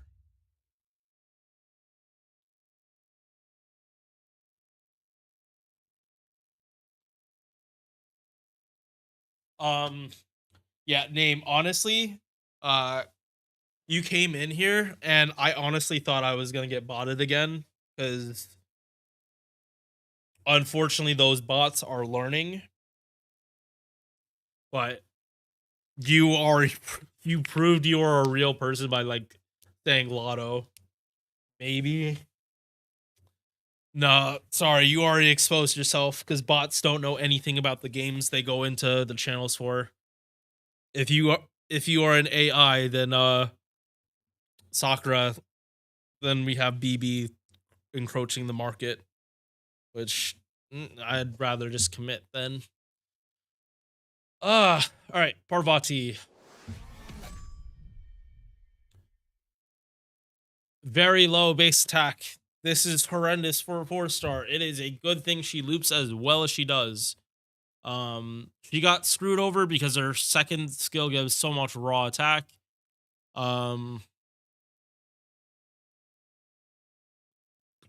Yep. She was a great servant when Quick was the meta. But she's kind of fallen off because she's not looping more than what she needs to. Or she's not looping to what she needs to. Um, but yeah, low base attack, HP is okay. MP charge is fucking ridiculous. Like other servants that have this charge today that I looked at, all of them were single target. None of them were AoE. This is like a really stupid gain number to have if you're AoE. Especially if you're quick. Gains, she has it. These are ridiculously good cards for a quick unit because she's going to crit on all three of these. And she even came with like the standard shit. Quick up, 30%, 30% MP gen. Unfortunately, this is all one turn. Really fucking unfortunate. With 50 attack, 50 defense, 100% star gen, and 100% debuff res. Oh my god, it fucking sucks they screwed over her base attack so hard. It's like you can use her in CQs and she just stun locks the shit out of people. But it's like this skill needs to get looked at first. But outgo's a thing. So this isn't a demerit, but she does need an actual battery.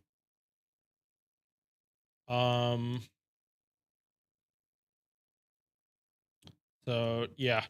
Targetable battery, but it drains her by 10%. Unless you're using Alco, you can't get rid of this. And even if you're using Alco, you still need to have 10% to activate the skill. Otherwise, it doesn't work. And that's on a 5-turn. Goddess Essence, Magic Resist combo, capping out at 42.5%. And then with this skill, she has a 144% debuff resistance for 1 turn. So you actually can fight off the ridiculous 150% chance of a debuff landing for some that you sometimes see. Mana loading, just for simplicity's sake. Anti-alter ego works, but you're not going to bring her to fight alter egos most of the time. 4-hit AoE quick, 60% chance to stun, and an AoE party charge. She needs an MP buff. Parvati needs an MP buff. Like, more than the skill, she needs an MP buff.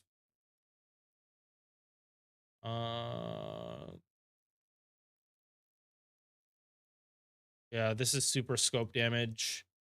I'm gonna gonna take a quick break with this and just test to see if she actually could do black rail looping.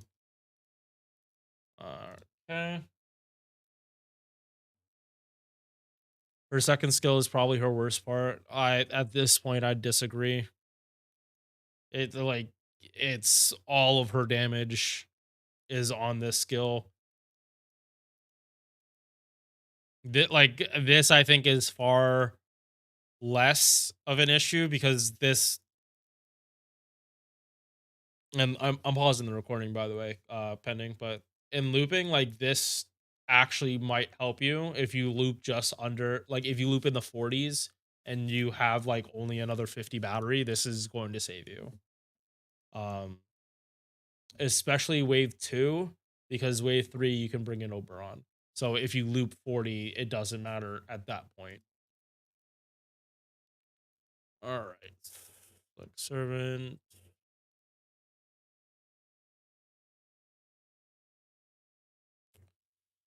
Again, this doesn't matter.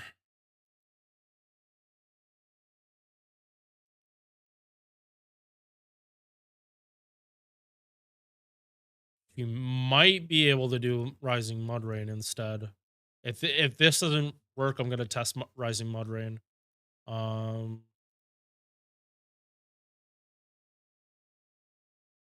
many boxes am I at? I'm pretty sure it's like 100 or so. If it's not 100, it's like in the 50s or 60s. I don't need this wave, so I'm not worried about it.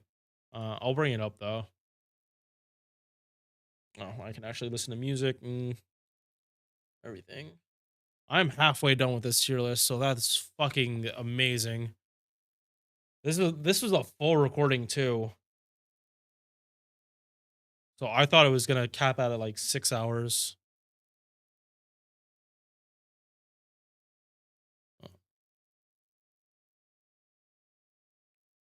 All right.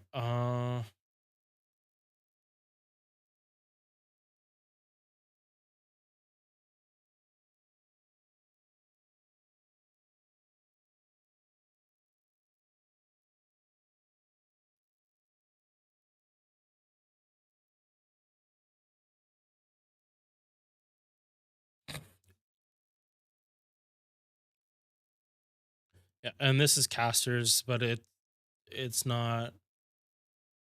Mm,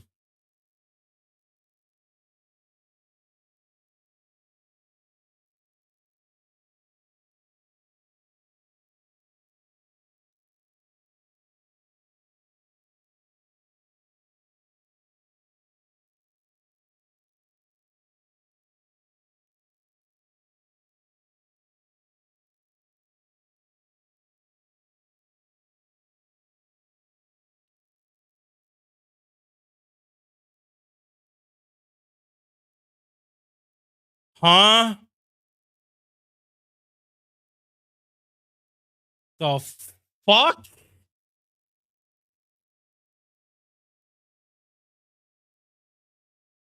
Like, I know this is all casters, but wait. Oh my god.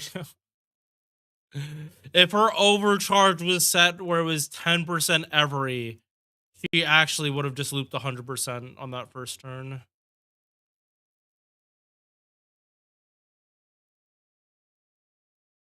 Oh my fucking god. This is literally because it's all casters. Yep. If she got, if you use Rising Mud Rain, um, she would have been, and her OC at 3 was 30%, not 20. She would have looped 100%.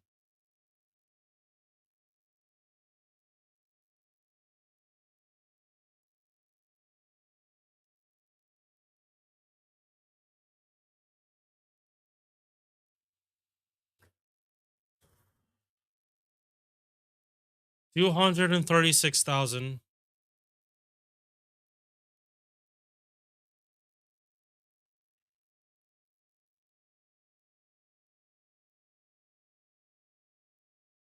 That's in. That is in line. That is very much in line with her competition.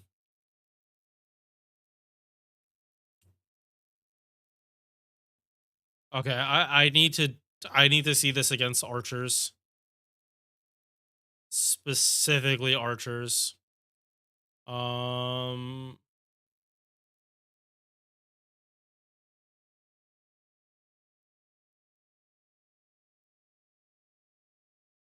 Oh, no, Lancers, Lancers.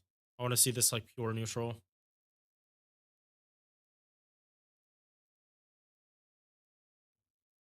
Yeah, no, holy shit. Like MP1 level 90, by the way. I have forgotten how stupid her gains actually were.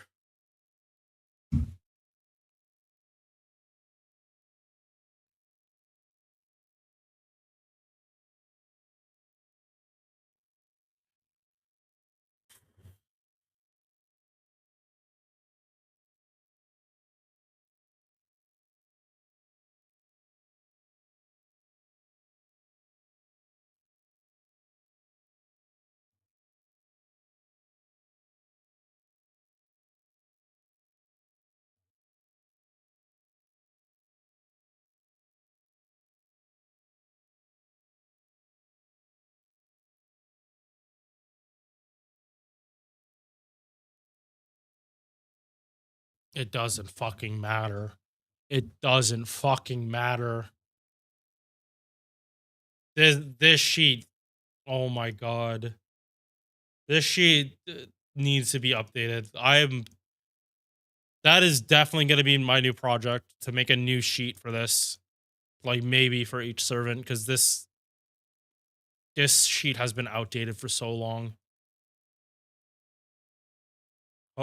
Hopefully there's a new one that comes out relatively soon.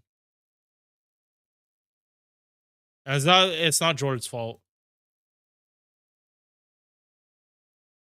70,000.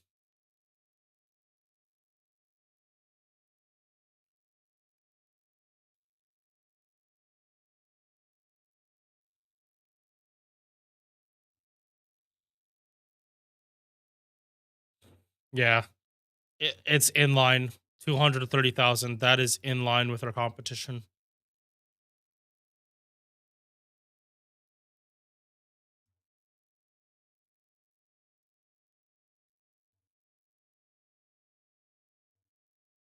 Okay.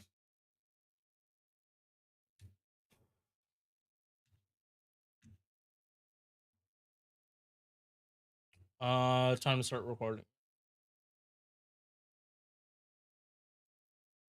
Okay. So this sheet is truly like well done out of date because what the fuck is Parvati's refund? I had to switch take testing off casters because if she had an MP buff and her OC gave her 30 back at OC3, like right here, the base scaling was plus 10 instead of plus 5. She would have easily refunded 100% of her MP against casters. Like turn 1, you wouldn't have needed the battery. Her first skill being essentially a 10% battery for herself honestly just pairs really, really well with Oberon. There is no wasted charge, which is why I think this sheet is the way it is. Like it isn't counting Oberon, and Oberon with mana loading does make Parvati's looping cleaner. It's only Parvati that this is going to happen to. Valks do not have this leeway. I don't even think they refund that much in comparison. We'll test that later too. But this damage, for as much as I shit talk her low base attack, is equal or on par with her competition that are like in the black rail looping.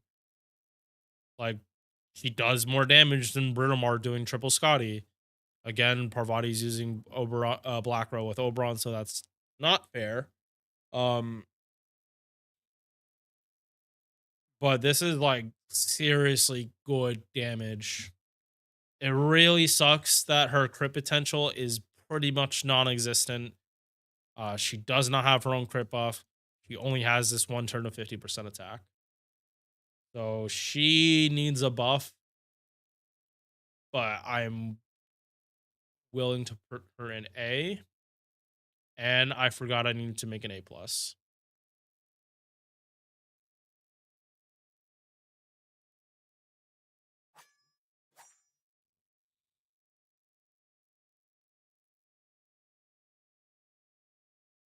Yeah, this was fucking surprising. I'm glad I'm actually taking the time to do the calcs because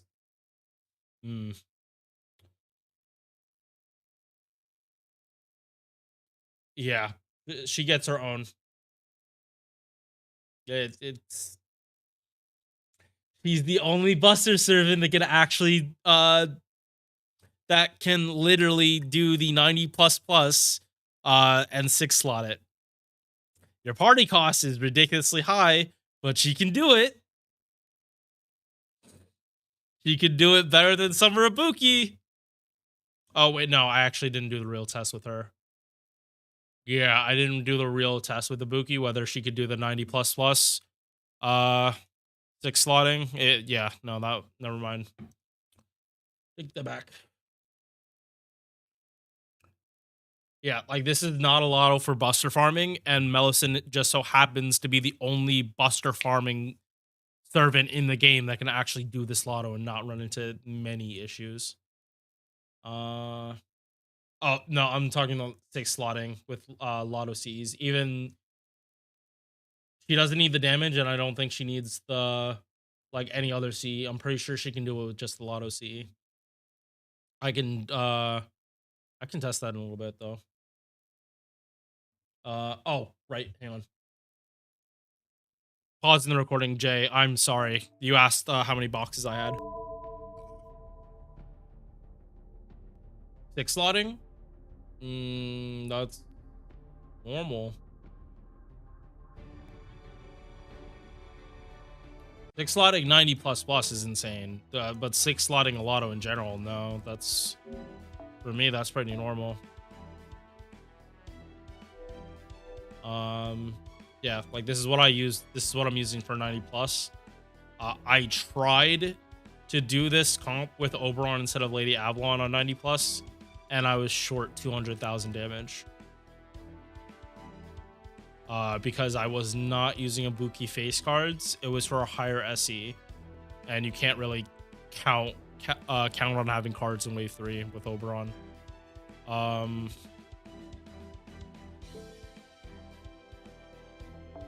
Doing 5 slot. Even still, this is what I'm using.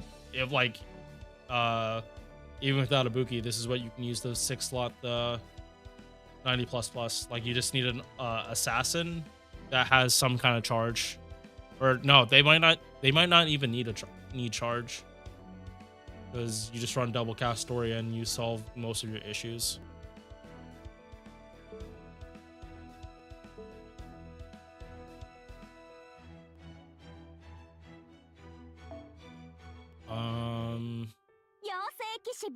All right, yeah, 70 boxes in the first wave.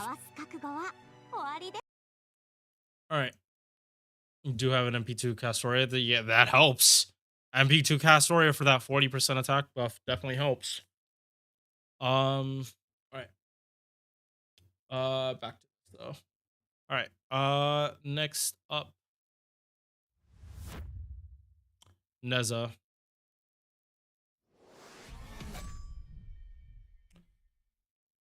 Yep. Okay, Neza, decent base attack. HP okay. MB charge at 0.72. I think this is what Karna has. Does Neza have Karna's deck? I think so. Yeah, no, this looks like what Karna had.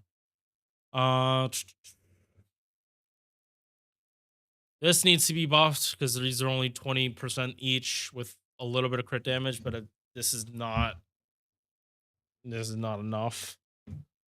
Guts with a battery, it's only a 20% battery. No,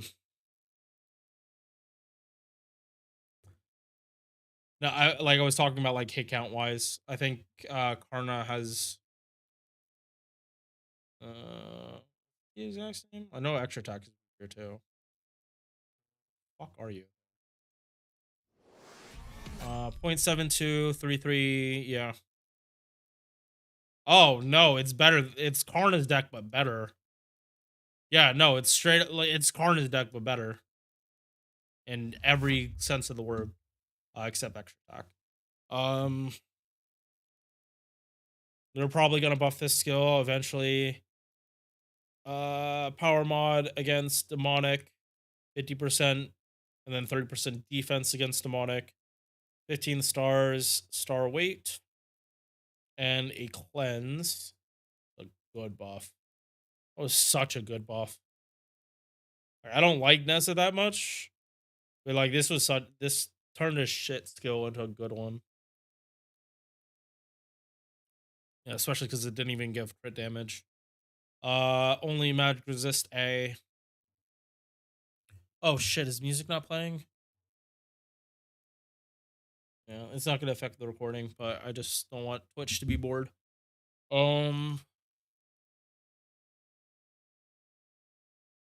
This, but the Nuzza's gonna need another buff.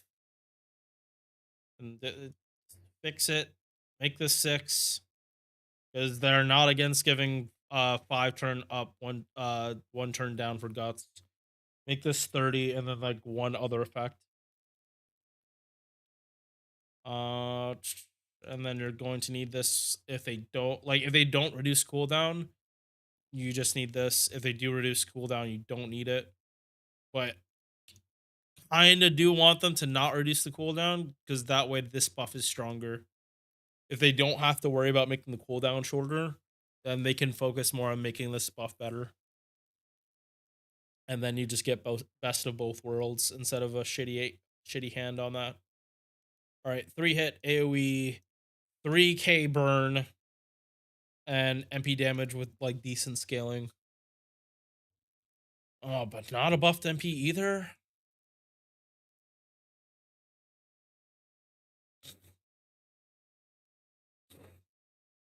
Nuzzo.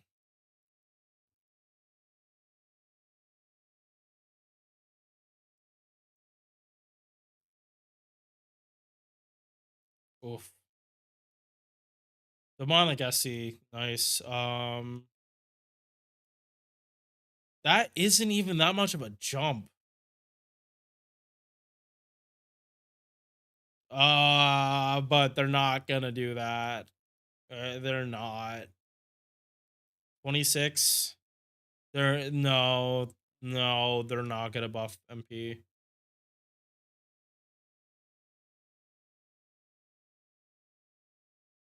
Yeah, no, like especially not with Lancer Altar already being up here. Like I think they'd buff an SSR MP again, like Lortoria, before they buff Neza. Because they can buff Neza's MP and it's still not gonna do that much. Yeah, no, I'd rather they buff Neza's skill and give another effect. Oh no, this is a buff. I'm blind thinking that this wasn't a buffed MP. Oh my god.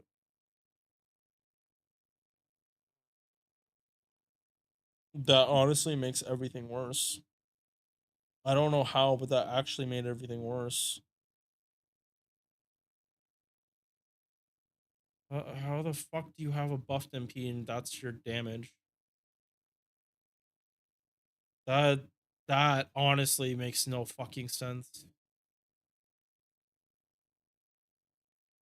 Ellie makes sense. Neza doesn't. And Brit makes sense because of it. The SE over here. And it's too. Yeah, no. Needs buffs. Needs buffs.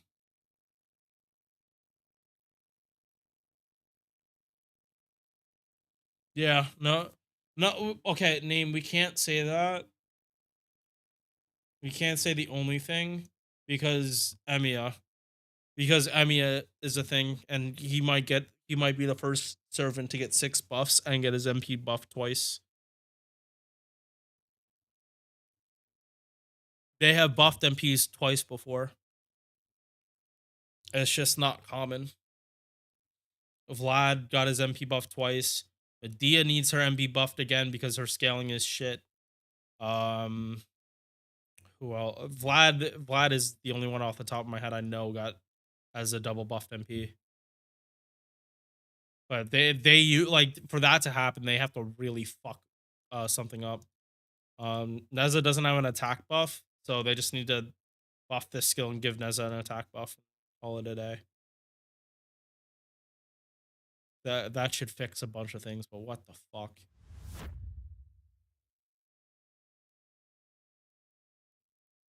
That list isn't everything, but it is telling. Rush. And this one I do have to do testing again to get the actual turn 3 numbers for her black rail farming. But she is another case where this list is not showing her actual best farming method because she is a black rail looper now. Base attack gets low, HP is super high. This is the highest HP we've seen all day at above 16,000. She can double Koyon, but it's better if she double Oberon's. Because she has Earth attribute super effective on her MP. And an enemy can't be both Earth and Man attribute, so it's like all Vitch is giving is 50% Buster. That's it. Like if you can get cooldown reduction a different way, uh, you're able to like move from Toyon to another buffer, specifically Oberon, because he just buffs uh much more for turn 3. MP charge 0.54% with a 6-hit arts card. Even if you don't crit on this thing, you will get like 50 MP gain back or something really, really stupid when her skills are up. Extra attack is weak, arts card very strong, and quick cards are pretty good too. First skill is what lets her black rail loop. Uh, okay.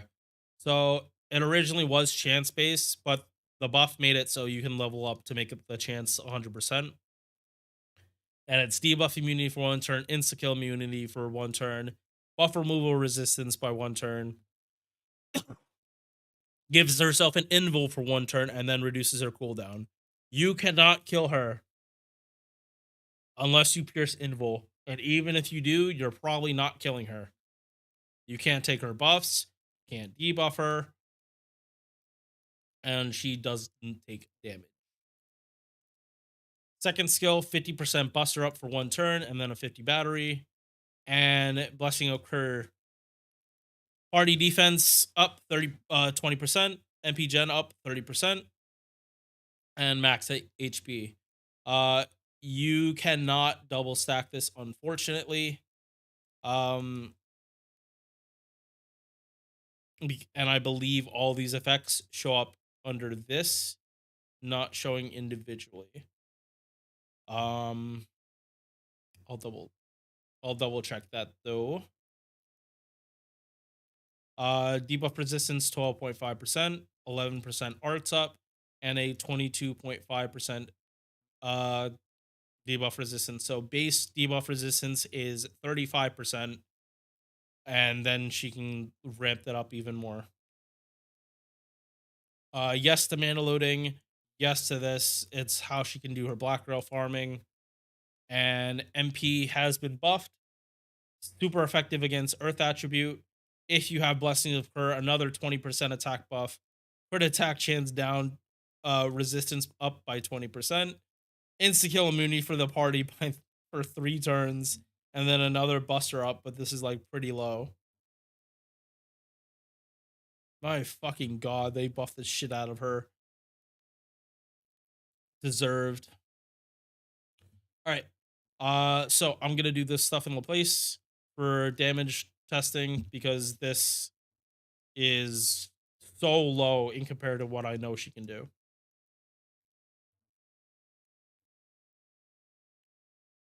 Okay.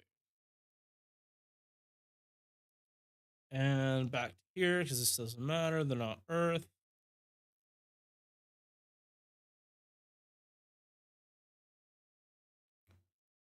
Rush.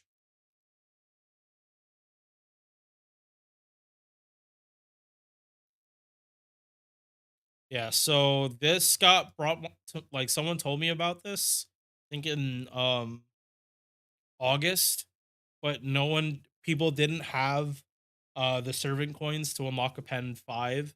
So it was like really cool talking about it, but you literally couldn't most people couldn't do it unless they literally had 120 coins just off the rip. And then they gave out the buff where if you had high bond, you could get the append immediately. All right. Hmm.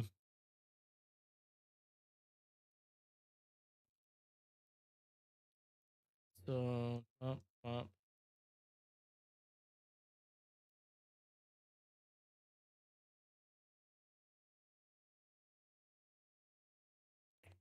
wait.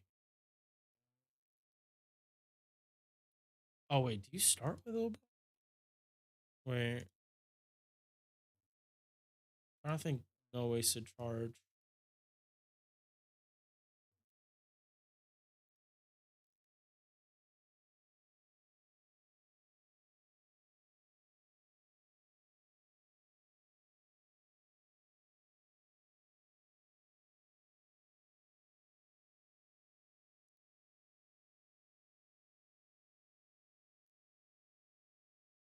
Okay.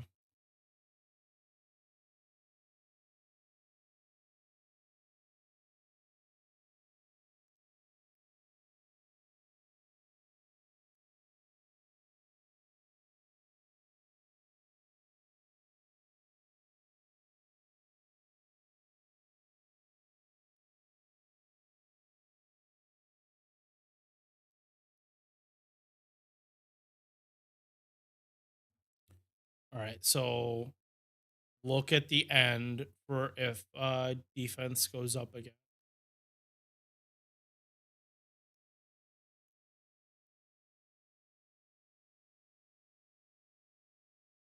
Okay. So I wanted to double check that, and I'm glad I did. This is not this does not encompass all the buffs, but it does cause an issue if you're not farming. Okay.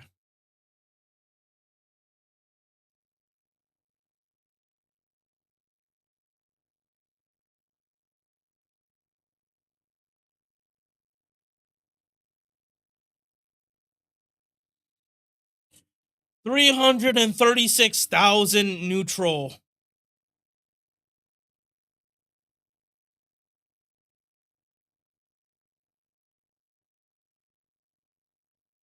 That's not Melisson damage, but that is with a super effective. Yes, this is MP1.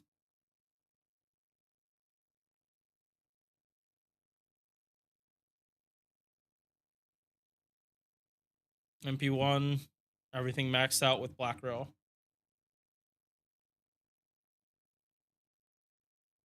Like I remember seeing it was like this, but she is super, super, super carried by using Black Rail.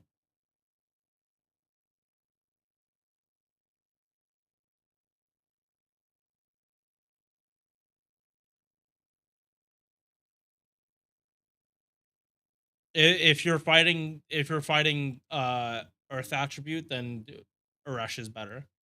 But that is only against Earth attribute, and even still, you have very significant turn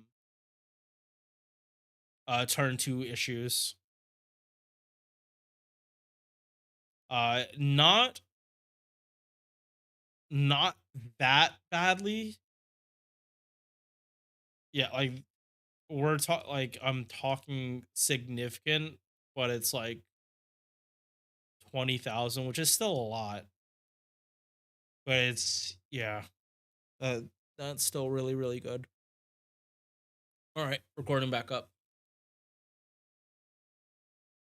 No, this list assumes you have everything. It assumes you have Black Rail at max level and that you have all the supports to make a character work. It like it would be a very different list. Like yeah, like trying to do something in a vacuum for FGO just kind of doesn't work. All right. So this is Arash when she does Black Rail looping. A viewer actually told me in a DM back in August that Arash and Takeda Shingen were able to do looping like this because their first skill had the cooldown reduction. We saw this with Lartoria, and this is this being realized with Black Rail instead of starting from 60. So 136,000 damage neutral without doing her SE. As you can see here, the only comparison is Melusin starting in 3rd Ascension and starting with 50%. Just shows how busted Melusin is, that even if she's not black like even if she's not black rail looping, she still does really, really strong damage. And big issue with this kind of farming is the fact that this turn 2 damage is even lower than turn 1. So you are going to have to do some kind of carding. And yeah, so Arash is first one in A plus because she has a chance to touch Melisande damage. But that is not as frequent as she'd maybe want it to be. And for Melisande, just double Vitch Oberon is like she gets all the buster crits too. And like none of the downsides.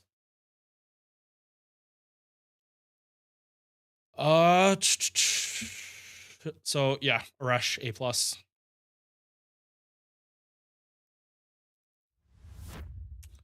Valks, another character I have to test the looping for, but do not expect this to be anything like oh maybe high base MP gain. All right, so base attack 8,000. Oh no. No. Bad. This is way too low than it should be. HP is 4-star levels of HP. I don't know why they wanted to make this character this tanky, but damn. Damn. MP charge is healthy at 0.86, and these hit counts aren't great. The quick is weak, and arts is weak. How the fuck does this character come out after Parvati? I'm genuinely curious what they were thinking. Similar to Parvati, she has the first skill similar, 30% card buff, but instead of MP gain, it's MP damage. And that bites them in the ass. Because they would have been probably pretty gross if they had MP gain on this skill. Second skill, dodge 1 attack 3 turns, debuff immunity 1 time 3 turns, and 1000 damage reduction, 3 attacks 3 turns. Third skill, 10% gauge per turn, 1000 heal per turn, and star gen 10 stars per turn for 3 turns. Yeah, no, I don't know what they actually were fucking thinking. Debuff res, divinity, skill reloading, mana loading. I don't even think it matters because they can't really take advantage of it in the first place. MP 7 hit AoE quick and chance to insta kill.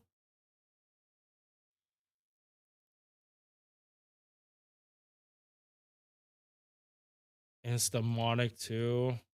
Thank God it's after damage. I think this servant could manage to be even worse than Lancer Aris if this was before damage. Yeah, so quick stop in the lab, but I'm pretty sure this is not going to end well.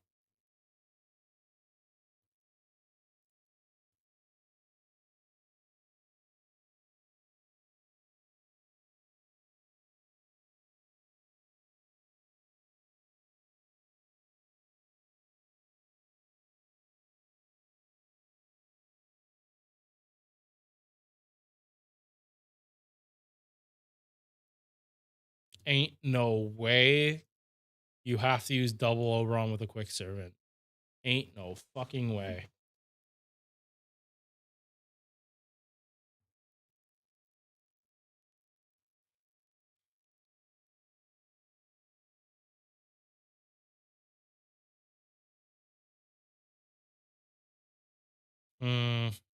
Yeah, hang on, actually. Let me get Nero Bride. Nero Bride over Oberon.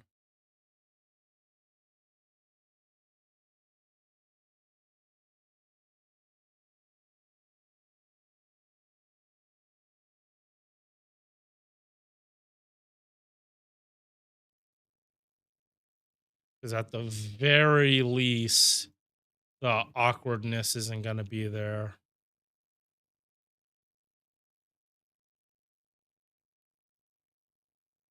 No, I don't think they're going to loop 100%. Oh. Oh, so they do loop 100%.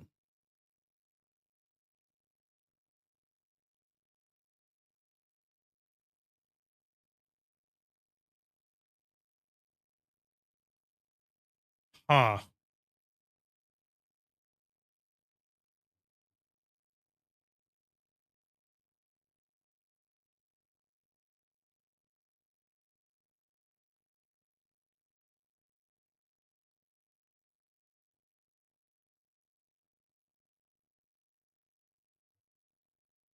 They loop 100% with Neurobride, but I think that's the only thing they're actually going to get out of it.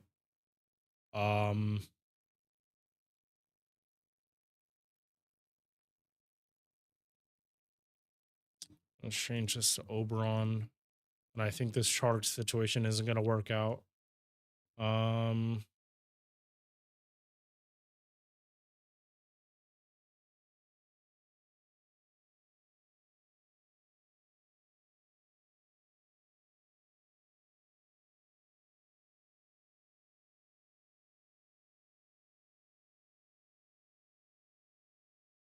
Oh, nope. I stand corrected. They can, but only against casters.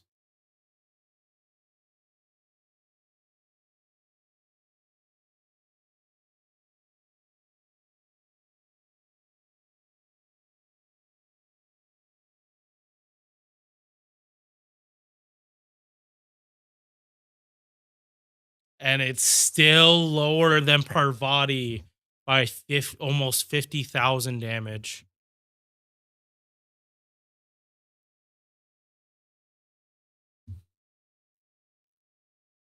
And Parvati can loop more than okay. Go back to Lancers and just do this there.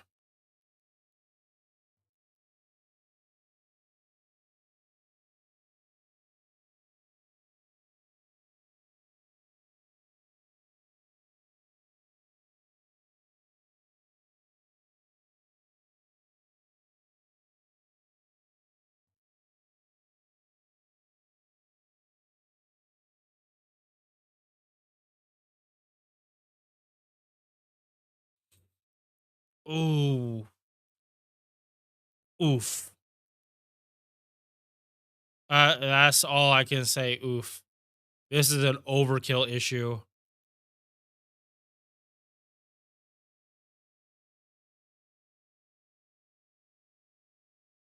Oh yeah, no, this is definitely an overkill issue.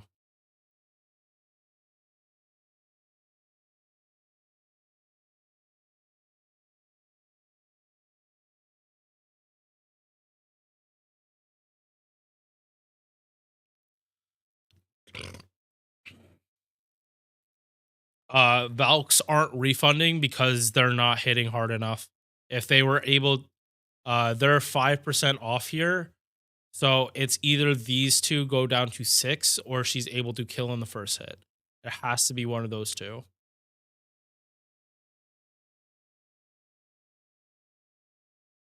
All right. So let me now I'm just going to like fiddle and like see at what point can she actually do this. So MP1, MP2.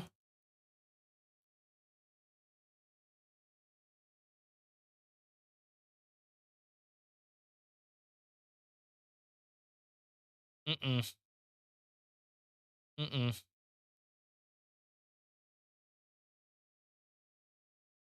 MP3.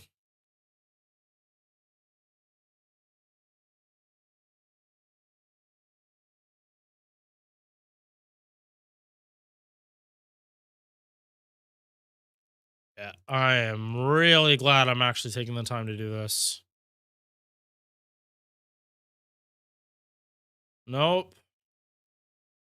All right, just jump to 5, and then I have to start giving them levels.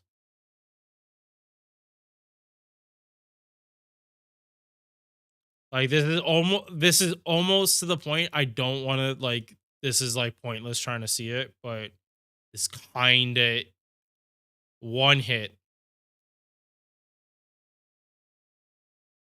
2 more hits of overkill. And they got 1.3 gain. Oh my.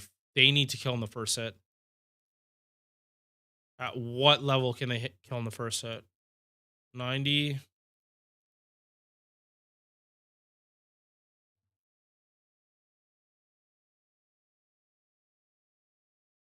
Yeah, first hit has to do 13,000 damage. Otherwise, this doesn't work.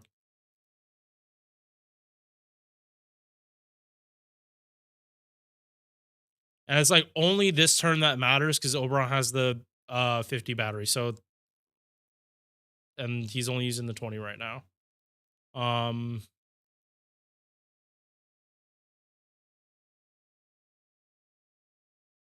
90 isn't enough.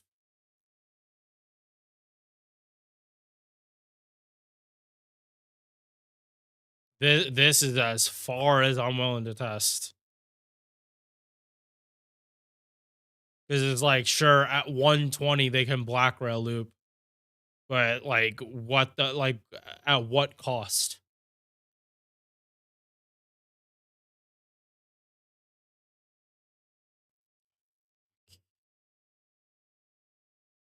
What the fuck? The first hit's 4,000. You can't do anything about that. You literally can't do anything about that.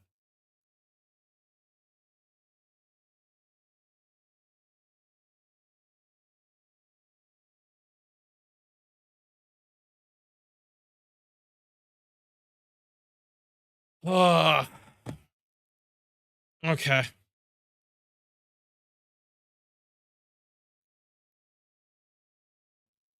I'll be back.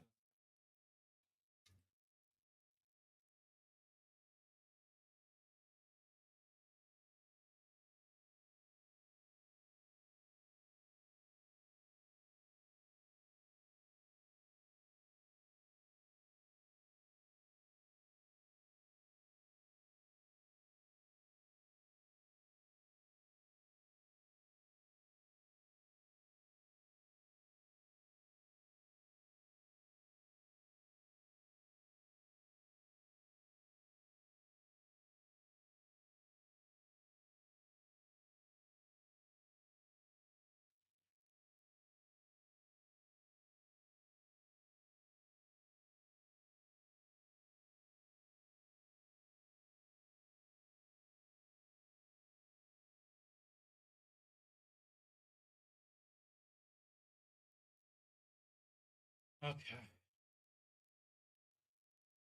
Yeah. No, this is they need an actual buff.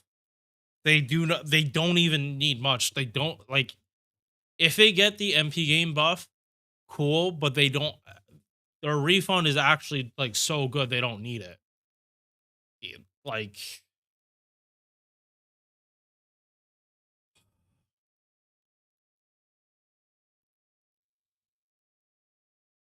they need it for black rail looping, but I don't think that they're gonna do a buff just for that.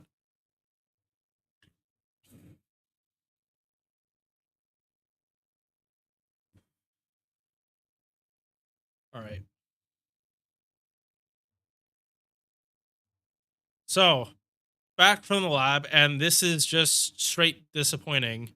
Um, as you can see, I had to boost up Valks to MP5 120, and they still couldn't black rail loop against neutral.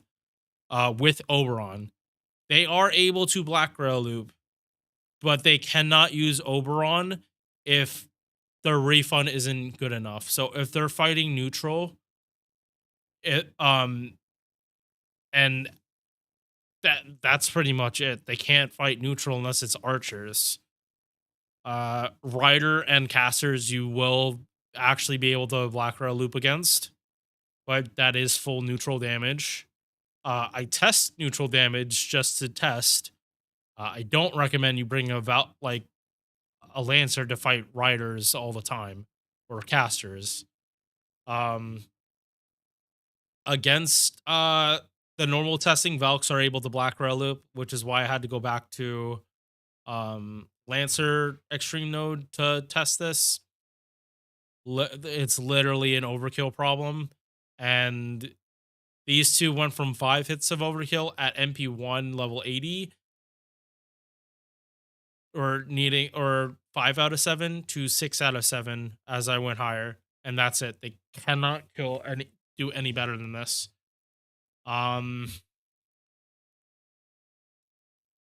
So by that logic,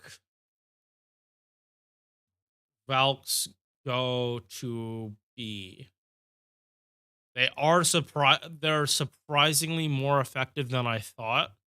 You can run them with Black Row, or better yet, another CE that gives you MP damage and quick up. If you give Valks that, they probably can do something a little better. Chocolate Heaven. Yeah, Chocolate Heaven.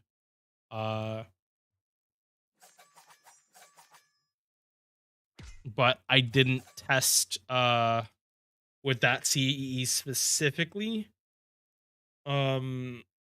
Because this affects too much of a looping. While when I tested with Lancer Alter, that was with a 60% with plus 15% buster. That's only 15% buster. This impacts looping far more because you're trading raw MP damage for two different things that affect your gains. I don't expect anyone to have this maxed out. Not many people do because it is a Valentine's CE from, I believe, say Shonagun. Yeah, so if you were not rolling on this banner, you're not going to have the CE. Whether it's here or here. So, Valks, you're in B, but you are literally one buff away from going to A and being swappable with Parvati. Like, at this point, it is whoever gets the buff first.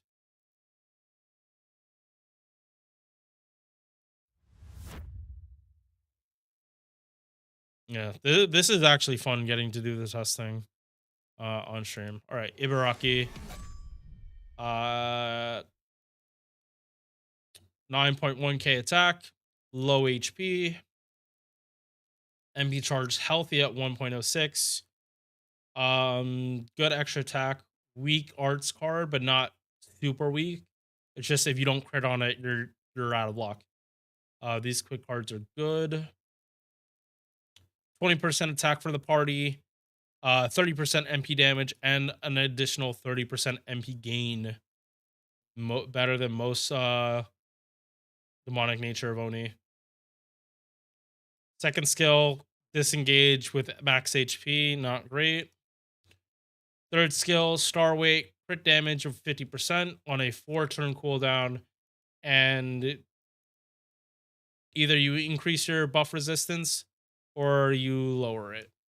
And there's a 50-50 chance of this happening. Yeah, sorry, debuff resistance, because the MP reduces star weight. But this first skill or this second skill is more either you roll this or after you pop MP. These really don't matter. Skill reloading does, because that gets us on a really short cooldown. And Vitch, you can pop this back-to-back turns. Or double pop it if you pop 2 Vitches this turn. MP, defense pierce to 1 enemy, reduces star gen, gain massive star bomb. So, like, yeah, this really is only your face cards. You only feel this if you are back-to-back MPing and you're using face cards. If you don't use face cards with her, you're not going to notice the difference. She can't do single core farming. She only, for party-wide, she only provides attack buff. Yeah, this is a C.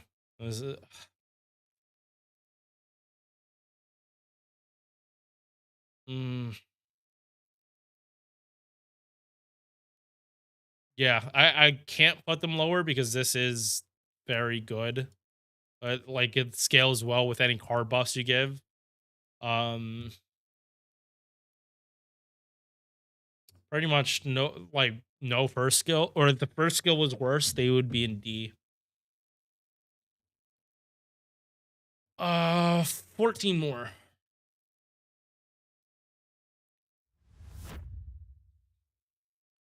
Lung Yu. Low basic attack, higher base HP. MP charge at 0.79%. Good, but does not work well with these arts cards. These arts cards suffer because of it. Extra attack suffers. Quick cards are good, but they're not gonna regen that much MP either. These are both 20 card buffs. I don't know why the fuck that like this is the same as Neza.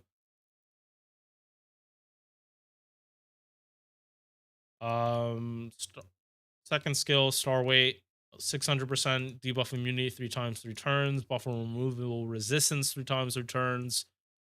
As a solo unit, this is like really helpful and will save your ass a lot. 2 times 5 turn guts, 1 HP, 30 battery, 15 stars per turn for 5 turns.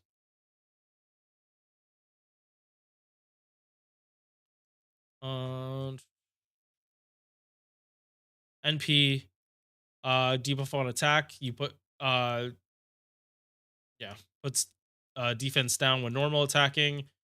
Every time you MP, if you can get the loop, you will have this up 100%. If you crit, you remove buffs. And this isn't like remove one enemy buff. This is buff. Yeah, it's not remove one enemy buff. It's if you crit, you remove all their buffs. And if they normal attack you, crit down for them. 30 attack buff. And when she gets attacked, the entire party heals 2,000. So this is a 6k heal.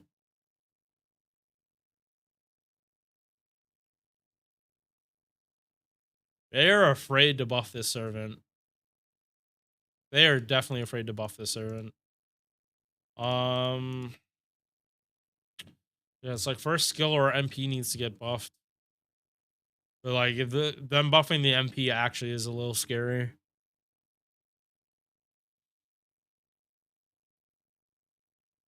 If she can get a dodge or invul, I would be very happy. Like yeah, like buff this skill. If they're not gonna buff this, make it a turn-wide dodge. And then I don't think a lot of people will be shit talking the servant afterwards. Her main weakness is that she doesn't have hard survivability besides the guts. And if the guts procs, she doesn't have a way to really heal back. Yeah.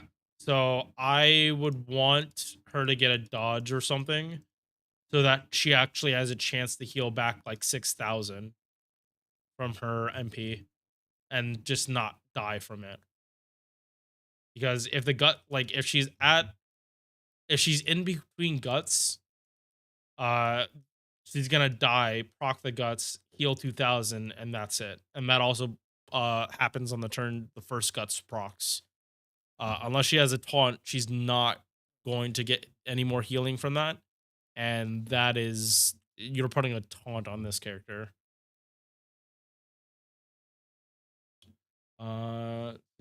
Necessary buffs to make my medicine 90 plus plus. Your Melisson, she's MP2. Is she like max skilled? What level? Did you foe her? Like give me a little more details. Like cuz I'm still really reading chat while I do this, by the way. Like I don't mind taking away from the tier list for this.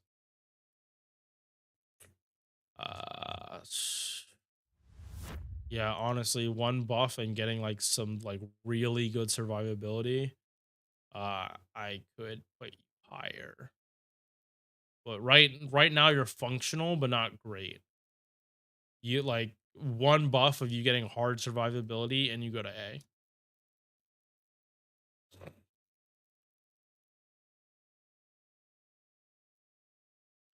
Right. Next, Bradamante.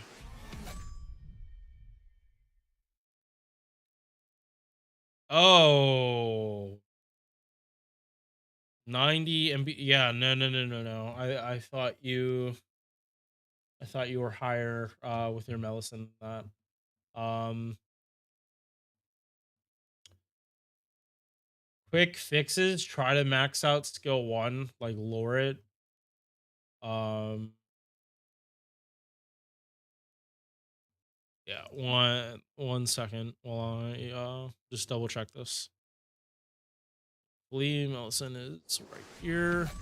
Level 7, 80%. Do you have mana loading maxed out?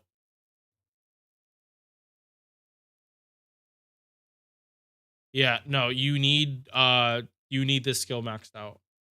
Okay. Yeah, then don't worry about mana loading. Max this skill out. Max this skill out and then it's possible.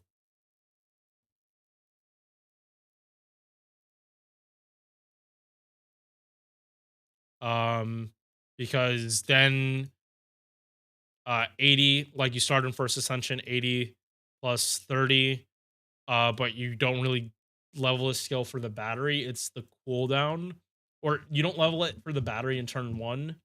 You level it for the battery in turn 3. Because then turn 2 you're just popping both Vitch batteries, and then turn 3 you pop this skill, and then Oberons, and then UMP. If you're still not able to kill after that, then I would level Melisande up to 100, and then if you still can't do it, uh, I don't know. After that point, level the CE. Oh, okay. No, yeah, no, you need Vitch. Okay, never mind. Ignore what I said then. This is only for Vitch. All right. Yeah, no. If you don't have Vitch, then I wouldn't worry about trying to try to 6 slot the 90 plus plus. Like I don't know people like their accounts. So like if you can't, like, yeah, it's like why I do the tier list the way it is. Like I go in with the assumption that you have what you need to make your characters work because they're your characters. But yeah. All right. Radamonte, 10.8k attack on the lower side, but not concerning amount. Well, this is 700 away from the midpoint, so a little concerning, but not groundbreaking concerning. HP very high at 5.6k. MP charge at 0.7, which could be higher, but not the biggest deal. But her face card refund on her arts card is horrendous. I believe she got buffed and has MP gain and an arts buff, so they're not as bad as they look on paper. But on paper, these don't look good. They look worse than some of the older year 1 lancers. Like at least they had the arts card. Like even if they had only had one, if they crit on it, it would like do a lot. These are just weak. First skill, 30% arts and quick. That's it on a 5 turn. Second skill, guts 3k and 30% defense on a 6 turn. Third skill got buffed. Targetable 30 battery. You use it on herself. Cleanse, earth attribute, power mod, and MP gen. Yeah, this is exactly what she needed to become a farmer. And definitely makes her face, like, this is a power mod. It makes her face cards better. She doesn't have crit damage, but she can get it from the Scotties, and then she's a quick servant. She makes the stars. Pen 2, max this out. Skill reloading. Does it really matter? Not really, but It's better to have it and not need it, you know? This is anti-rider, really funny because Britomart does anti-rider and hit her kit. Is this a Stolfo? This is probably a Stolfo. Stolfo was probably like wearing her clothes and she had to kick him out of the room. Yeah, no, he was looking for his underwear in Britomart's room. Don't ask him why he thought his underwear was there. MP has already been buffed. 5-hit AoE quick. Crit damage ramp up. 60% chance to stun. Reduced crit attack chance. And MP's scaling base 20 up to 60.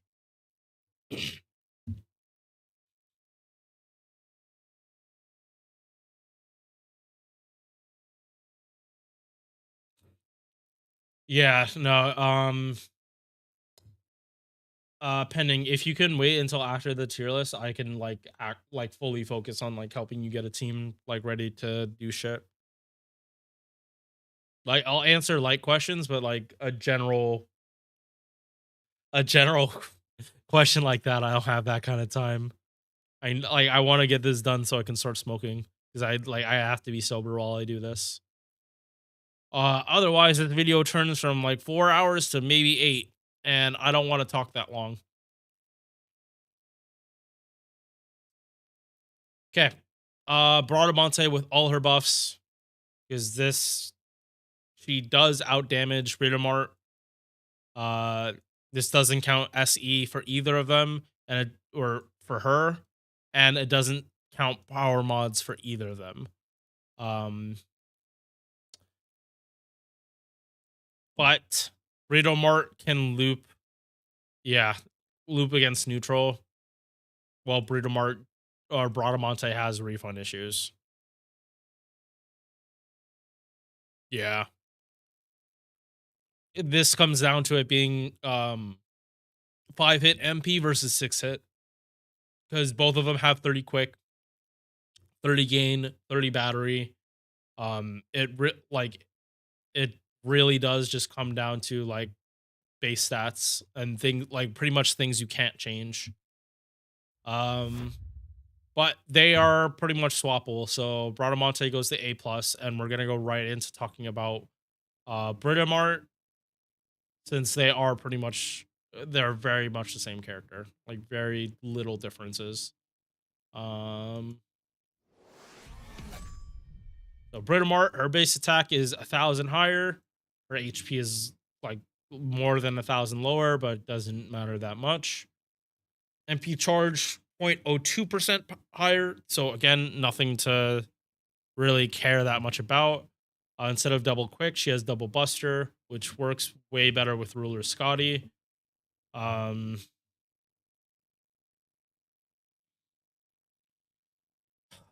like I kind of don't want this, like the difference between them literally being their deck, but it actually might just be the fact that one has a different deck and that works better for damage. Yeah, better face cards, and just crit focused. Invul to attacks 3 turns, MP gen 30%, crit attack chance resistance, 10 stars, 10 stars per turn, debuff immunity for 3 turns, not, I think Bradamante was times. Does she even have this? No, she doesn't. She doesn't have debuff immunity. I'm thinking about a different character. Third skill, card buffs with a battery on it. Magic resist B. You're gonna need this and this, same thing. Anti-Avengers, funny because of OC2. MP 6-hit AoE quick, power mod against riding, super effective against riders.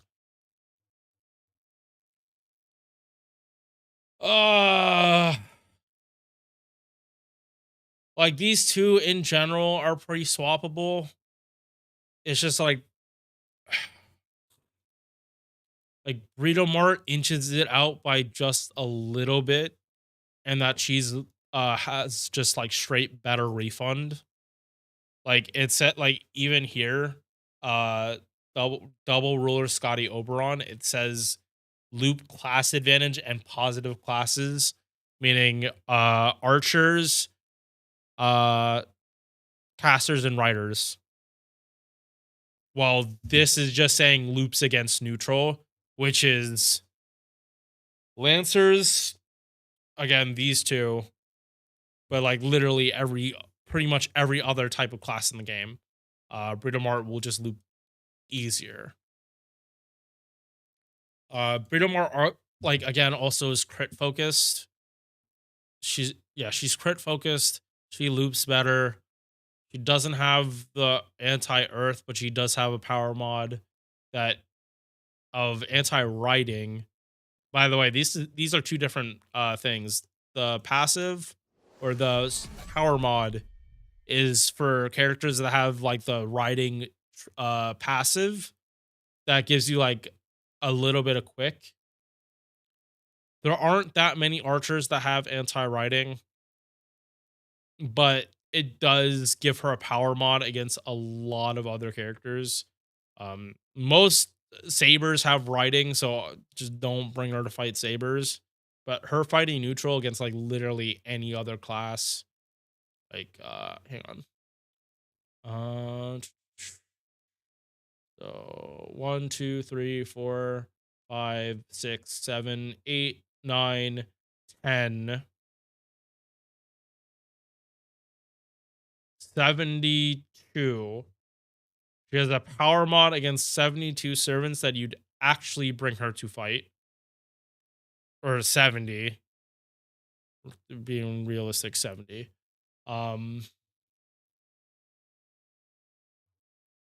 Yeah. Yeah. Bradamonte just doesn't have she's only good for looping, and even she's better at looping. But not like big enough to matter. Like technically you can swap these two around, but she has double buster, double quick. Like her buster cards just fucking slap the shit out of everything. And Bradamonte would just have issues with that. It is what it is. All right. Welfare, low star, melt. And after melt, I'll bring up Percival. It's kind of that same issue. All right. Base attack 9.2k, good number. MP charge healthy at 0.76. Deck, these arts cards not great, but melt specifically has a very strong chance of critting on her arts cards when she needs to. And just flexible and how she functions in farming. Her arts card is really, really special, and then it's a 5-turn, like, even though it's 20%, it is a 5-turn duration on a 4-turn cooldown. So this is probably one of the easiest to double stack buffs in an arts team that you can possibly imagine. And if you have skill reloading and you use her in a Tomo comp, you can pop the skill back to back, which is really crazy. Yeah. I don't think you can triple stack this outside of like some really wacky card team comps. And I don't think those comps are worth it just for this, but it is something. There aren't many skills in the game that have a higher uptime than they do cooldown. Like I can't even say downtime. There is no downtime with this. Second skill, invul for a turn, buff removal resistance 100%, and changes the field to water side. So any servants that have to do water side buff shit, melt guarantees puts it on. So Nemo, if he needs it, like that's part of your setup. It's you're fighting casters and archers. hey, Melt can really make Nemo pop the fuck off, especially if that like the chunky caster is the final boss. Like it's a 3-3-1, and the threes are archers. The final one's a caster. So basically, the 90 plus plus for this lotto if they actually wanted to make us suffer.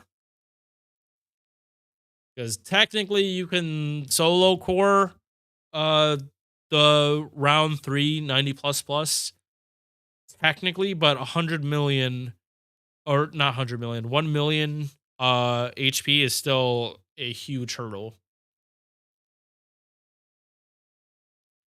Third skill is what make, like, technically I've used her in farming recently too.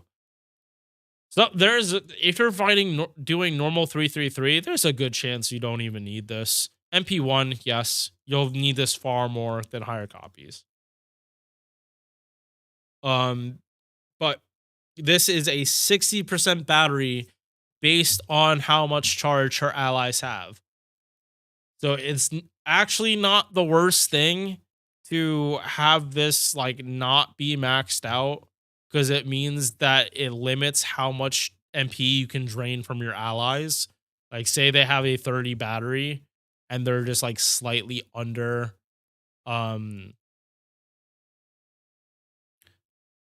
yeah, say or say their battery skill isn't maxed out, but Melt's is, and they were at 100%.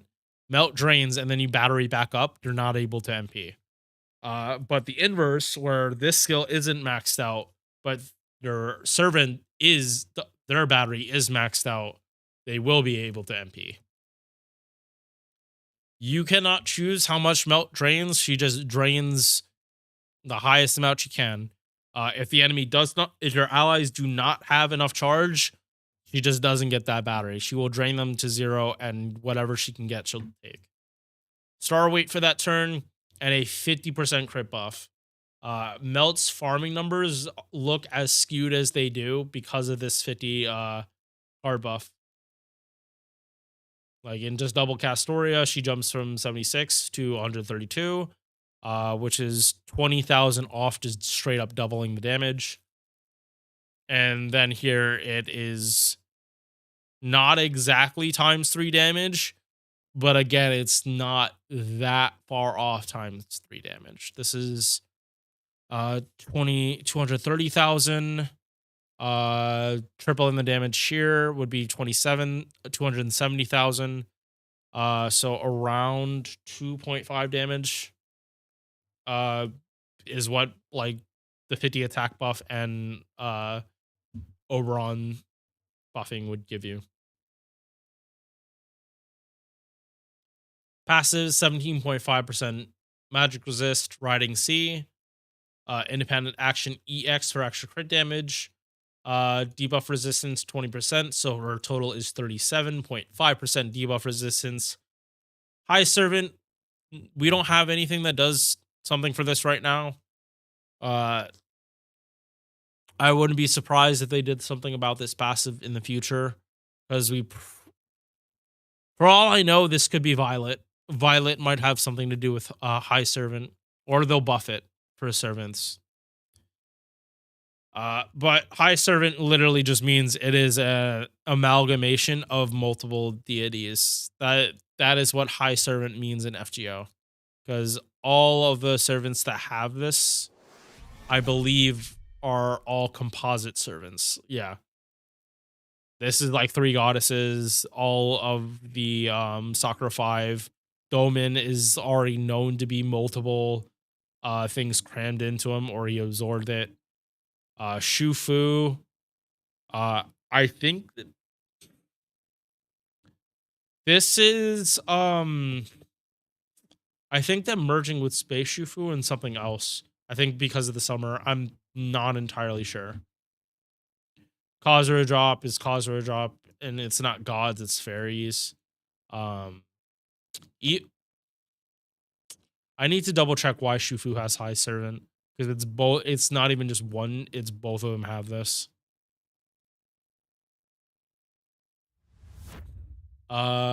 Meta loading for looping ease. Skill reloading for some funny shit. And yeah. MP removes all enemies' evasion buffs while you're on water side. So yeah, you don't have to worry about dodges as long as it's in her normal farming. Which enemies don't have dodges. You don't leave them enough time to do that. But pierces defense always, and star bomb at the end of the MP, which is pretty nice for art servants. They don't make stars that often. And like she has very, very consistent loop numbers, even though she's only a 3-hit. Because going back to that, most 3-hit arts MP servants also have gains that are like 0.6, 2.5. They're usually not that good. Part of the reason why her looping is as good as it is. She has like decent gains. Like Muramasa, like he is meant for use with double Castoria.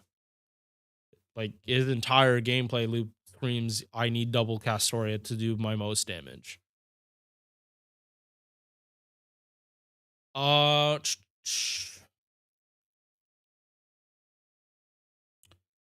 Melt goes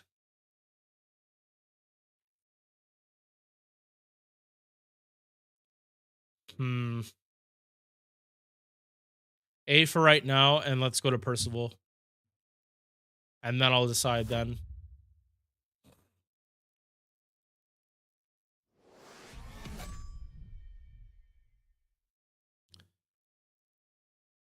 Okay. So Percival, lower base gain at 0.64%. Lower base attack too. But he is so fucking consistent. And for looping, he only needs 1 skill level. You literally don't care about anything else for him. Yep. 0.64. His face art gains aren't great at all. Most of his gains come from A, his loop, B, him getting hit, or C, just like doing arch chains and like you're not worried about the crits. 2 buster cards though, so he gets more damage. His chains look pretty nice.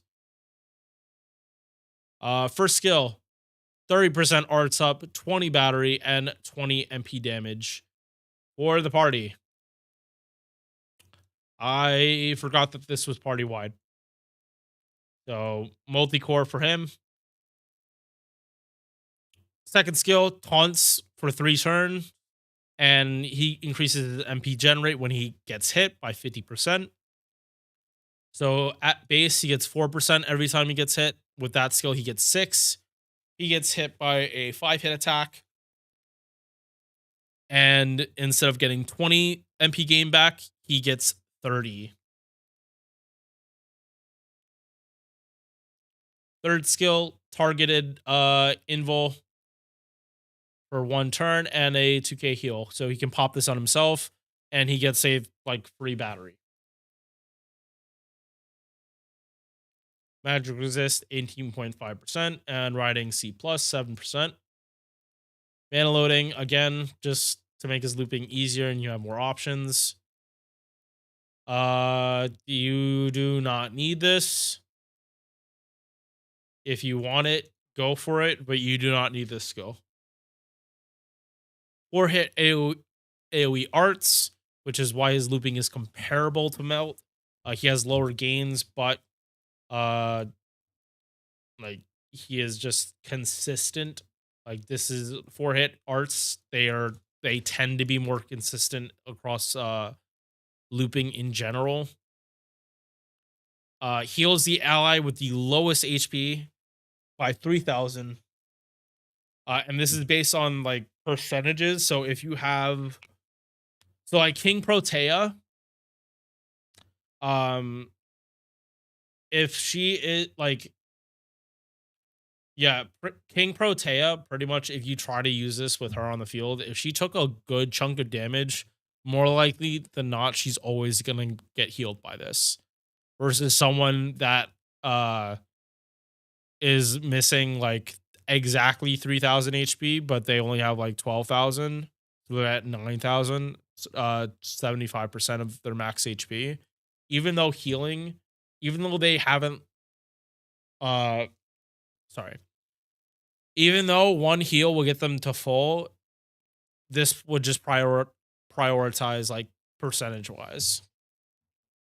So if that other ally gets hit a lot lower, it will get healed. But King Protea, when her HP is as big as it is always going to get priority for effects like this that target based off a percentage, not max HP, like not by HP loss. This is weak-ish scaling. It's a good starting number, but it scales kind of low.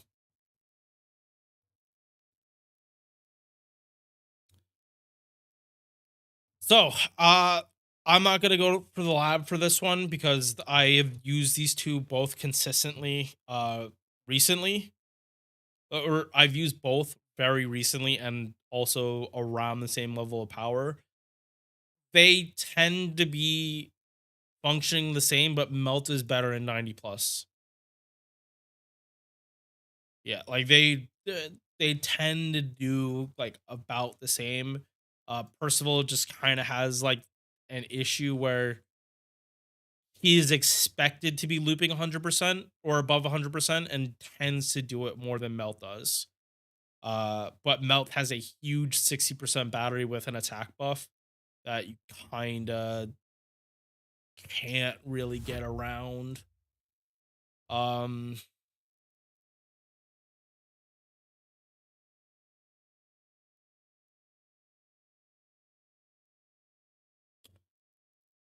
I have started to come around though that Melt functionally works a little better than Percival. Yeah, before I did think Percival was better, and I still do, just um not where it matters. Like he's better in 3-3-3 farming, and at this current point in JP, being good at 3-3 farming isn't that's nothing really special. Like you can do 3-3-3 farming isn't hard to do at all. It's not hard for quick, and we saw 4-star quick units loop 100% in 3-3-3 farming. Like an art servant just being good at 3-3-3 farming isn't like it's not something that I need to prioritize over other aspects. So, um, if we were taking into considerability though availability, Percival would go up because you're more likely to have a higher copy of Percival than you are Melt. And I think in one of the earlier tier lists, I might have made that point, but this is talking about MP1. I do talk about availability, but usually that doesn't matter when we're talking MP1. Because if you have the servant, you have them. It doesn't matter if you have a higher copy. All right. I'm gonna take a bathroom break and then finish this up. Because we have 8 more servants, and I know I can sit down and get the rest done, and then I can smoke. All right. Oh, sick! It's 1 o'clock too. Yeah. By the time we're done, it's JP will be at reset, and I can knock out storm pods. All right.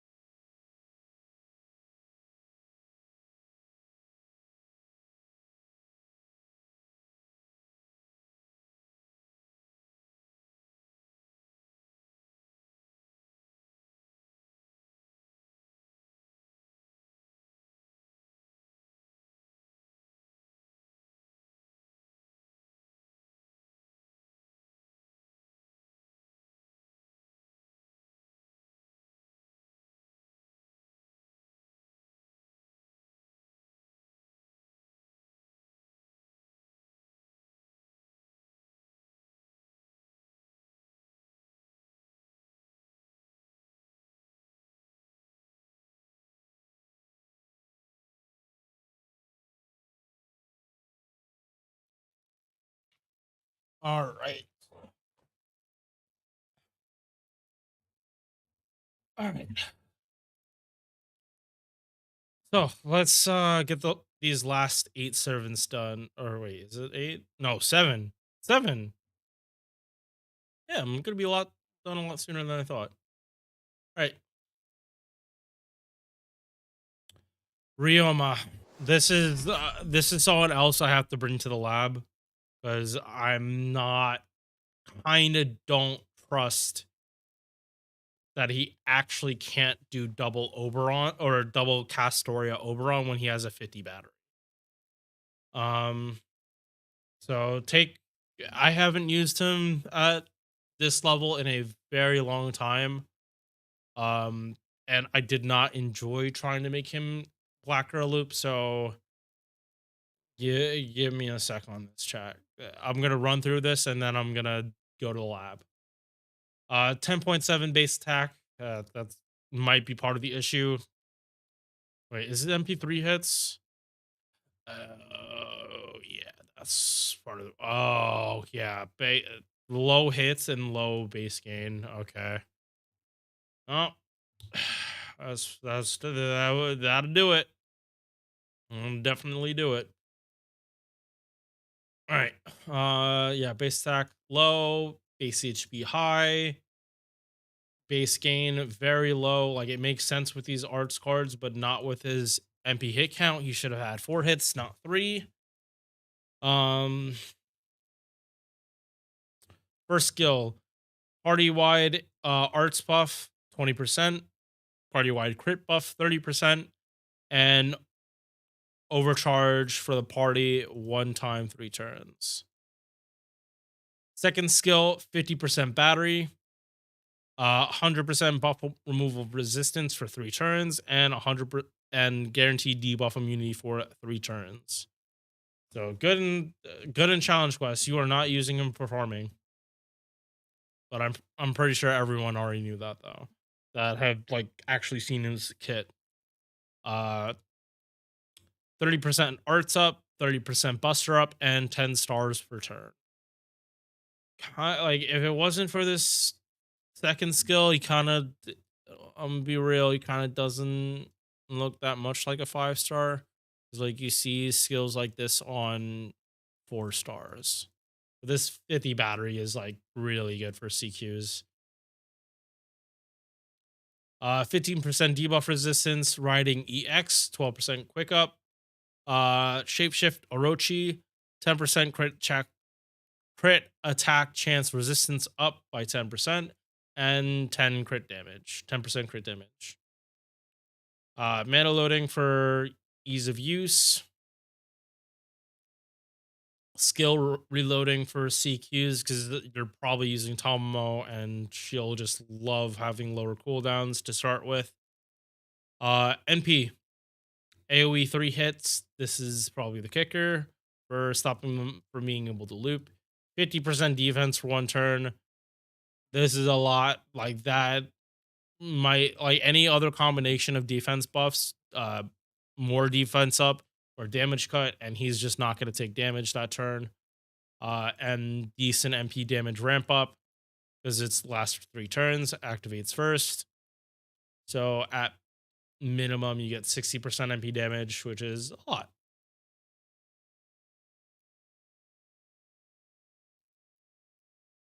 Funny that he has MP gain here, but not in the skills, because he would be better if he had MP gain in the skills. Like, fuck it, buff this. Yeah, no, buff this skill and give party wide MP gain, and then you can call it a day with him.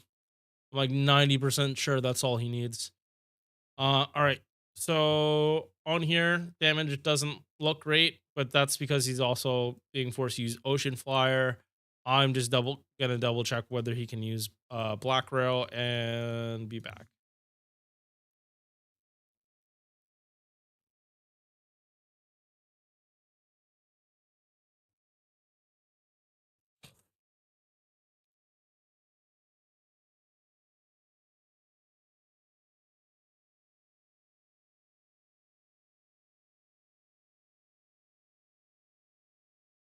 Hmm.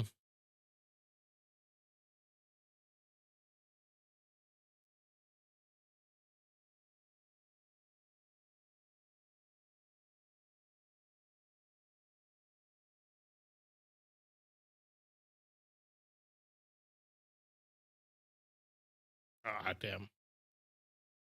Misclick. Wait, how did I skip? Oh, wait. How the fuck did I skip? Oh, okay. Yeah, no, I got to go back because I made the mistake of skipping ahead too much. That now it just looks weird. Okay.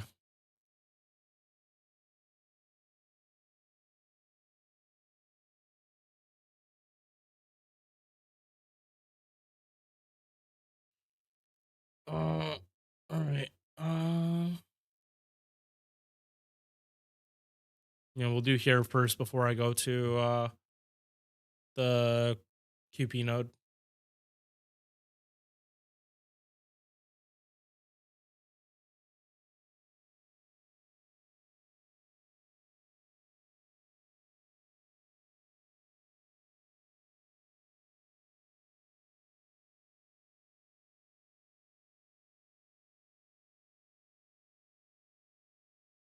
What the?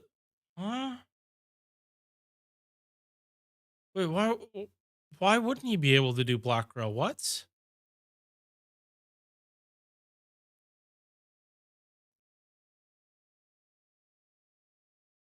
I'm so confused. Yeah, wait, how could he not do Black Rail? How could he not do Black Rail Oberon? I'm so confused by this. Why someone would think he wouldn't be able to do it.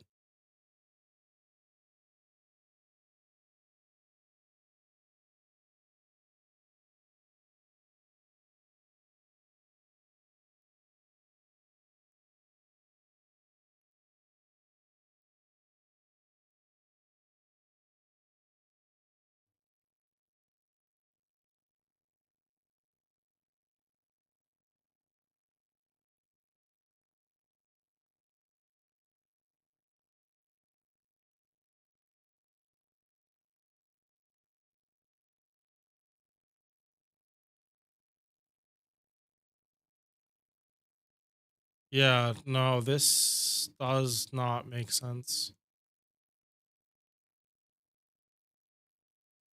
Yeah, no, that does not make sense. Why is it because he can't do against berserkers? There's no way that's the reason.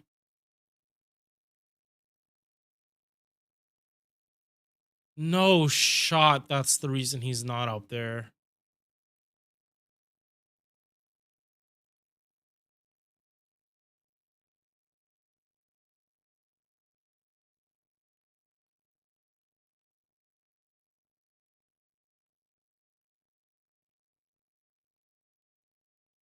Yeah, no, that can't possibly be the reason. It can't possibly be the reason.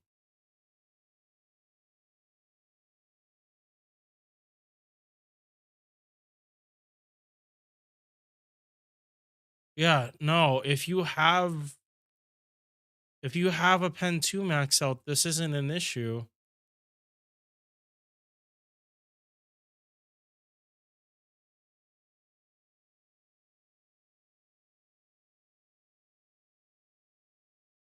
$44,000.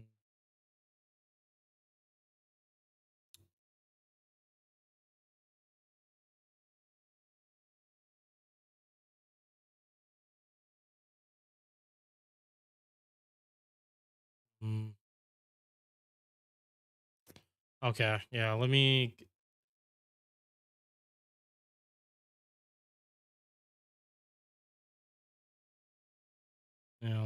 do this here to get the neutral numbers.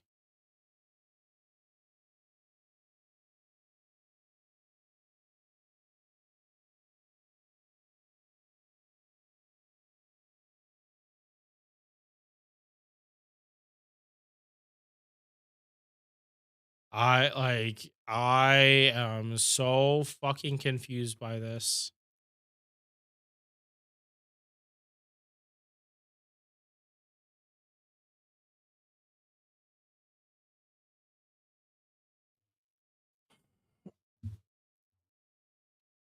$300 what?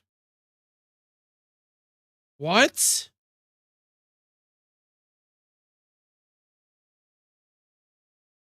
But I didn't pop Castoria MP either.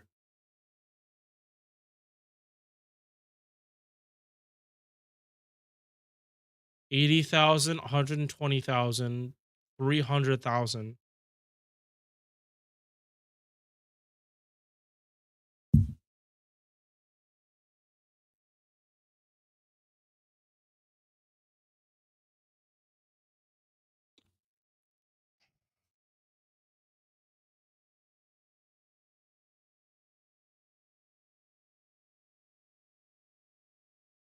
Oh, there's a 1.1. Okay. Okay, that does make sense. I knew this damage was a little too high. 298,448 divided by 1. 20, that's still high. What the fuck?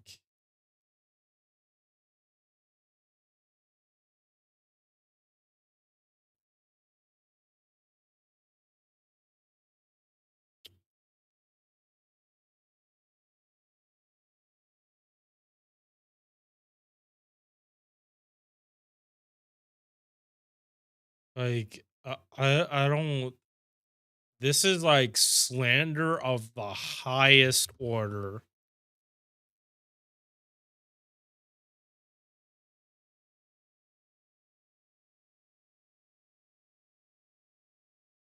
Well, okay, wait a second. But I want to test this first. Because this might be why.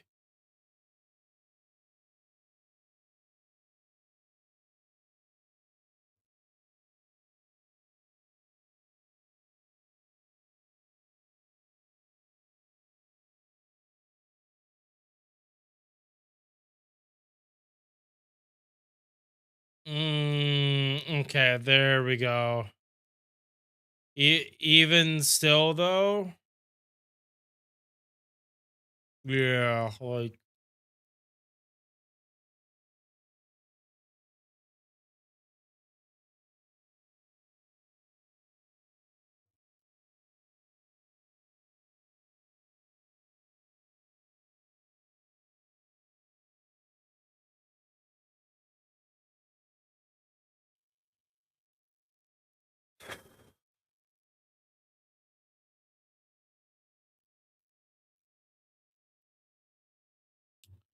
okay.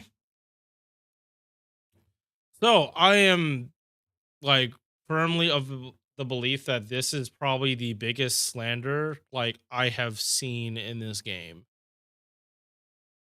This makes Ryoma look so much worse than he actually is by the fact that it doesn't show him with Black Rail. Because I just did the testing. I know for a fact he can do Black Rail. He has so much goddamn charge. It's actually really stupid. And he could, like, your Castorias can consistently be popping their MPs. They're, so, again, I'm probably going to start making my own spreadsheet for this shit. Because this was egregious. Now this damage might look low, but that's because he's not using Black Rail. I wanted to make sure that this was supposed to be an overkill problem, and I think it is. I think that this is just too inconsistent and like real quick. Like I'm not doing this. I don't really do these tests on stream. But Castories don't have appends. If they did have appends, this would work even better. And this is still him without foes. Even still. Even still, this is fucking slander. George, I don't mean to be shit talking you, but like you actually just made, you kind of do make like a 5-star look way worse. I really would want, like, if you were still updating this, I would definitely want to talk to you about it, but it's just out of date. And like, if this was a thing from the beginning, that is a lot of slander. Ryoma, damn, I don't even know what was going on myself then. You are at least here because you might not loop 100%, but you have so much charge you don't need to. If we're doing apples to apples for teams, like, you have so much charge. And again, that was MP1 I was testing. I can promise you it was MP1.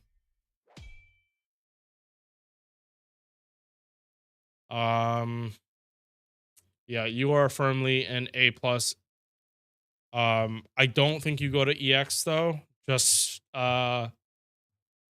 because Retra. And since I'm already doing this far out of order, we'll do Retra, and then we'll wrap back around and finish with Don Quixote and Bima, and then Dobrynya.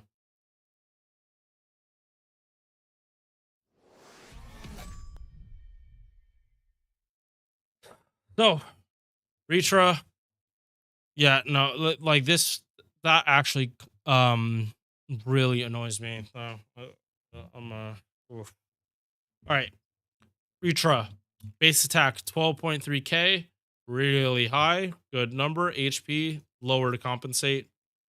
MP charge 0.54%, so 0.08 higher than Ryoma. But Retra does not have nearly as big of a battery. 4 hit on quick, 3 hit on arts, 1 buster card. So yeah, the comparisons, like, Ryoma would have better carding, but he does not have any crit damage. To make use of this, like, you are going to have to give it to him. Vitra, she can make the stars for herself, and she is supposed to be critting. 3-turn arts up 30% and a 500% star weight to her arts card. So even if she doesn't loop 100%, if she crits on her arts card, it's going to, like, get her back up where she needs. Second skill, party mod, power mod against divinity for the entire party of 30% and a 30 battery. Third skill, guts, 1 time 5 turns, ups the MP damage or gauge 10% every turn, and 20% MP damage for the party, but this only happens once.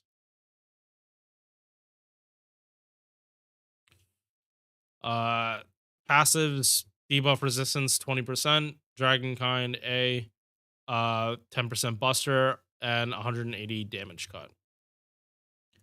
MP, 3 hit AoE arts, reduce crit attack chance, and arts res down, base 10 ramps up.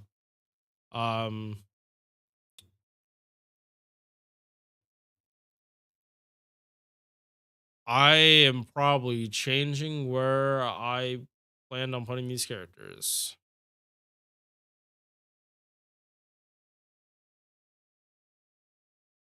Yeah, so her power mod against Divine, that would be nice. But the thing is, it's in the same spot as MP damage, and if we're talking just looping, it makes way more sense. Okay. So I truly thought Retra would definitely take it, but she just doesn't. Like, the biggest difference is base attack. 100% the biggest difference is going to be base attack and overkill. But the thing is, Ryoma kind of has so much charge, it kind of just doesn't matter.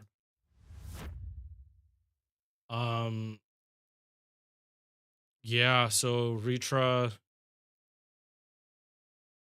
keeping it like that. Um, I'm not gonna put one of these four into EX, mostly because all four of them are pretty swappable. It's just these two are gonna be better or just have better charge situations than these two. Yeah,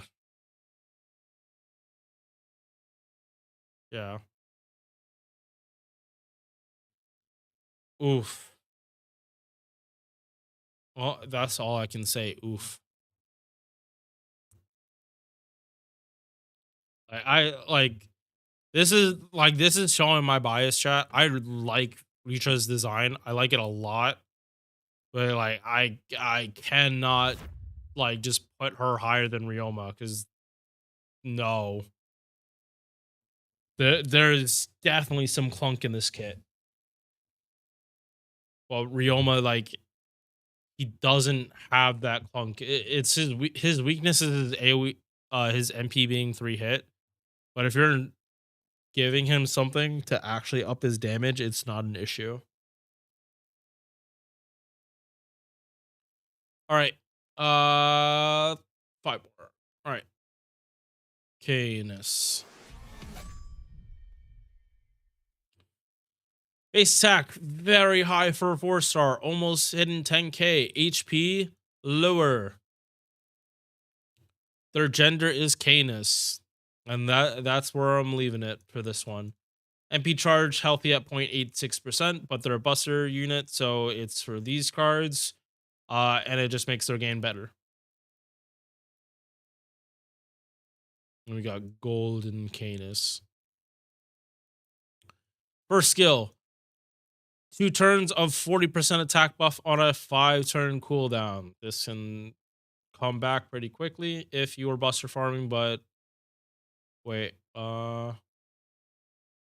okay, so this is another character that you can actually do. I have to go to the lab for Canis because this is a character that again can start from 60 and might be able to do some nasty stuff farming.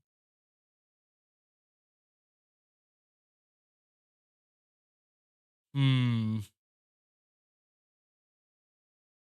It's really unfortunate that this isn't 3 turns. Because like in my head, I'm thinking like what numbers Canis could actually hit. And the fact that this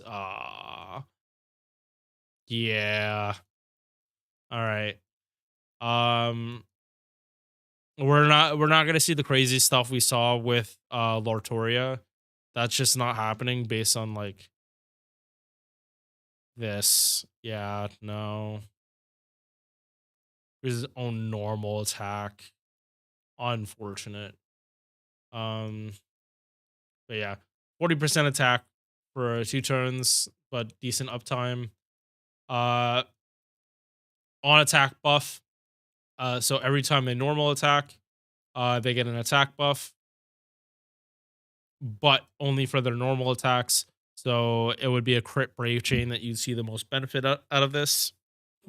And it's enough that your extra attack actually would get the benefit because an extra attack is considered a normal attack. Normal attack just means like you're not MPing. And when you normal attack, you put attack down. 15 stars per turn and 20 battery. Yeah, that was a needed buff. That was a very needed buff. Third skill, 3k damage cut for 3 attacks, 3 turns. This is massive damage cut. Like, not face tank MP damage cut, but still really big damage cut. If you get other defense buffs, like Canis just doesn't take damage. Guts, 1 time, 3 turns. Decent uptime. Yeah. Fast skills, 15% debuff resistance. Man's enhancement EX, 12% buster up. And arts up. Mana loading for farming? Question mark. I'm going to see how much that looks. And this is going to be required. So you need both of these. MP, AoE Buster, ramp up crit damage of 50% for 3 turns. Activate doesn't matter whether it activate first or not. But for just laying down the Buster cards, oh boy, you are just spamming Buster crits. MP damage ramp up base 20 and scales with OC up to 30. So this is a lot weaker than what Ryoma's was. All right, so let me just quickly run through and see what kind of damage we're working with. And then I'll get back to you on placing Kana.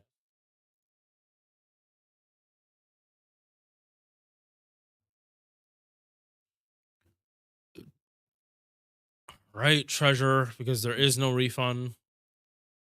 Makes this nice and easy. Um,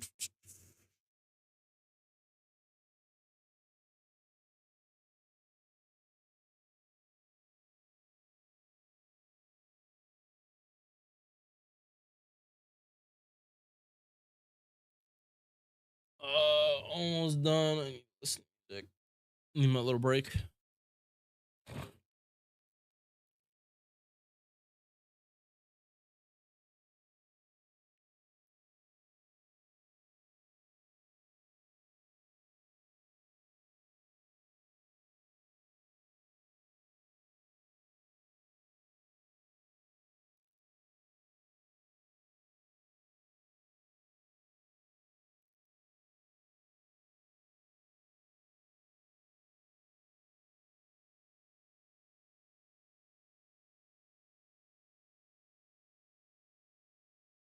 That's all. Buster up. Charge MP.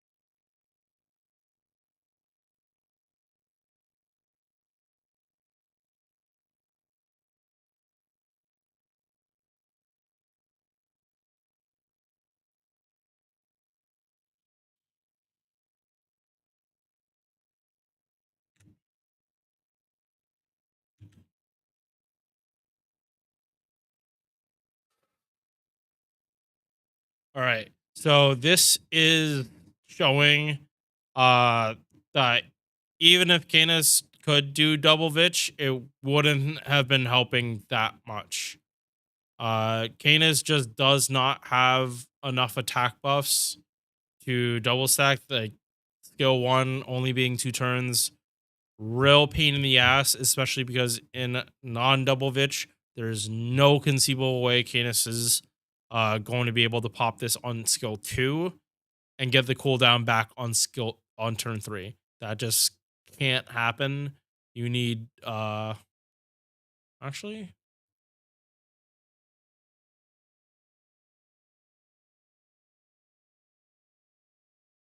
no, not possible. You would need it. You have to pop on turn 1. Yeah. Pop it down for 4 turns. Reduced by no. Canis just needs far more buffs. The fact that they can do farming at all is surprising. Like, and you're not starting with K scope.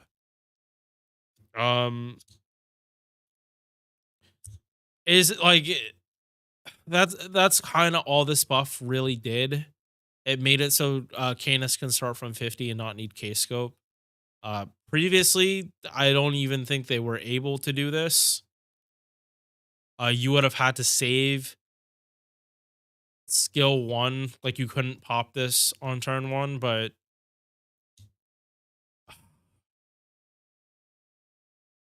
like, this is pretty much like this amps you up for like later turns. Like turn 3, you basically would just double stack this and MP Buster, and just like make your Buster cards just. Oh no. Oh, that actually works out so well. Your extra attack will get 120% attack from this. Assuming you do not face card, like you're only MPing like the first few waves, and then turn 3 you get MP Buster and then extra attack. That's when you'll see like a lot from this. But that is again super niche.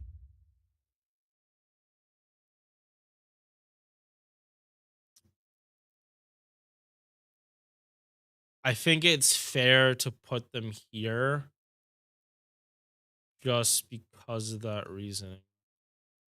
1 second. Neza. No, your battery's on that 7 turn, not the 5.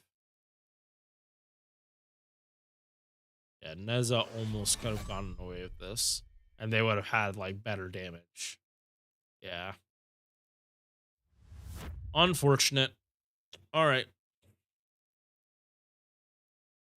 So C tier. If there was a C plus, I would definitely give it to Canis. Like 100%. If I made C plus, Canis would go there, because that like roided out by Vitch's Buster crits, like Canis would like that is a lot of attack up for that final Buster crit. That's 80% attack plus another 40. Yeah, the Canis can get some pretty big spikes, but unfortunately they are held back. Okay. All right, Grand Roma up next. And after this, 3 more.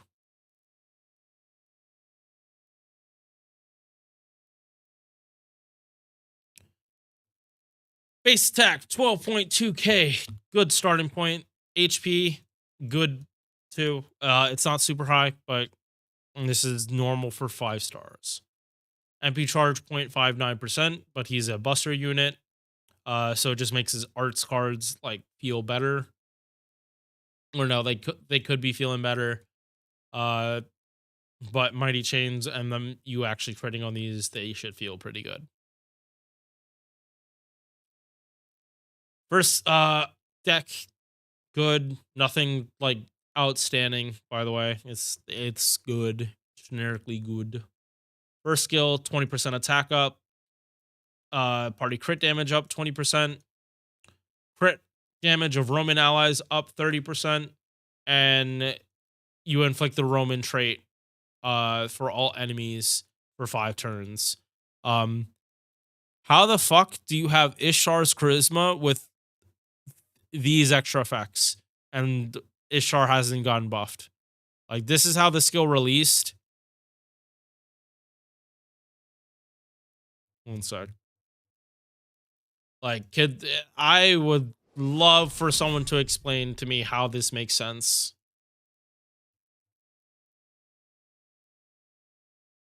How does this make sense?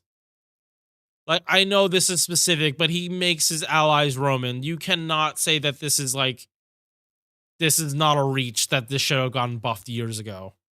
You cannot tell me that's not a reach. Because Romulus literally has Ishar's skill, but just factually better. Doesn't, like, even if she had this shit on it, like, yeah, it wouldn't help her, because she can't make people Roman. But fuck, like, males. She buffed male crit damage by 30%.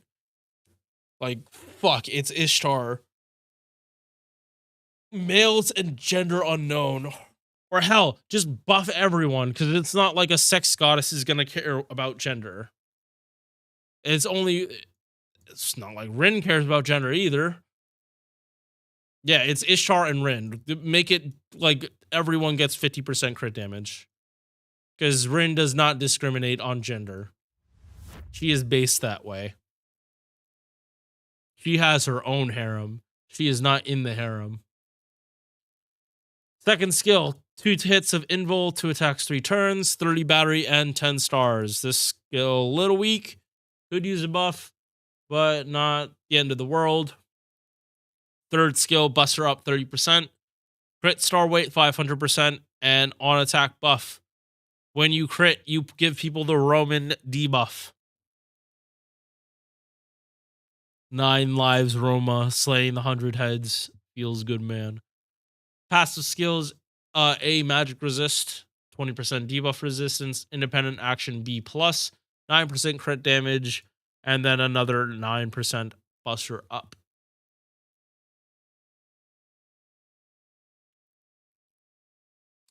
Passives, definitely mana loading. Do you is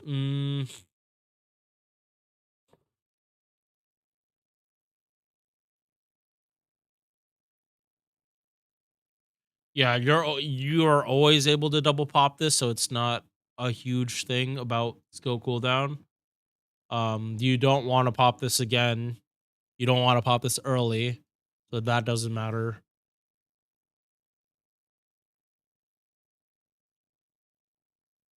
Yeah, if this is on a 5 turn, I'd be having a different conversation and trying to see like if he can't do Black Row, I don't think. But he can do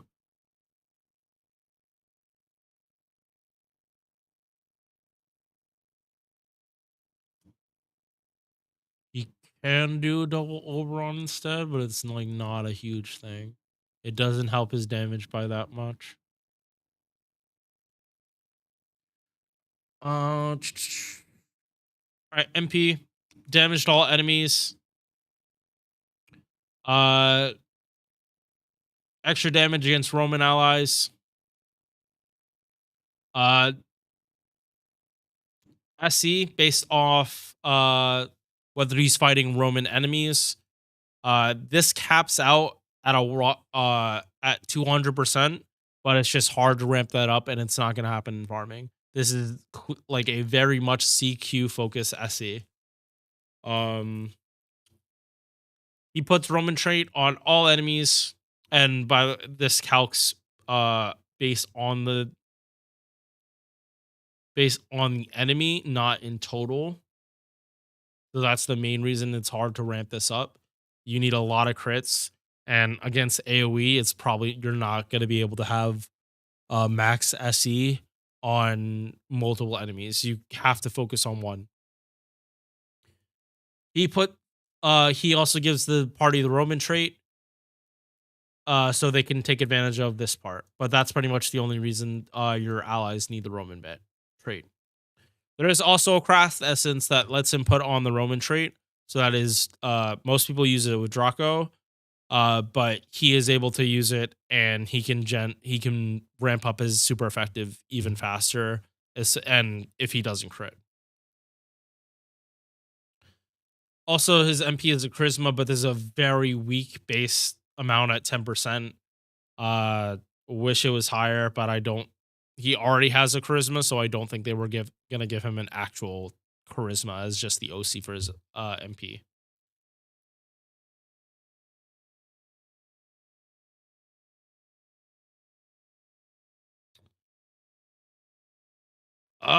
You go into A. Very nice crit focus. But your SC takes a lot to ramp up. And so your farming is lower than it could be, but your CQ utility, or not even CQ, just like Chungus boss fight, you work better. But Aresh Khan has SE and just functionally is less likely to die and is more likely to keep the rest of your party alive. Roma has very, very high highs, like insanely high highs. But if the enemy gets cleansed, you're kind of just shit out of luck. Yeah, no, that's the other thing. If you're fighting someone that's debuff immune, like he is actually shit out of luck. And not only does he not, yeah, he can't. Um, mm,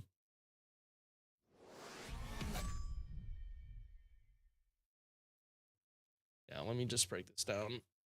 Here, Roman.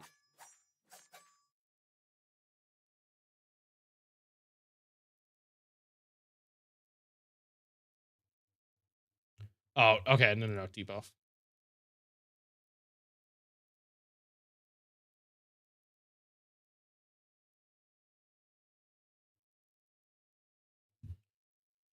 Um, yeah, I don't want to talk out my ass whether or not this can be cleansed or not. I would assume this could be cleansed because they're specifically calling this a debuff, and I believe it would have to fight magic resist as well. Um, yeah, like that is the only reason he's at A, because I might be wrong about that, whether or not like it can be cleansed or not. But the fact of the matter is, if he can't land this, his damage falls off a cliff. Like he needs to be able to make his SE to let him do good damage.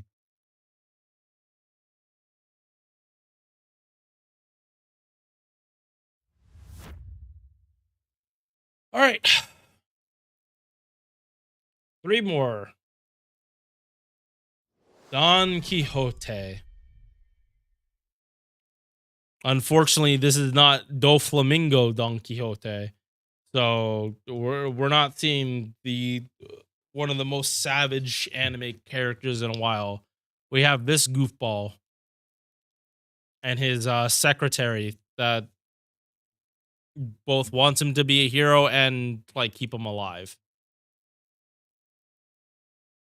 The shadow leader. Yeah, so Don Quixote Sancho Panza is the horse, and then another character from the story is merged into the horse. Base attack, it is lower. HP, it's not super low for a 4-star, but it's not great either. MP charge 0.71%. This is Karna's deck with better hit counts. Yes. This is Karna's deck with better hit counts and gain. So good. First skill, 20% car buffs for Quick and Buster. Not great. And a one-time 3-turn guts at 2k, up for 3 turns, down for 3. Yeah, no, this skill could definitely use a buff. I don't like these being 20% unless it's party wide. Second skill, 20% attack, 10 gauge per turn, and 10 stars per turn. He recently got this skill buffed. I forget when. But they got rid of his demerit, where before he used to drain his HP to 0, and you needed to have your gauge higher than 30 to do this. Now they got rid of the draining it to 0.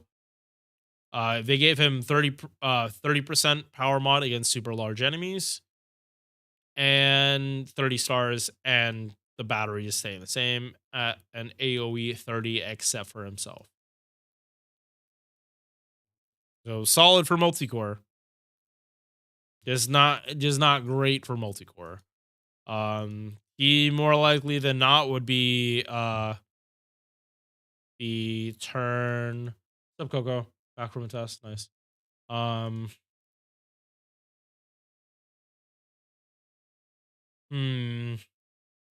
Yeah, no, he functions pretty well in multicore because your support and your other DPS are going to be able to MP easier.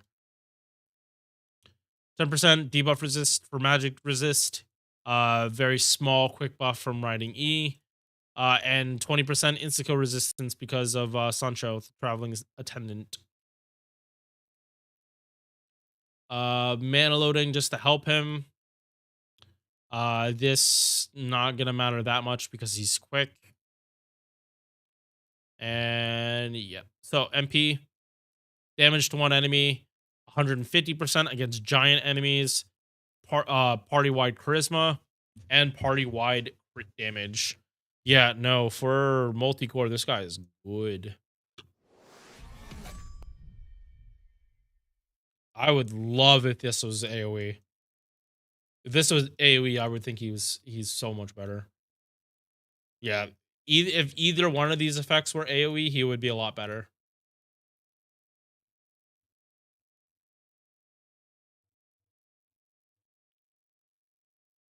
All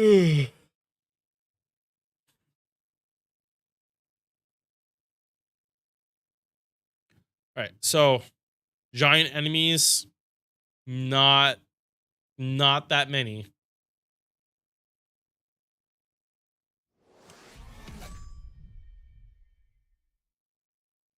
Super large, not that many. But you can see here King Protea is on this list for both of them.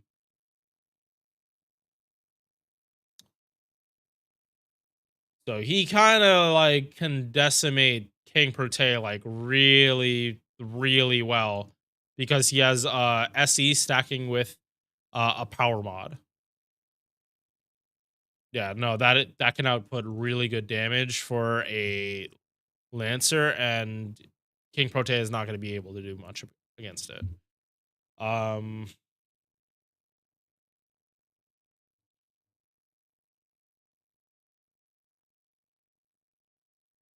And it looks like if something is giant, it's also super large, but not, it doesn't go both ways.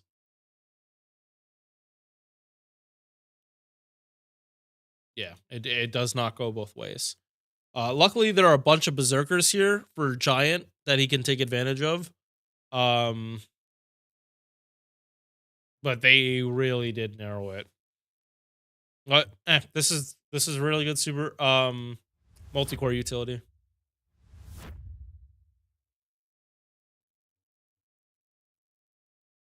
Power mod against giants. Yeah, no, that honestly is helpful. And with his bond seat, like again, if they made that a passive, like that would be very, very nice for multi-core.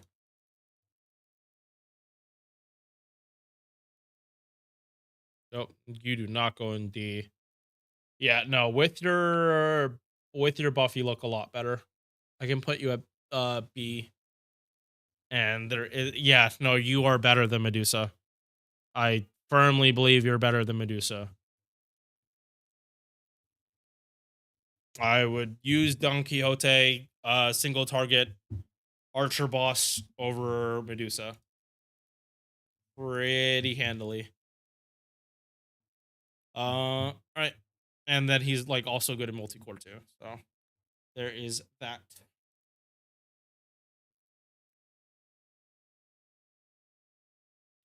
All right, two more, Bima and Dobrynya.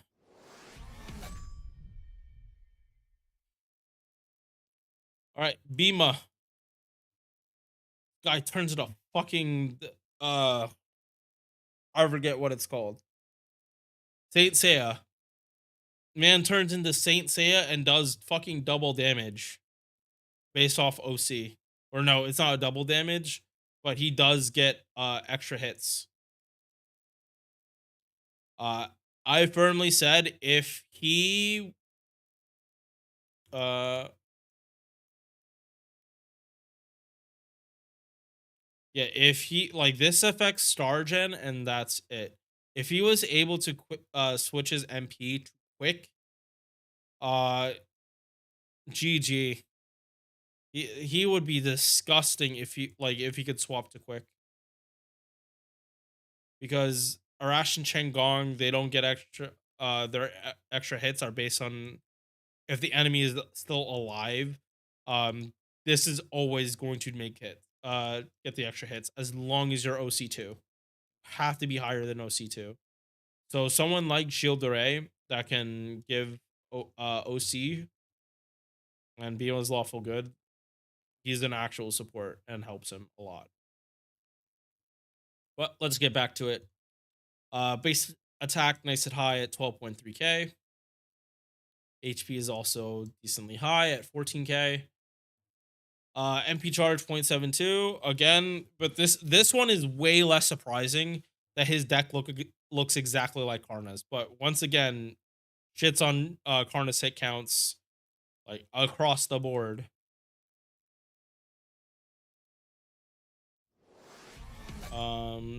Again. Oh, Satan gains. The fuck? They literally just took Karna's deck and made it better, and then called it a different character. That's a little fucked up.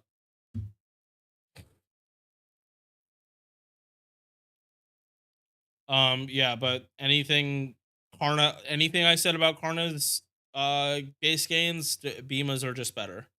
They cannot possibly be worse.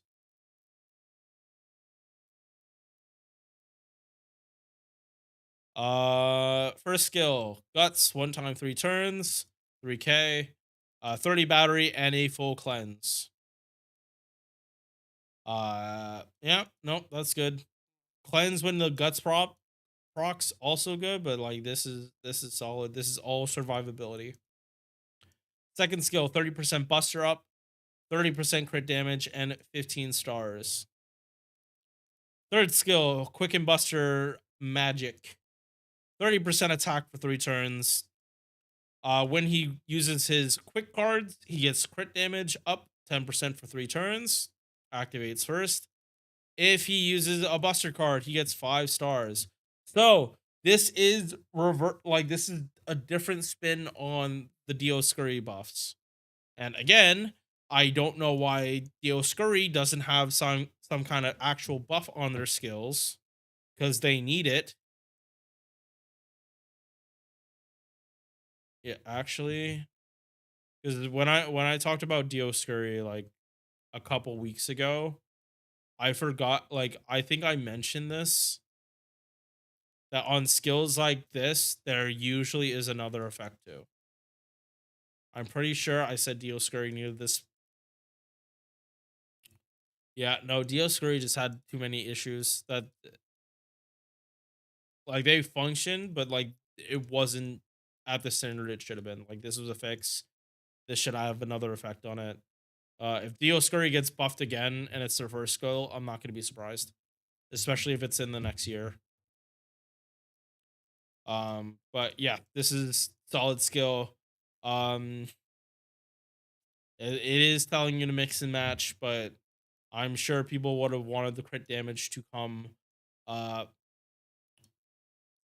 from the crit damage to come from the buster cards, because you're much more likely to be hitting buster cards, and also the MP count. So on MP activation, you do gen 5 stars automatically. Magic resist C, 15% debuff resistance, complete poison immunity. You're gonna want mana loading, skill reloading, anti berserker, really fucking nice. Yeah, like Vima kind of wants everything, but he can make do with this. And he doesn't need. No. He actually does. He does want skill reloading, but just not in the normal way.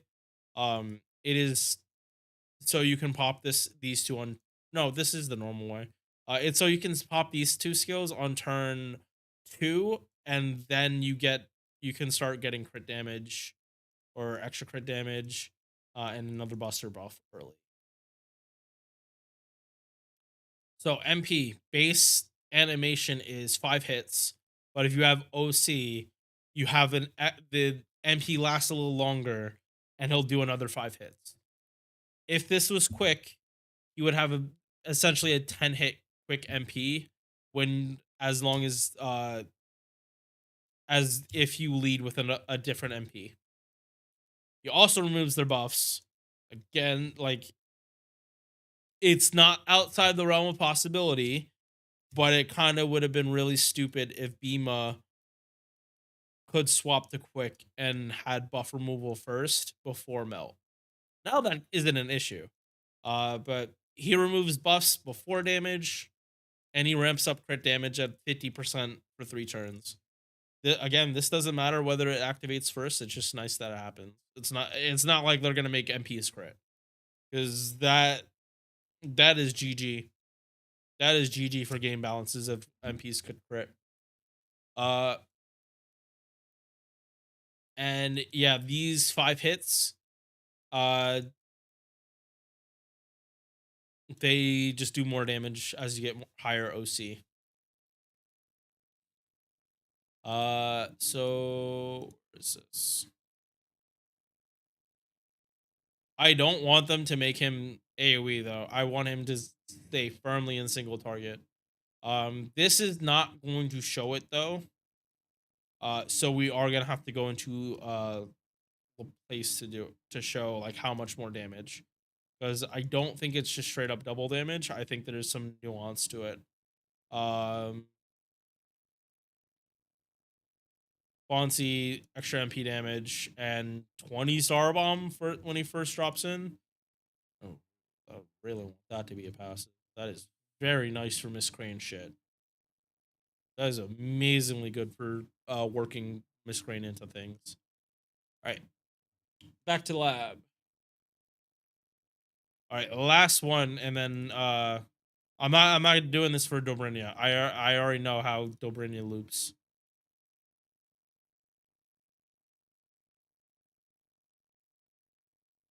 Uh,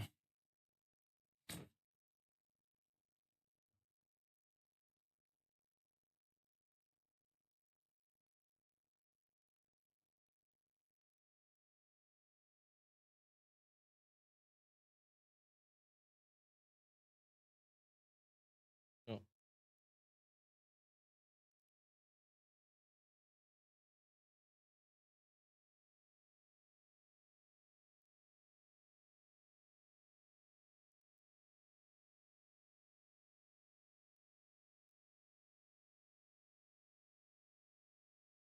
All right.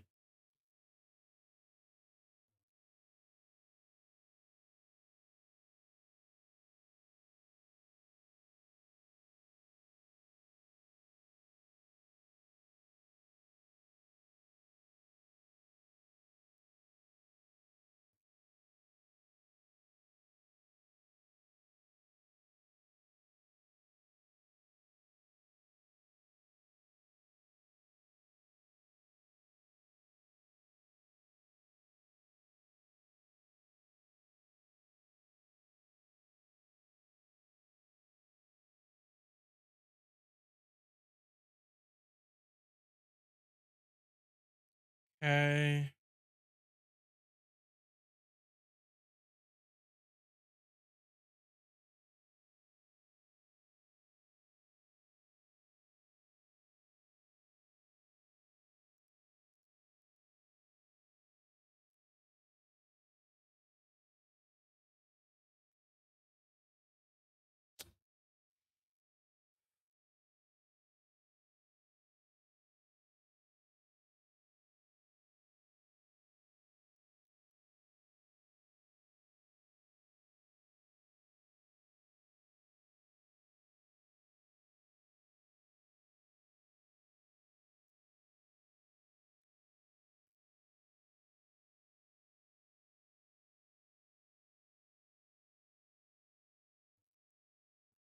Oh, so that's yeah. Okay, so different damage instance. Got it.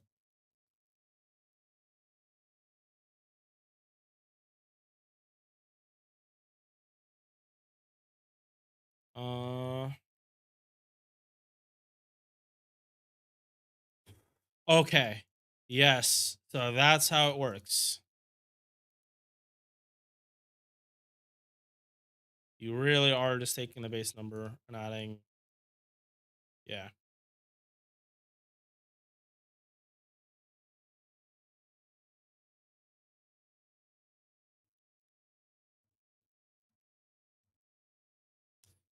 Okay, so this for some people might be a little complicated to understand. Um Basically you're gonna have to like divide um we're not trying to explain this cleanly. But basically, like this is two separate damage instances that takes all the scaling into consideration. And at MP1, this actually ended up really clean. Like as you can see here at MP1, um, the damage multiplier is 600%, and then the first stage of overcharge is another 200%, and it lines up pretty cleanly here. 600,000. Um, and this is just like me double stacking Bima's shit and everything. This isn't practical, but this is just how it ends up. Uh, the Valkyries, thanks, bro. Yeah, no problem, Coco. Um, yeah, so it is literally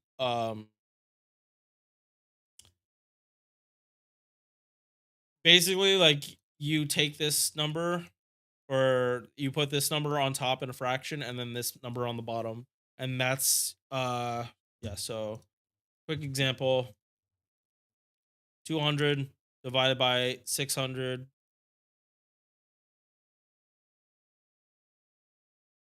third,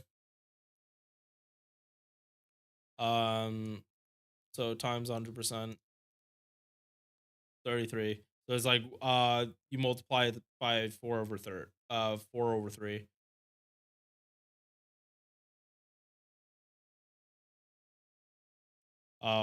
To get the increase in damage, but that's only for this. um like at MP1, this 500%, this extra, the extra hits of damage is gonna come very close to like the actual MP. Um, but it's hard to get it like exactly doing like an extra 50% damage. It's almost never gonna be an extra 50%. And again, the scaling is a little weird. So if you don't know how the math works, you might uh either you're probably not gonna get the calc right on first try if you try to like do this in your head, um because you're like always going to need these multipliers. um yeah, like this is fun, like this is taking the base number. How do I like explain this? Oh, this is like getting extra eidolons in Honkai. How it those extra levels, like 3 and 5, those extra levels affect the modifier of the actual the skill, the ultimate, all of that. That's basically what this is. Um, but like it affects things differently. Like it's always gonna be like a consistent amount of damage. Like an extra 20,000, 200,000 damage is absolutely nothing to scoff at for single target farming. That isn't nothing, but this is something you definitely need to be building for.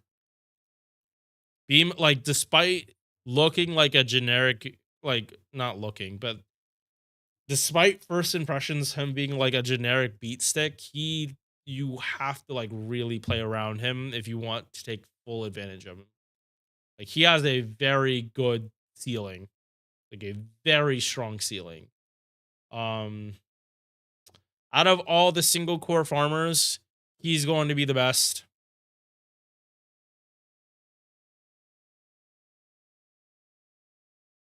One sec. MP damage, yeah, super high base damage. Does have SE. Um, a third of this. Yeah. Okay. So, uh, 6 times 1.33, 65,000. As long as he gets overcharged, puts him like right under Enkidu's base damage. Um,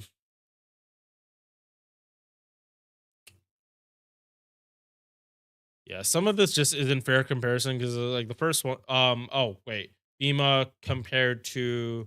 Oh, is it just MP2? Oh right. Okay. No, I'm dumb. I'm dumb for how I was trying to explain this. Is it you take this number and you add it? Like I'm sitting here trying to like calc like the perfect amount of damage. It's like this is how it works in the formula. You take this and you add it because that's how my calculator is showing it. In here that Bima's MP like almost right on the money. Like him getting MP2 is a 200% damage increase to the modifier. That's literally what this is showing. Like this all this extra decimals is because of rounding. Um yeah, so his MP1 is MP2. As long as you get one level of overcharge, and the higher you get of overcharge, the closer an MP1 looks like an MP5 for damage. Yeah, so that is, and his I'm only talking about the extra damage part of his MP. I'm not even talking about how nasty his crit damage is. The fact that he buff removes every time he MPs. Like he has insanely high damage that that will literally only scale up. His kit's great. Like, sorry if this sounds like a debate. I'm really sorry if I made this sound like a debate. Um, but Bima, like, I wanted to make sure the calc was correct. For how this actually worked in terms of like putting in data. Um, yeah,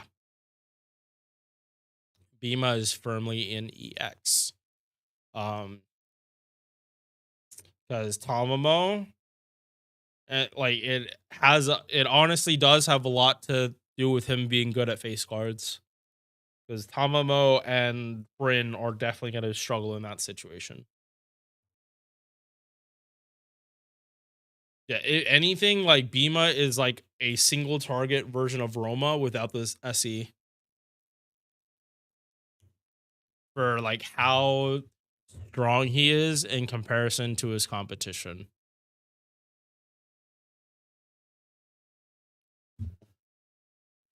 Like, if these two aren't getting SE, you're picking Bima. And even if they're on niche, you still might pick Bima.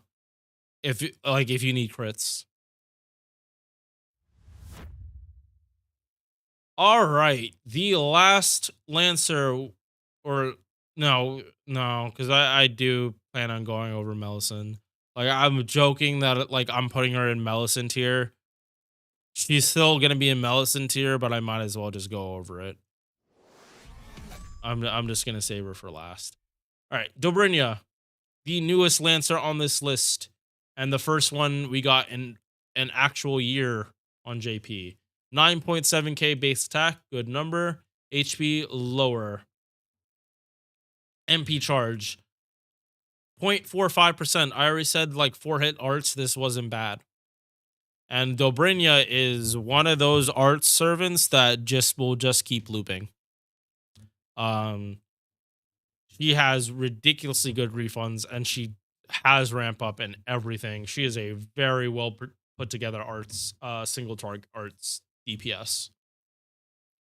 First skill, 20% arts up for 3 turns, 30% battery, and a 30 star bomb. Very healthy. Second skill, 20% attack, 30% crit damage, power mod against dragon for 50%. If she's on water side, 20% attack, 20% crit damage, 20% defense. What the fuck?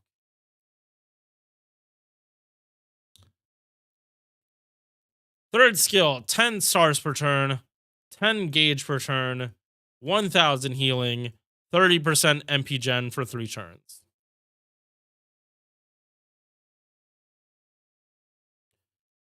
Definitely want mana loading for ease of use. Skill reloading for Tamamo comps. this can go down to a 4-turn. And if you get more cooldown reduction, you might be able to double stack this. Definitely little scary if you can double stack it. So Tamamo MP, and you are looking really good. Anti-rider, more crit damage, extra attack. MP, 5-hit single target arts, damage to one enemy, seals their MP. Reduces arts res down, so this is an arts buff for herself and the rest of your team. And power mod against earth attribute. This is not super effective. Super unfortunate, but I will take another power mod. I will take power mod over MP damage if it activates first, and it does.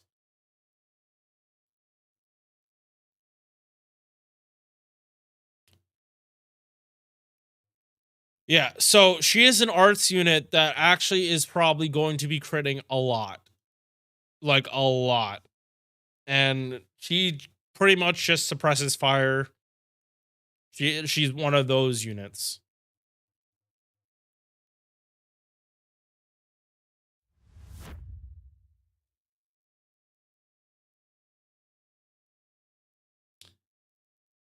If it wasn't for Melisande being Melisande, she would have earned EX immediately. I've used this character, and it is actually really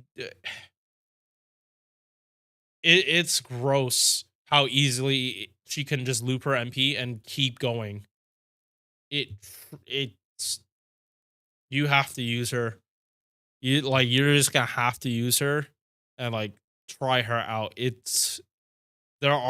She doesn't feel like a Lancer, honestly. No other character on this list comes.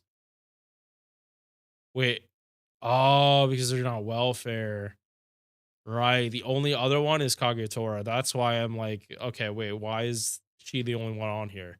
It's because she is the only gotcha single target arts Lancer.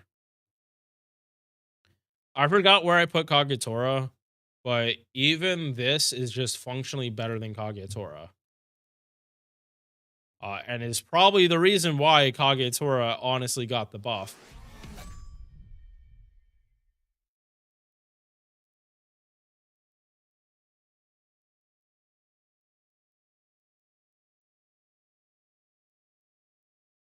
Yeah, no, Kagetora is literally Dobrynia, just worse.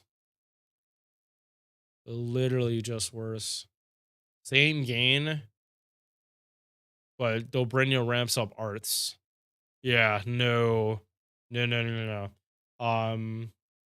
you have Dobrynia, you're probably gonna stop using Kagetora.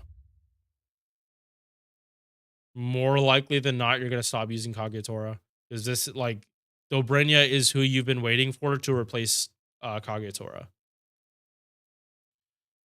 All right, once again, this list looks really lopsided in the B rank, but I mean B is average, so that does make more sense. And now it's time for the obvious one, the only servant in the game that gets their own tier. Not like I wouldn't even put Castoria in her own tier at this point, because so many other characters can kind of do what Castoria does. Like 4 years ago for Castoria, best servant in the game. No one can do what she does. 4 years later, she's still the best servant in the game, but other servants are able to now do what she used to. No one else used to have special invul. No one else used to have AoE 30 arts or AoE batteries with arts and all what she does. So many other looping supports exist now. Melisande is literally the only servant in the game that you can't replace because she does two different things and she does them so fucking well. She was the only black rail looping buster farmer for a very, very, very long time. And even now, like the servants that can do buster farming, most of them like her, most of them can't do it as easily as her. Her main competition on that aspect is Tiamat, and they do not overlap. Tiamat is for cavalry. Melisande is specifically fighting archers to see the best damage. So let's go down the list for why Meluko is broken. Base attack, very high.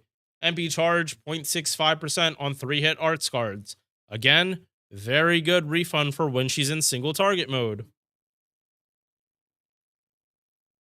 Hit counts across the board, good. Double buster, good. She can do might brave chains with she can do buster brave chains and she can do arch brave chains. It's literally depending on what you want. First skill, 40% attack for 3 turns, damage cut of 500 for 3 turns, max HP 2k, and a 30 battery.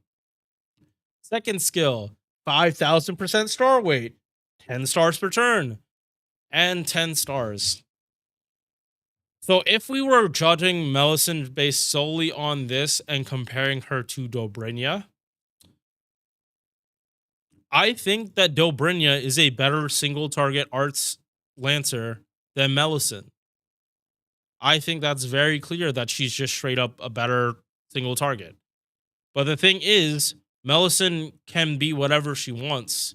And for multicore, her kit works better because she can just instantly swap MPs and MP on that turn. This is why she's broken. It's because she can do this and swap to this and loses absolutely nothing besides what the buffers. You can run her with a full arts team and only give arts buffs, and she is fully functional and has more to her kit than, say, Li Xuan. I would use single target Melisande with only 2 skills over Li Xuan. Would I use single target Melisande over Dobrynya now? No. Dobrynya, I think, functions far better. So this Melisande tier is only held up because she can just swap instantly. She also gets an invo for that turn. And when she's already on buster, because there are 2 different looping things here, her starting in 3rd Ascension, you not even taking advantage of the 30% battery. It's weaker than Black Rail, but not by that much. You only squeak out another 30% MP damage off this.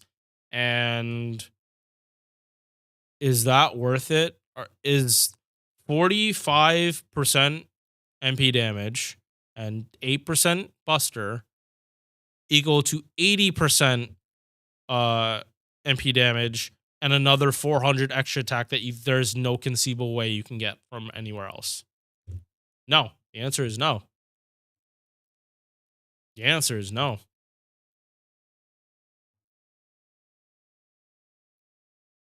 Magic Resist B, 17.5% debuff resistance, 9% arts up for territory creation. She doesn't have an arts car buff anywhere else in her kit, so it makes sense. Pens,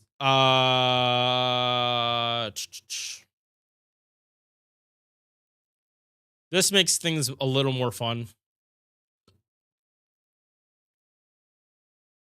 I believe you can pop this. Yeah, no, it doesn't change anything.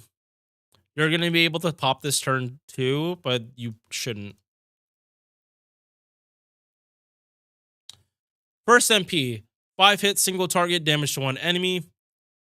Damage taken 1,000 for 5 turns. This is the worst possible normal effect you can have on an MP. It's not even a normal effect unless you're literally just trying to debuff someone, in which case there are so many more debuffs I can list off the top of my fucking head that would help you more than this. This is the opposite of damage taken. No, not damage taken, damage plus. This is what Helena has on her second skill that everyone complains about. also 10 stars, and then this is the real normal effect.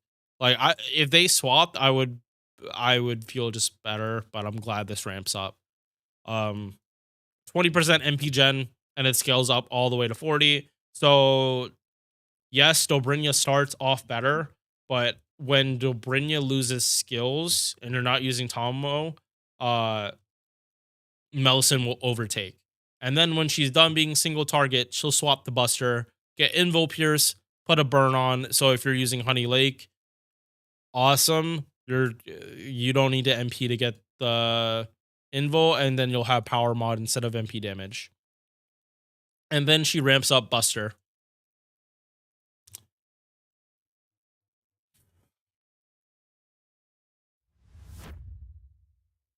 If you can look me like dead in the eyes and say Melisyn doesn't deserve her own tier, or that there are characters in the game better than Melisyn that are also Lancers, um, yeah, I'm not gonna take anything you say in the game seriously. If you say Melisyn needs a buff, I can't take you seriously. If you say Castoria needs a buff and seriously mean it, I cannot take you seriously. Um, yes, MP1 damage might be a little lacking, but that again, that's what Black Rail is for. And if you don't feel like using Black Rail, you can still use her for multi-core for 6 CE bond farming, and she's still gonna do really, really well. All right. This turned out to be a lot shorter than I thought it was gonna be. Taking out the gotcha servants taking out the welfares definitely helps make this list easier for me, like comparison wise. Um yeah, out of all the characters I am like the most surprised about on this list, it's Parvati and the Valks. No, sorry. Lulter and the Valks. Because I was fully prepared to put Valks in C, but their refund is actually good. It's just they're missing that little oomph. Um yeah, like between these two, it's like Valks could use a skill buff and they're fine. Parvati would want an MP buff to be fine. Because if she loses her demerit, it literally is not going to change anything for farming. Her getting her third skill buff, not going to change anything. If they make her second skill 3 turns, it's going to help a lot, but not. I don't think they're going to make that skill 3 turns. I don't think they're going to give Parvati a 3-turn 50% attack buff. Her MP getting buff makes. Wait, it's not buffed, right? Let me just make sure I did not.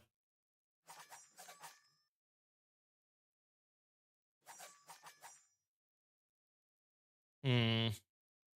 Yeah, this is a non-buffed MP. Parvati gets this buffed, and her overcharge gets buffed. She's eating very pretty.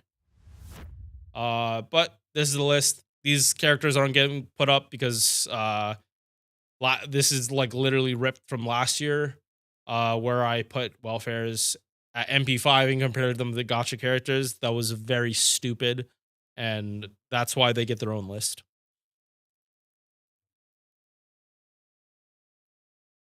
Okay.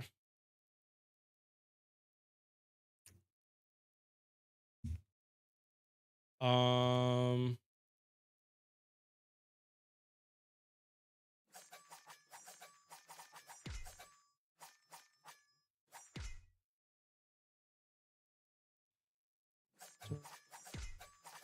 This.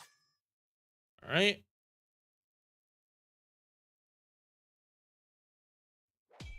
Oh, fuck me. Okay, just in case something happens to this, because this doesn't want to work the way I want. Oh, there we go.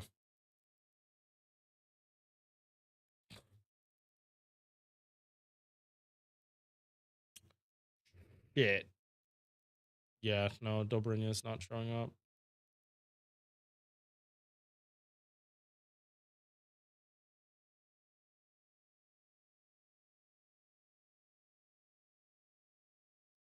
All right. Oh, wow, this list looks very different.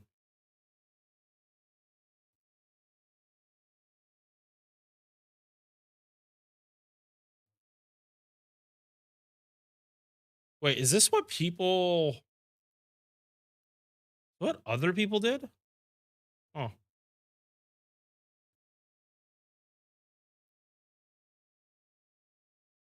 Oh, okay, no. Here's the original. Wow, this looks different.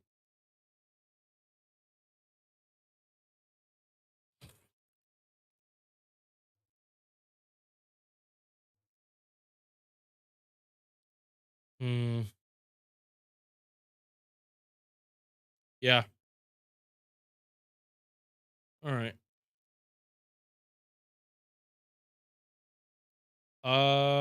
So that's it for this recording.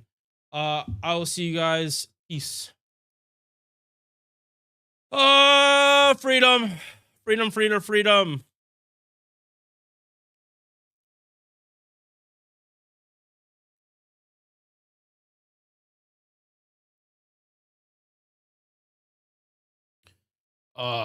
Okay.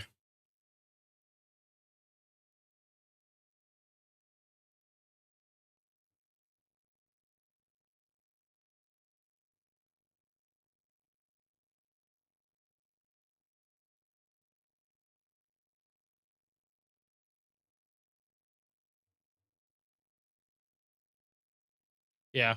This isn't working, so I'll make sure it's fixed later. But yeah, that is it.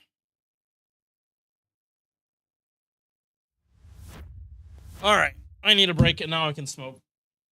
Also,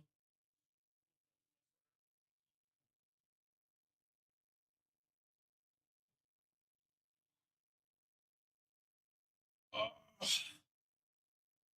okay. So how long? We're at 7 hours. Um, go to Honkai or not? If I go to Honkai, yeah, no, we're gonna go to Honkai because I have to end the YouTube stream anyway. All right.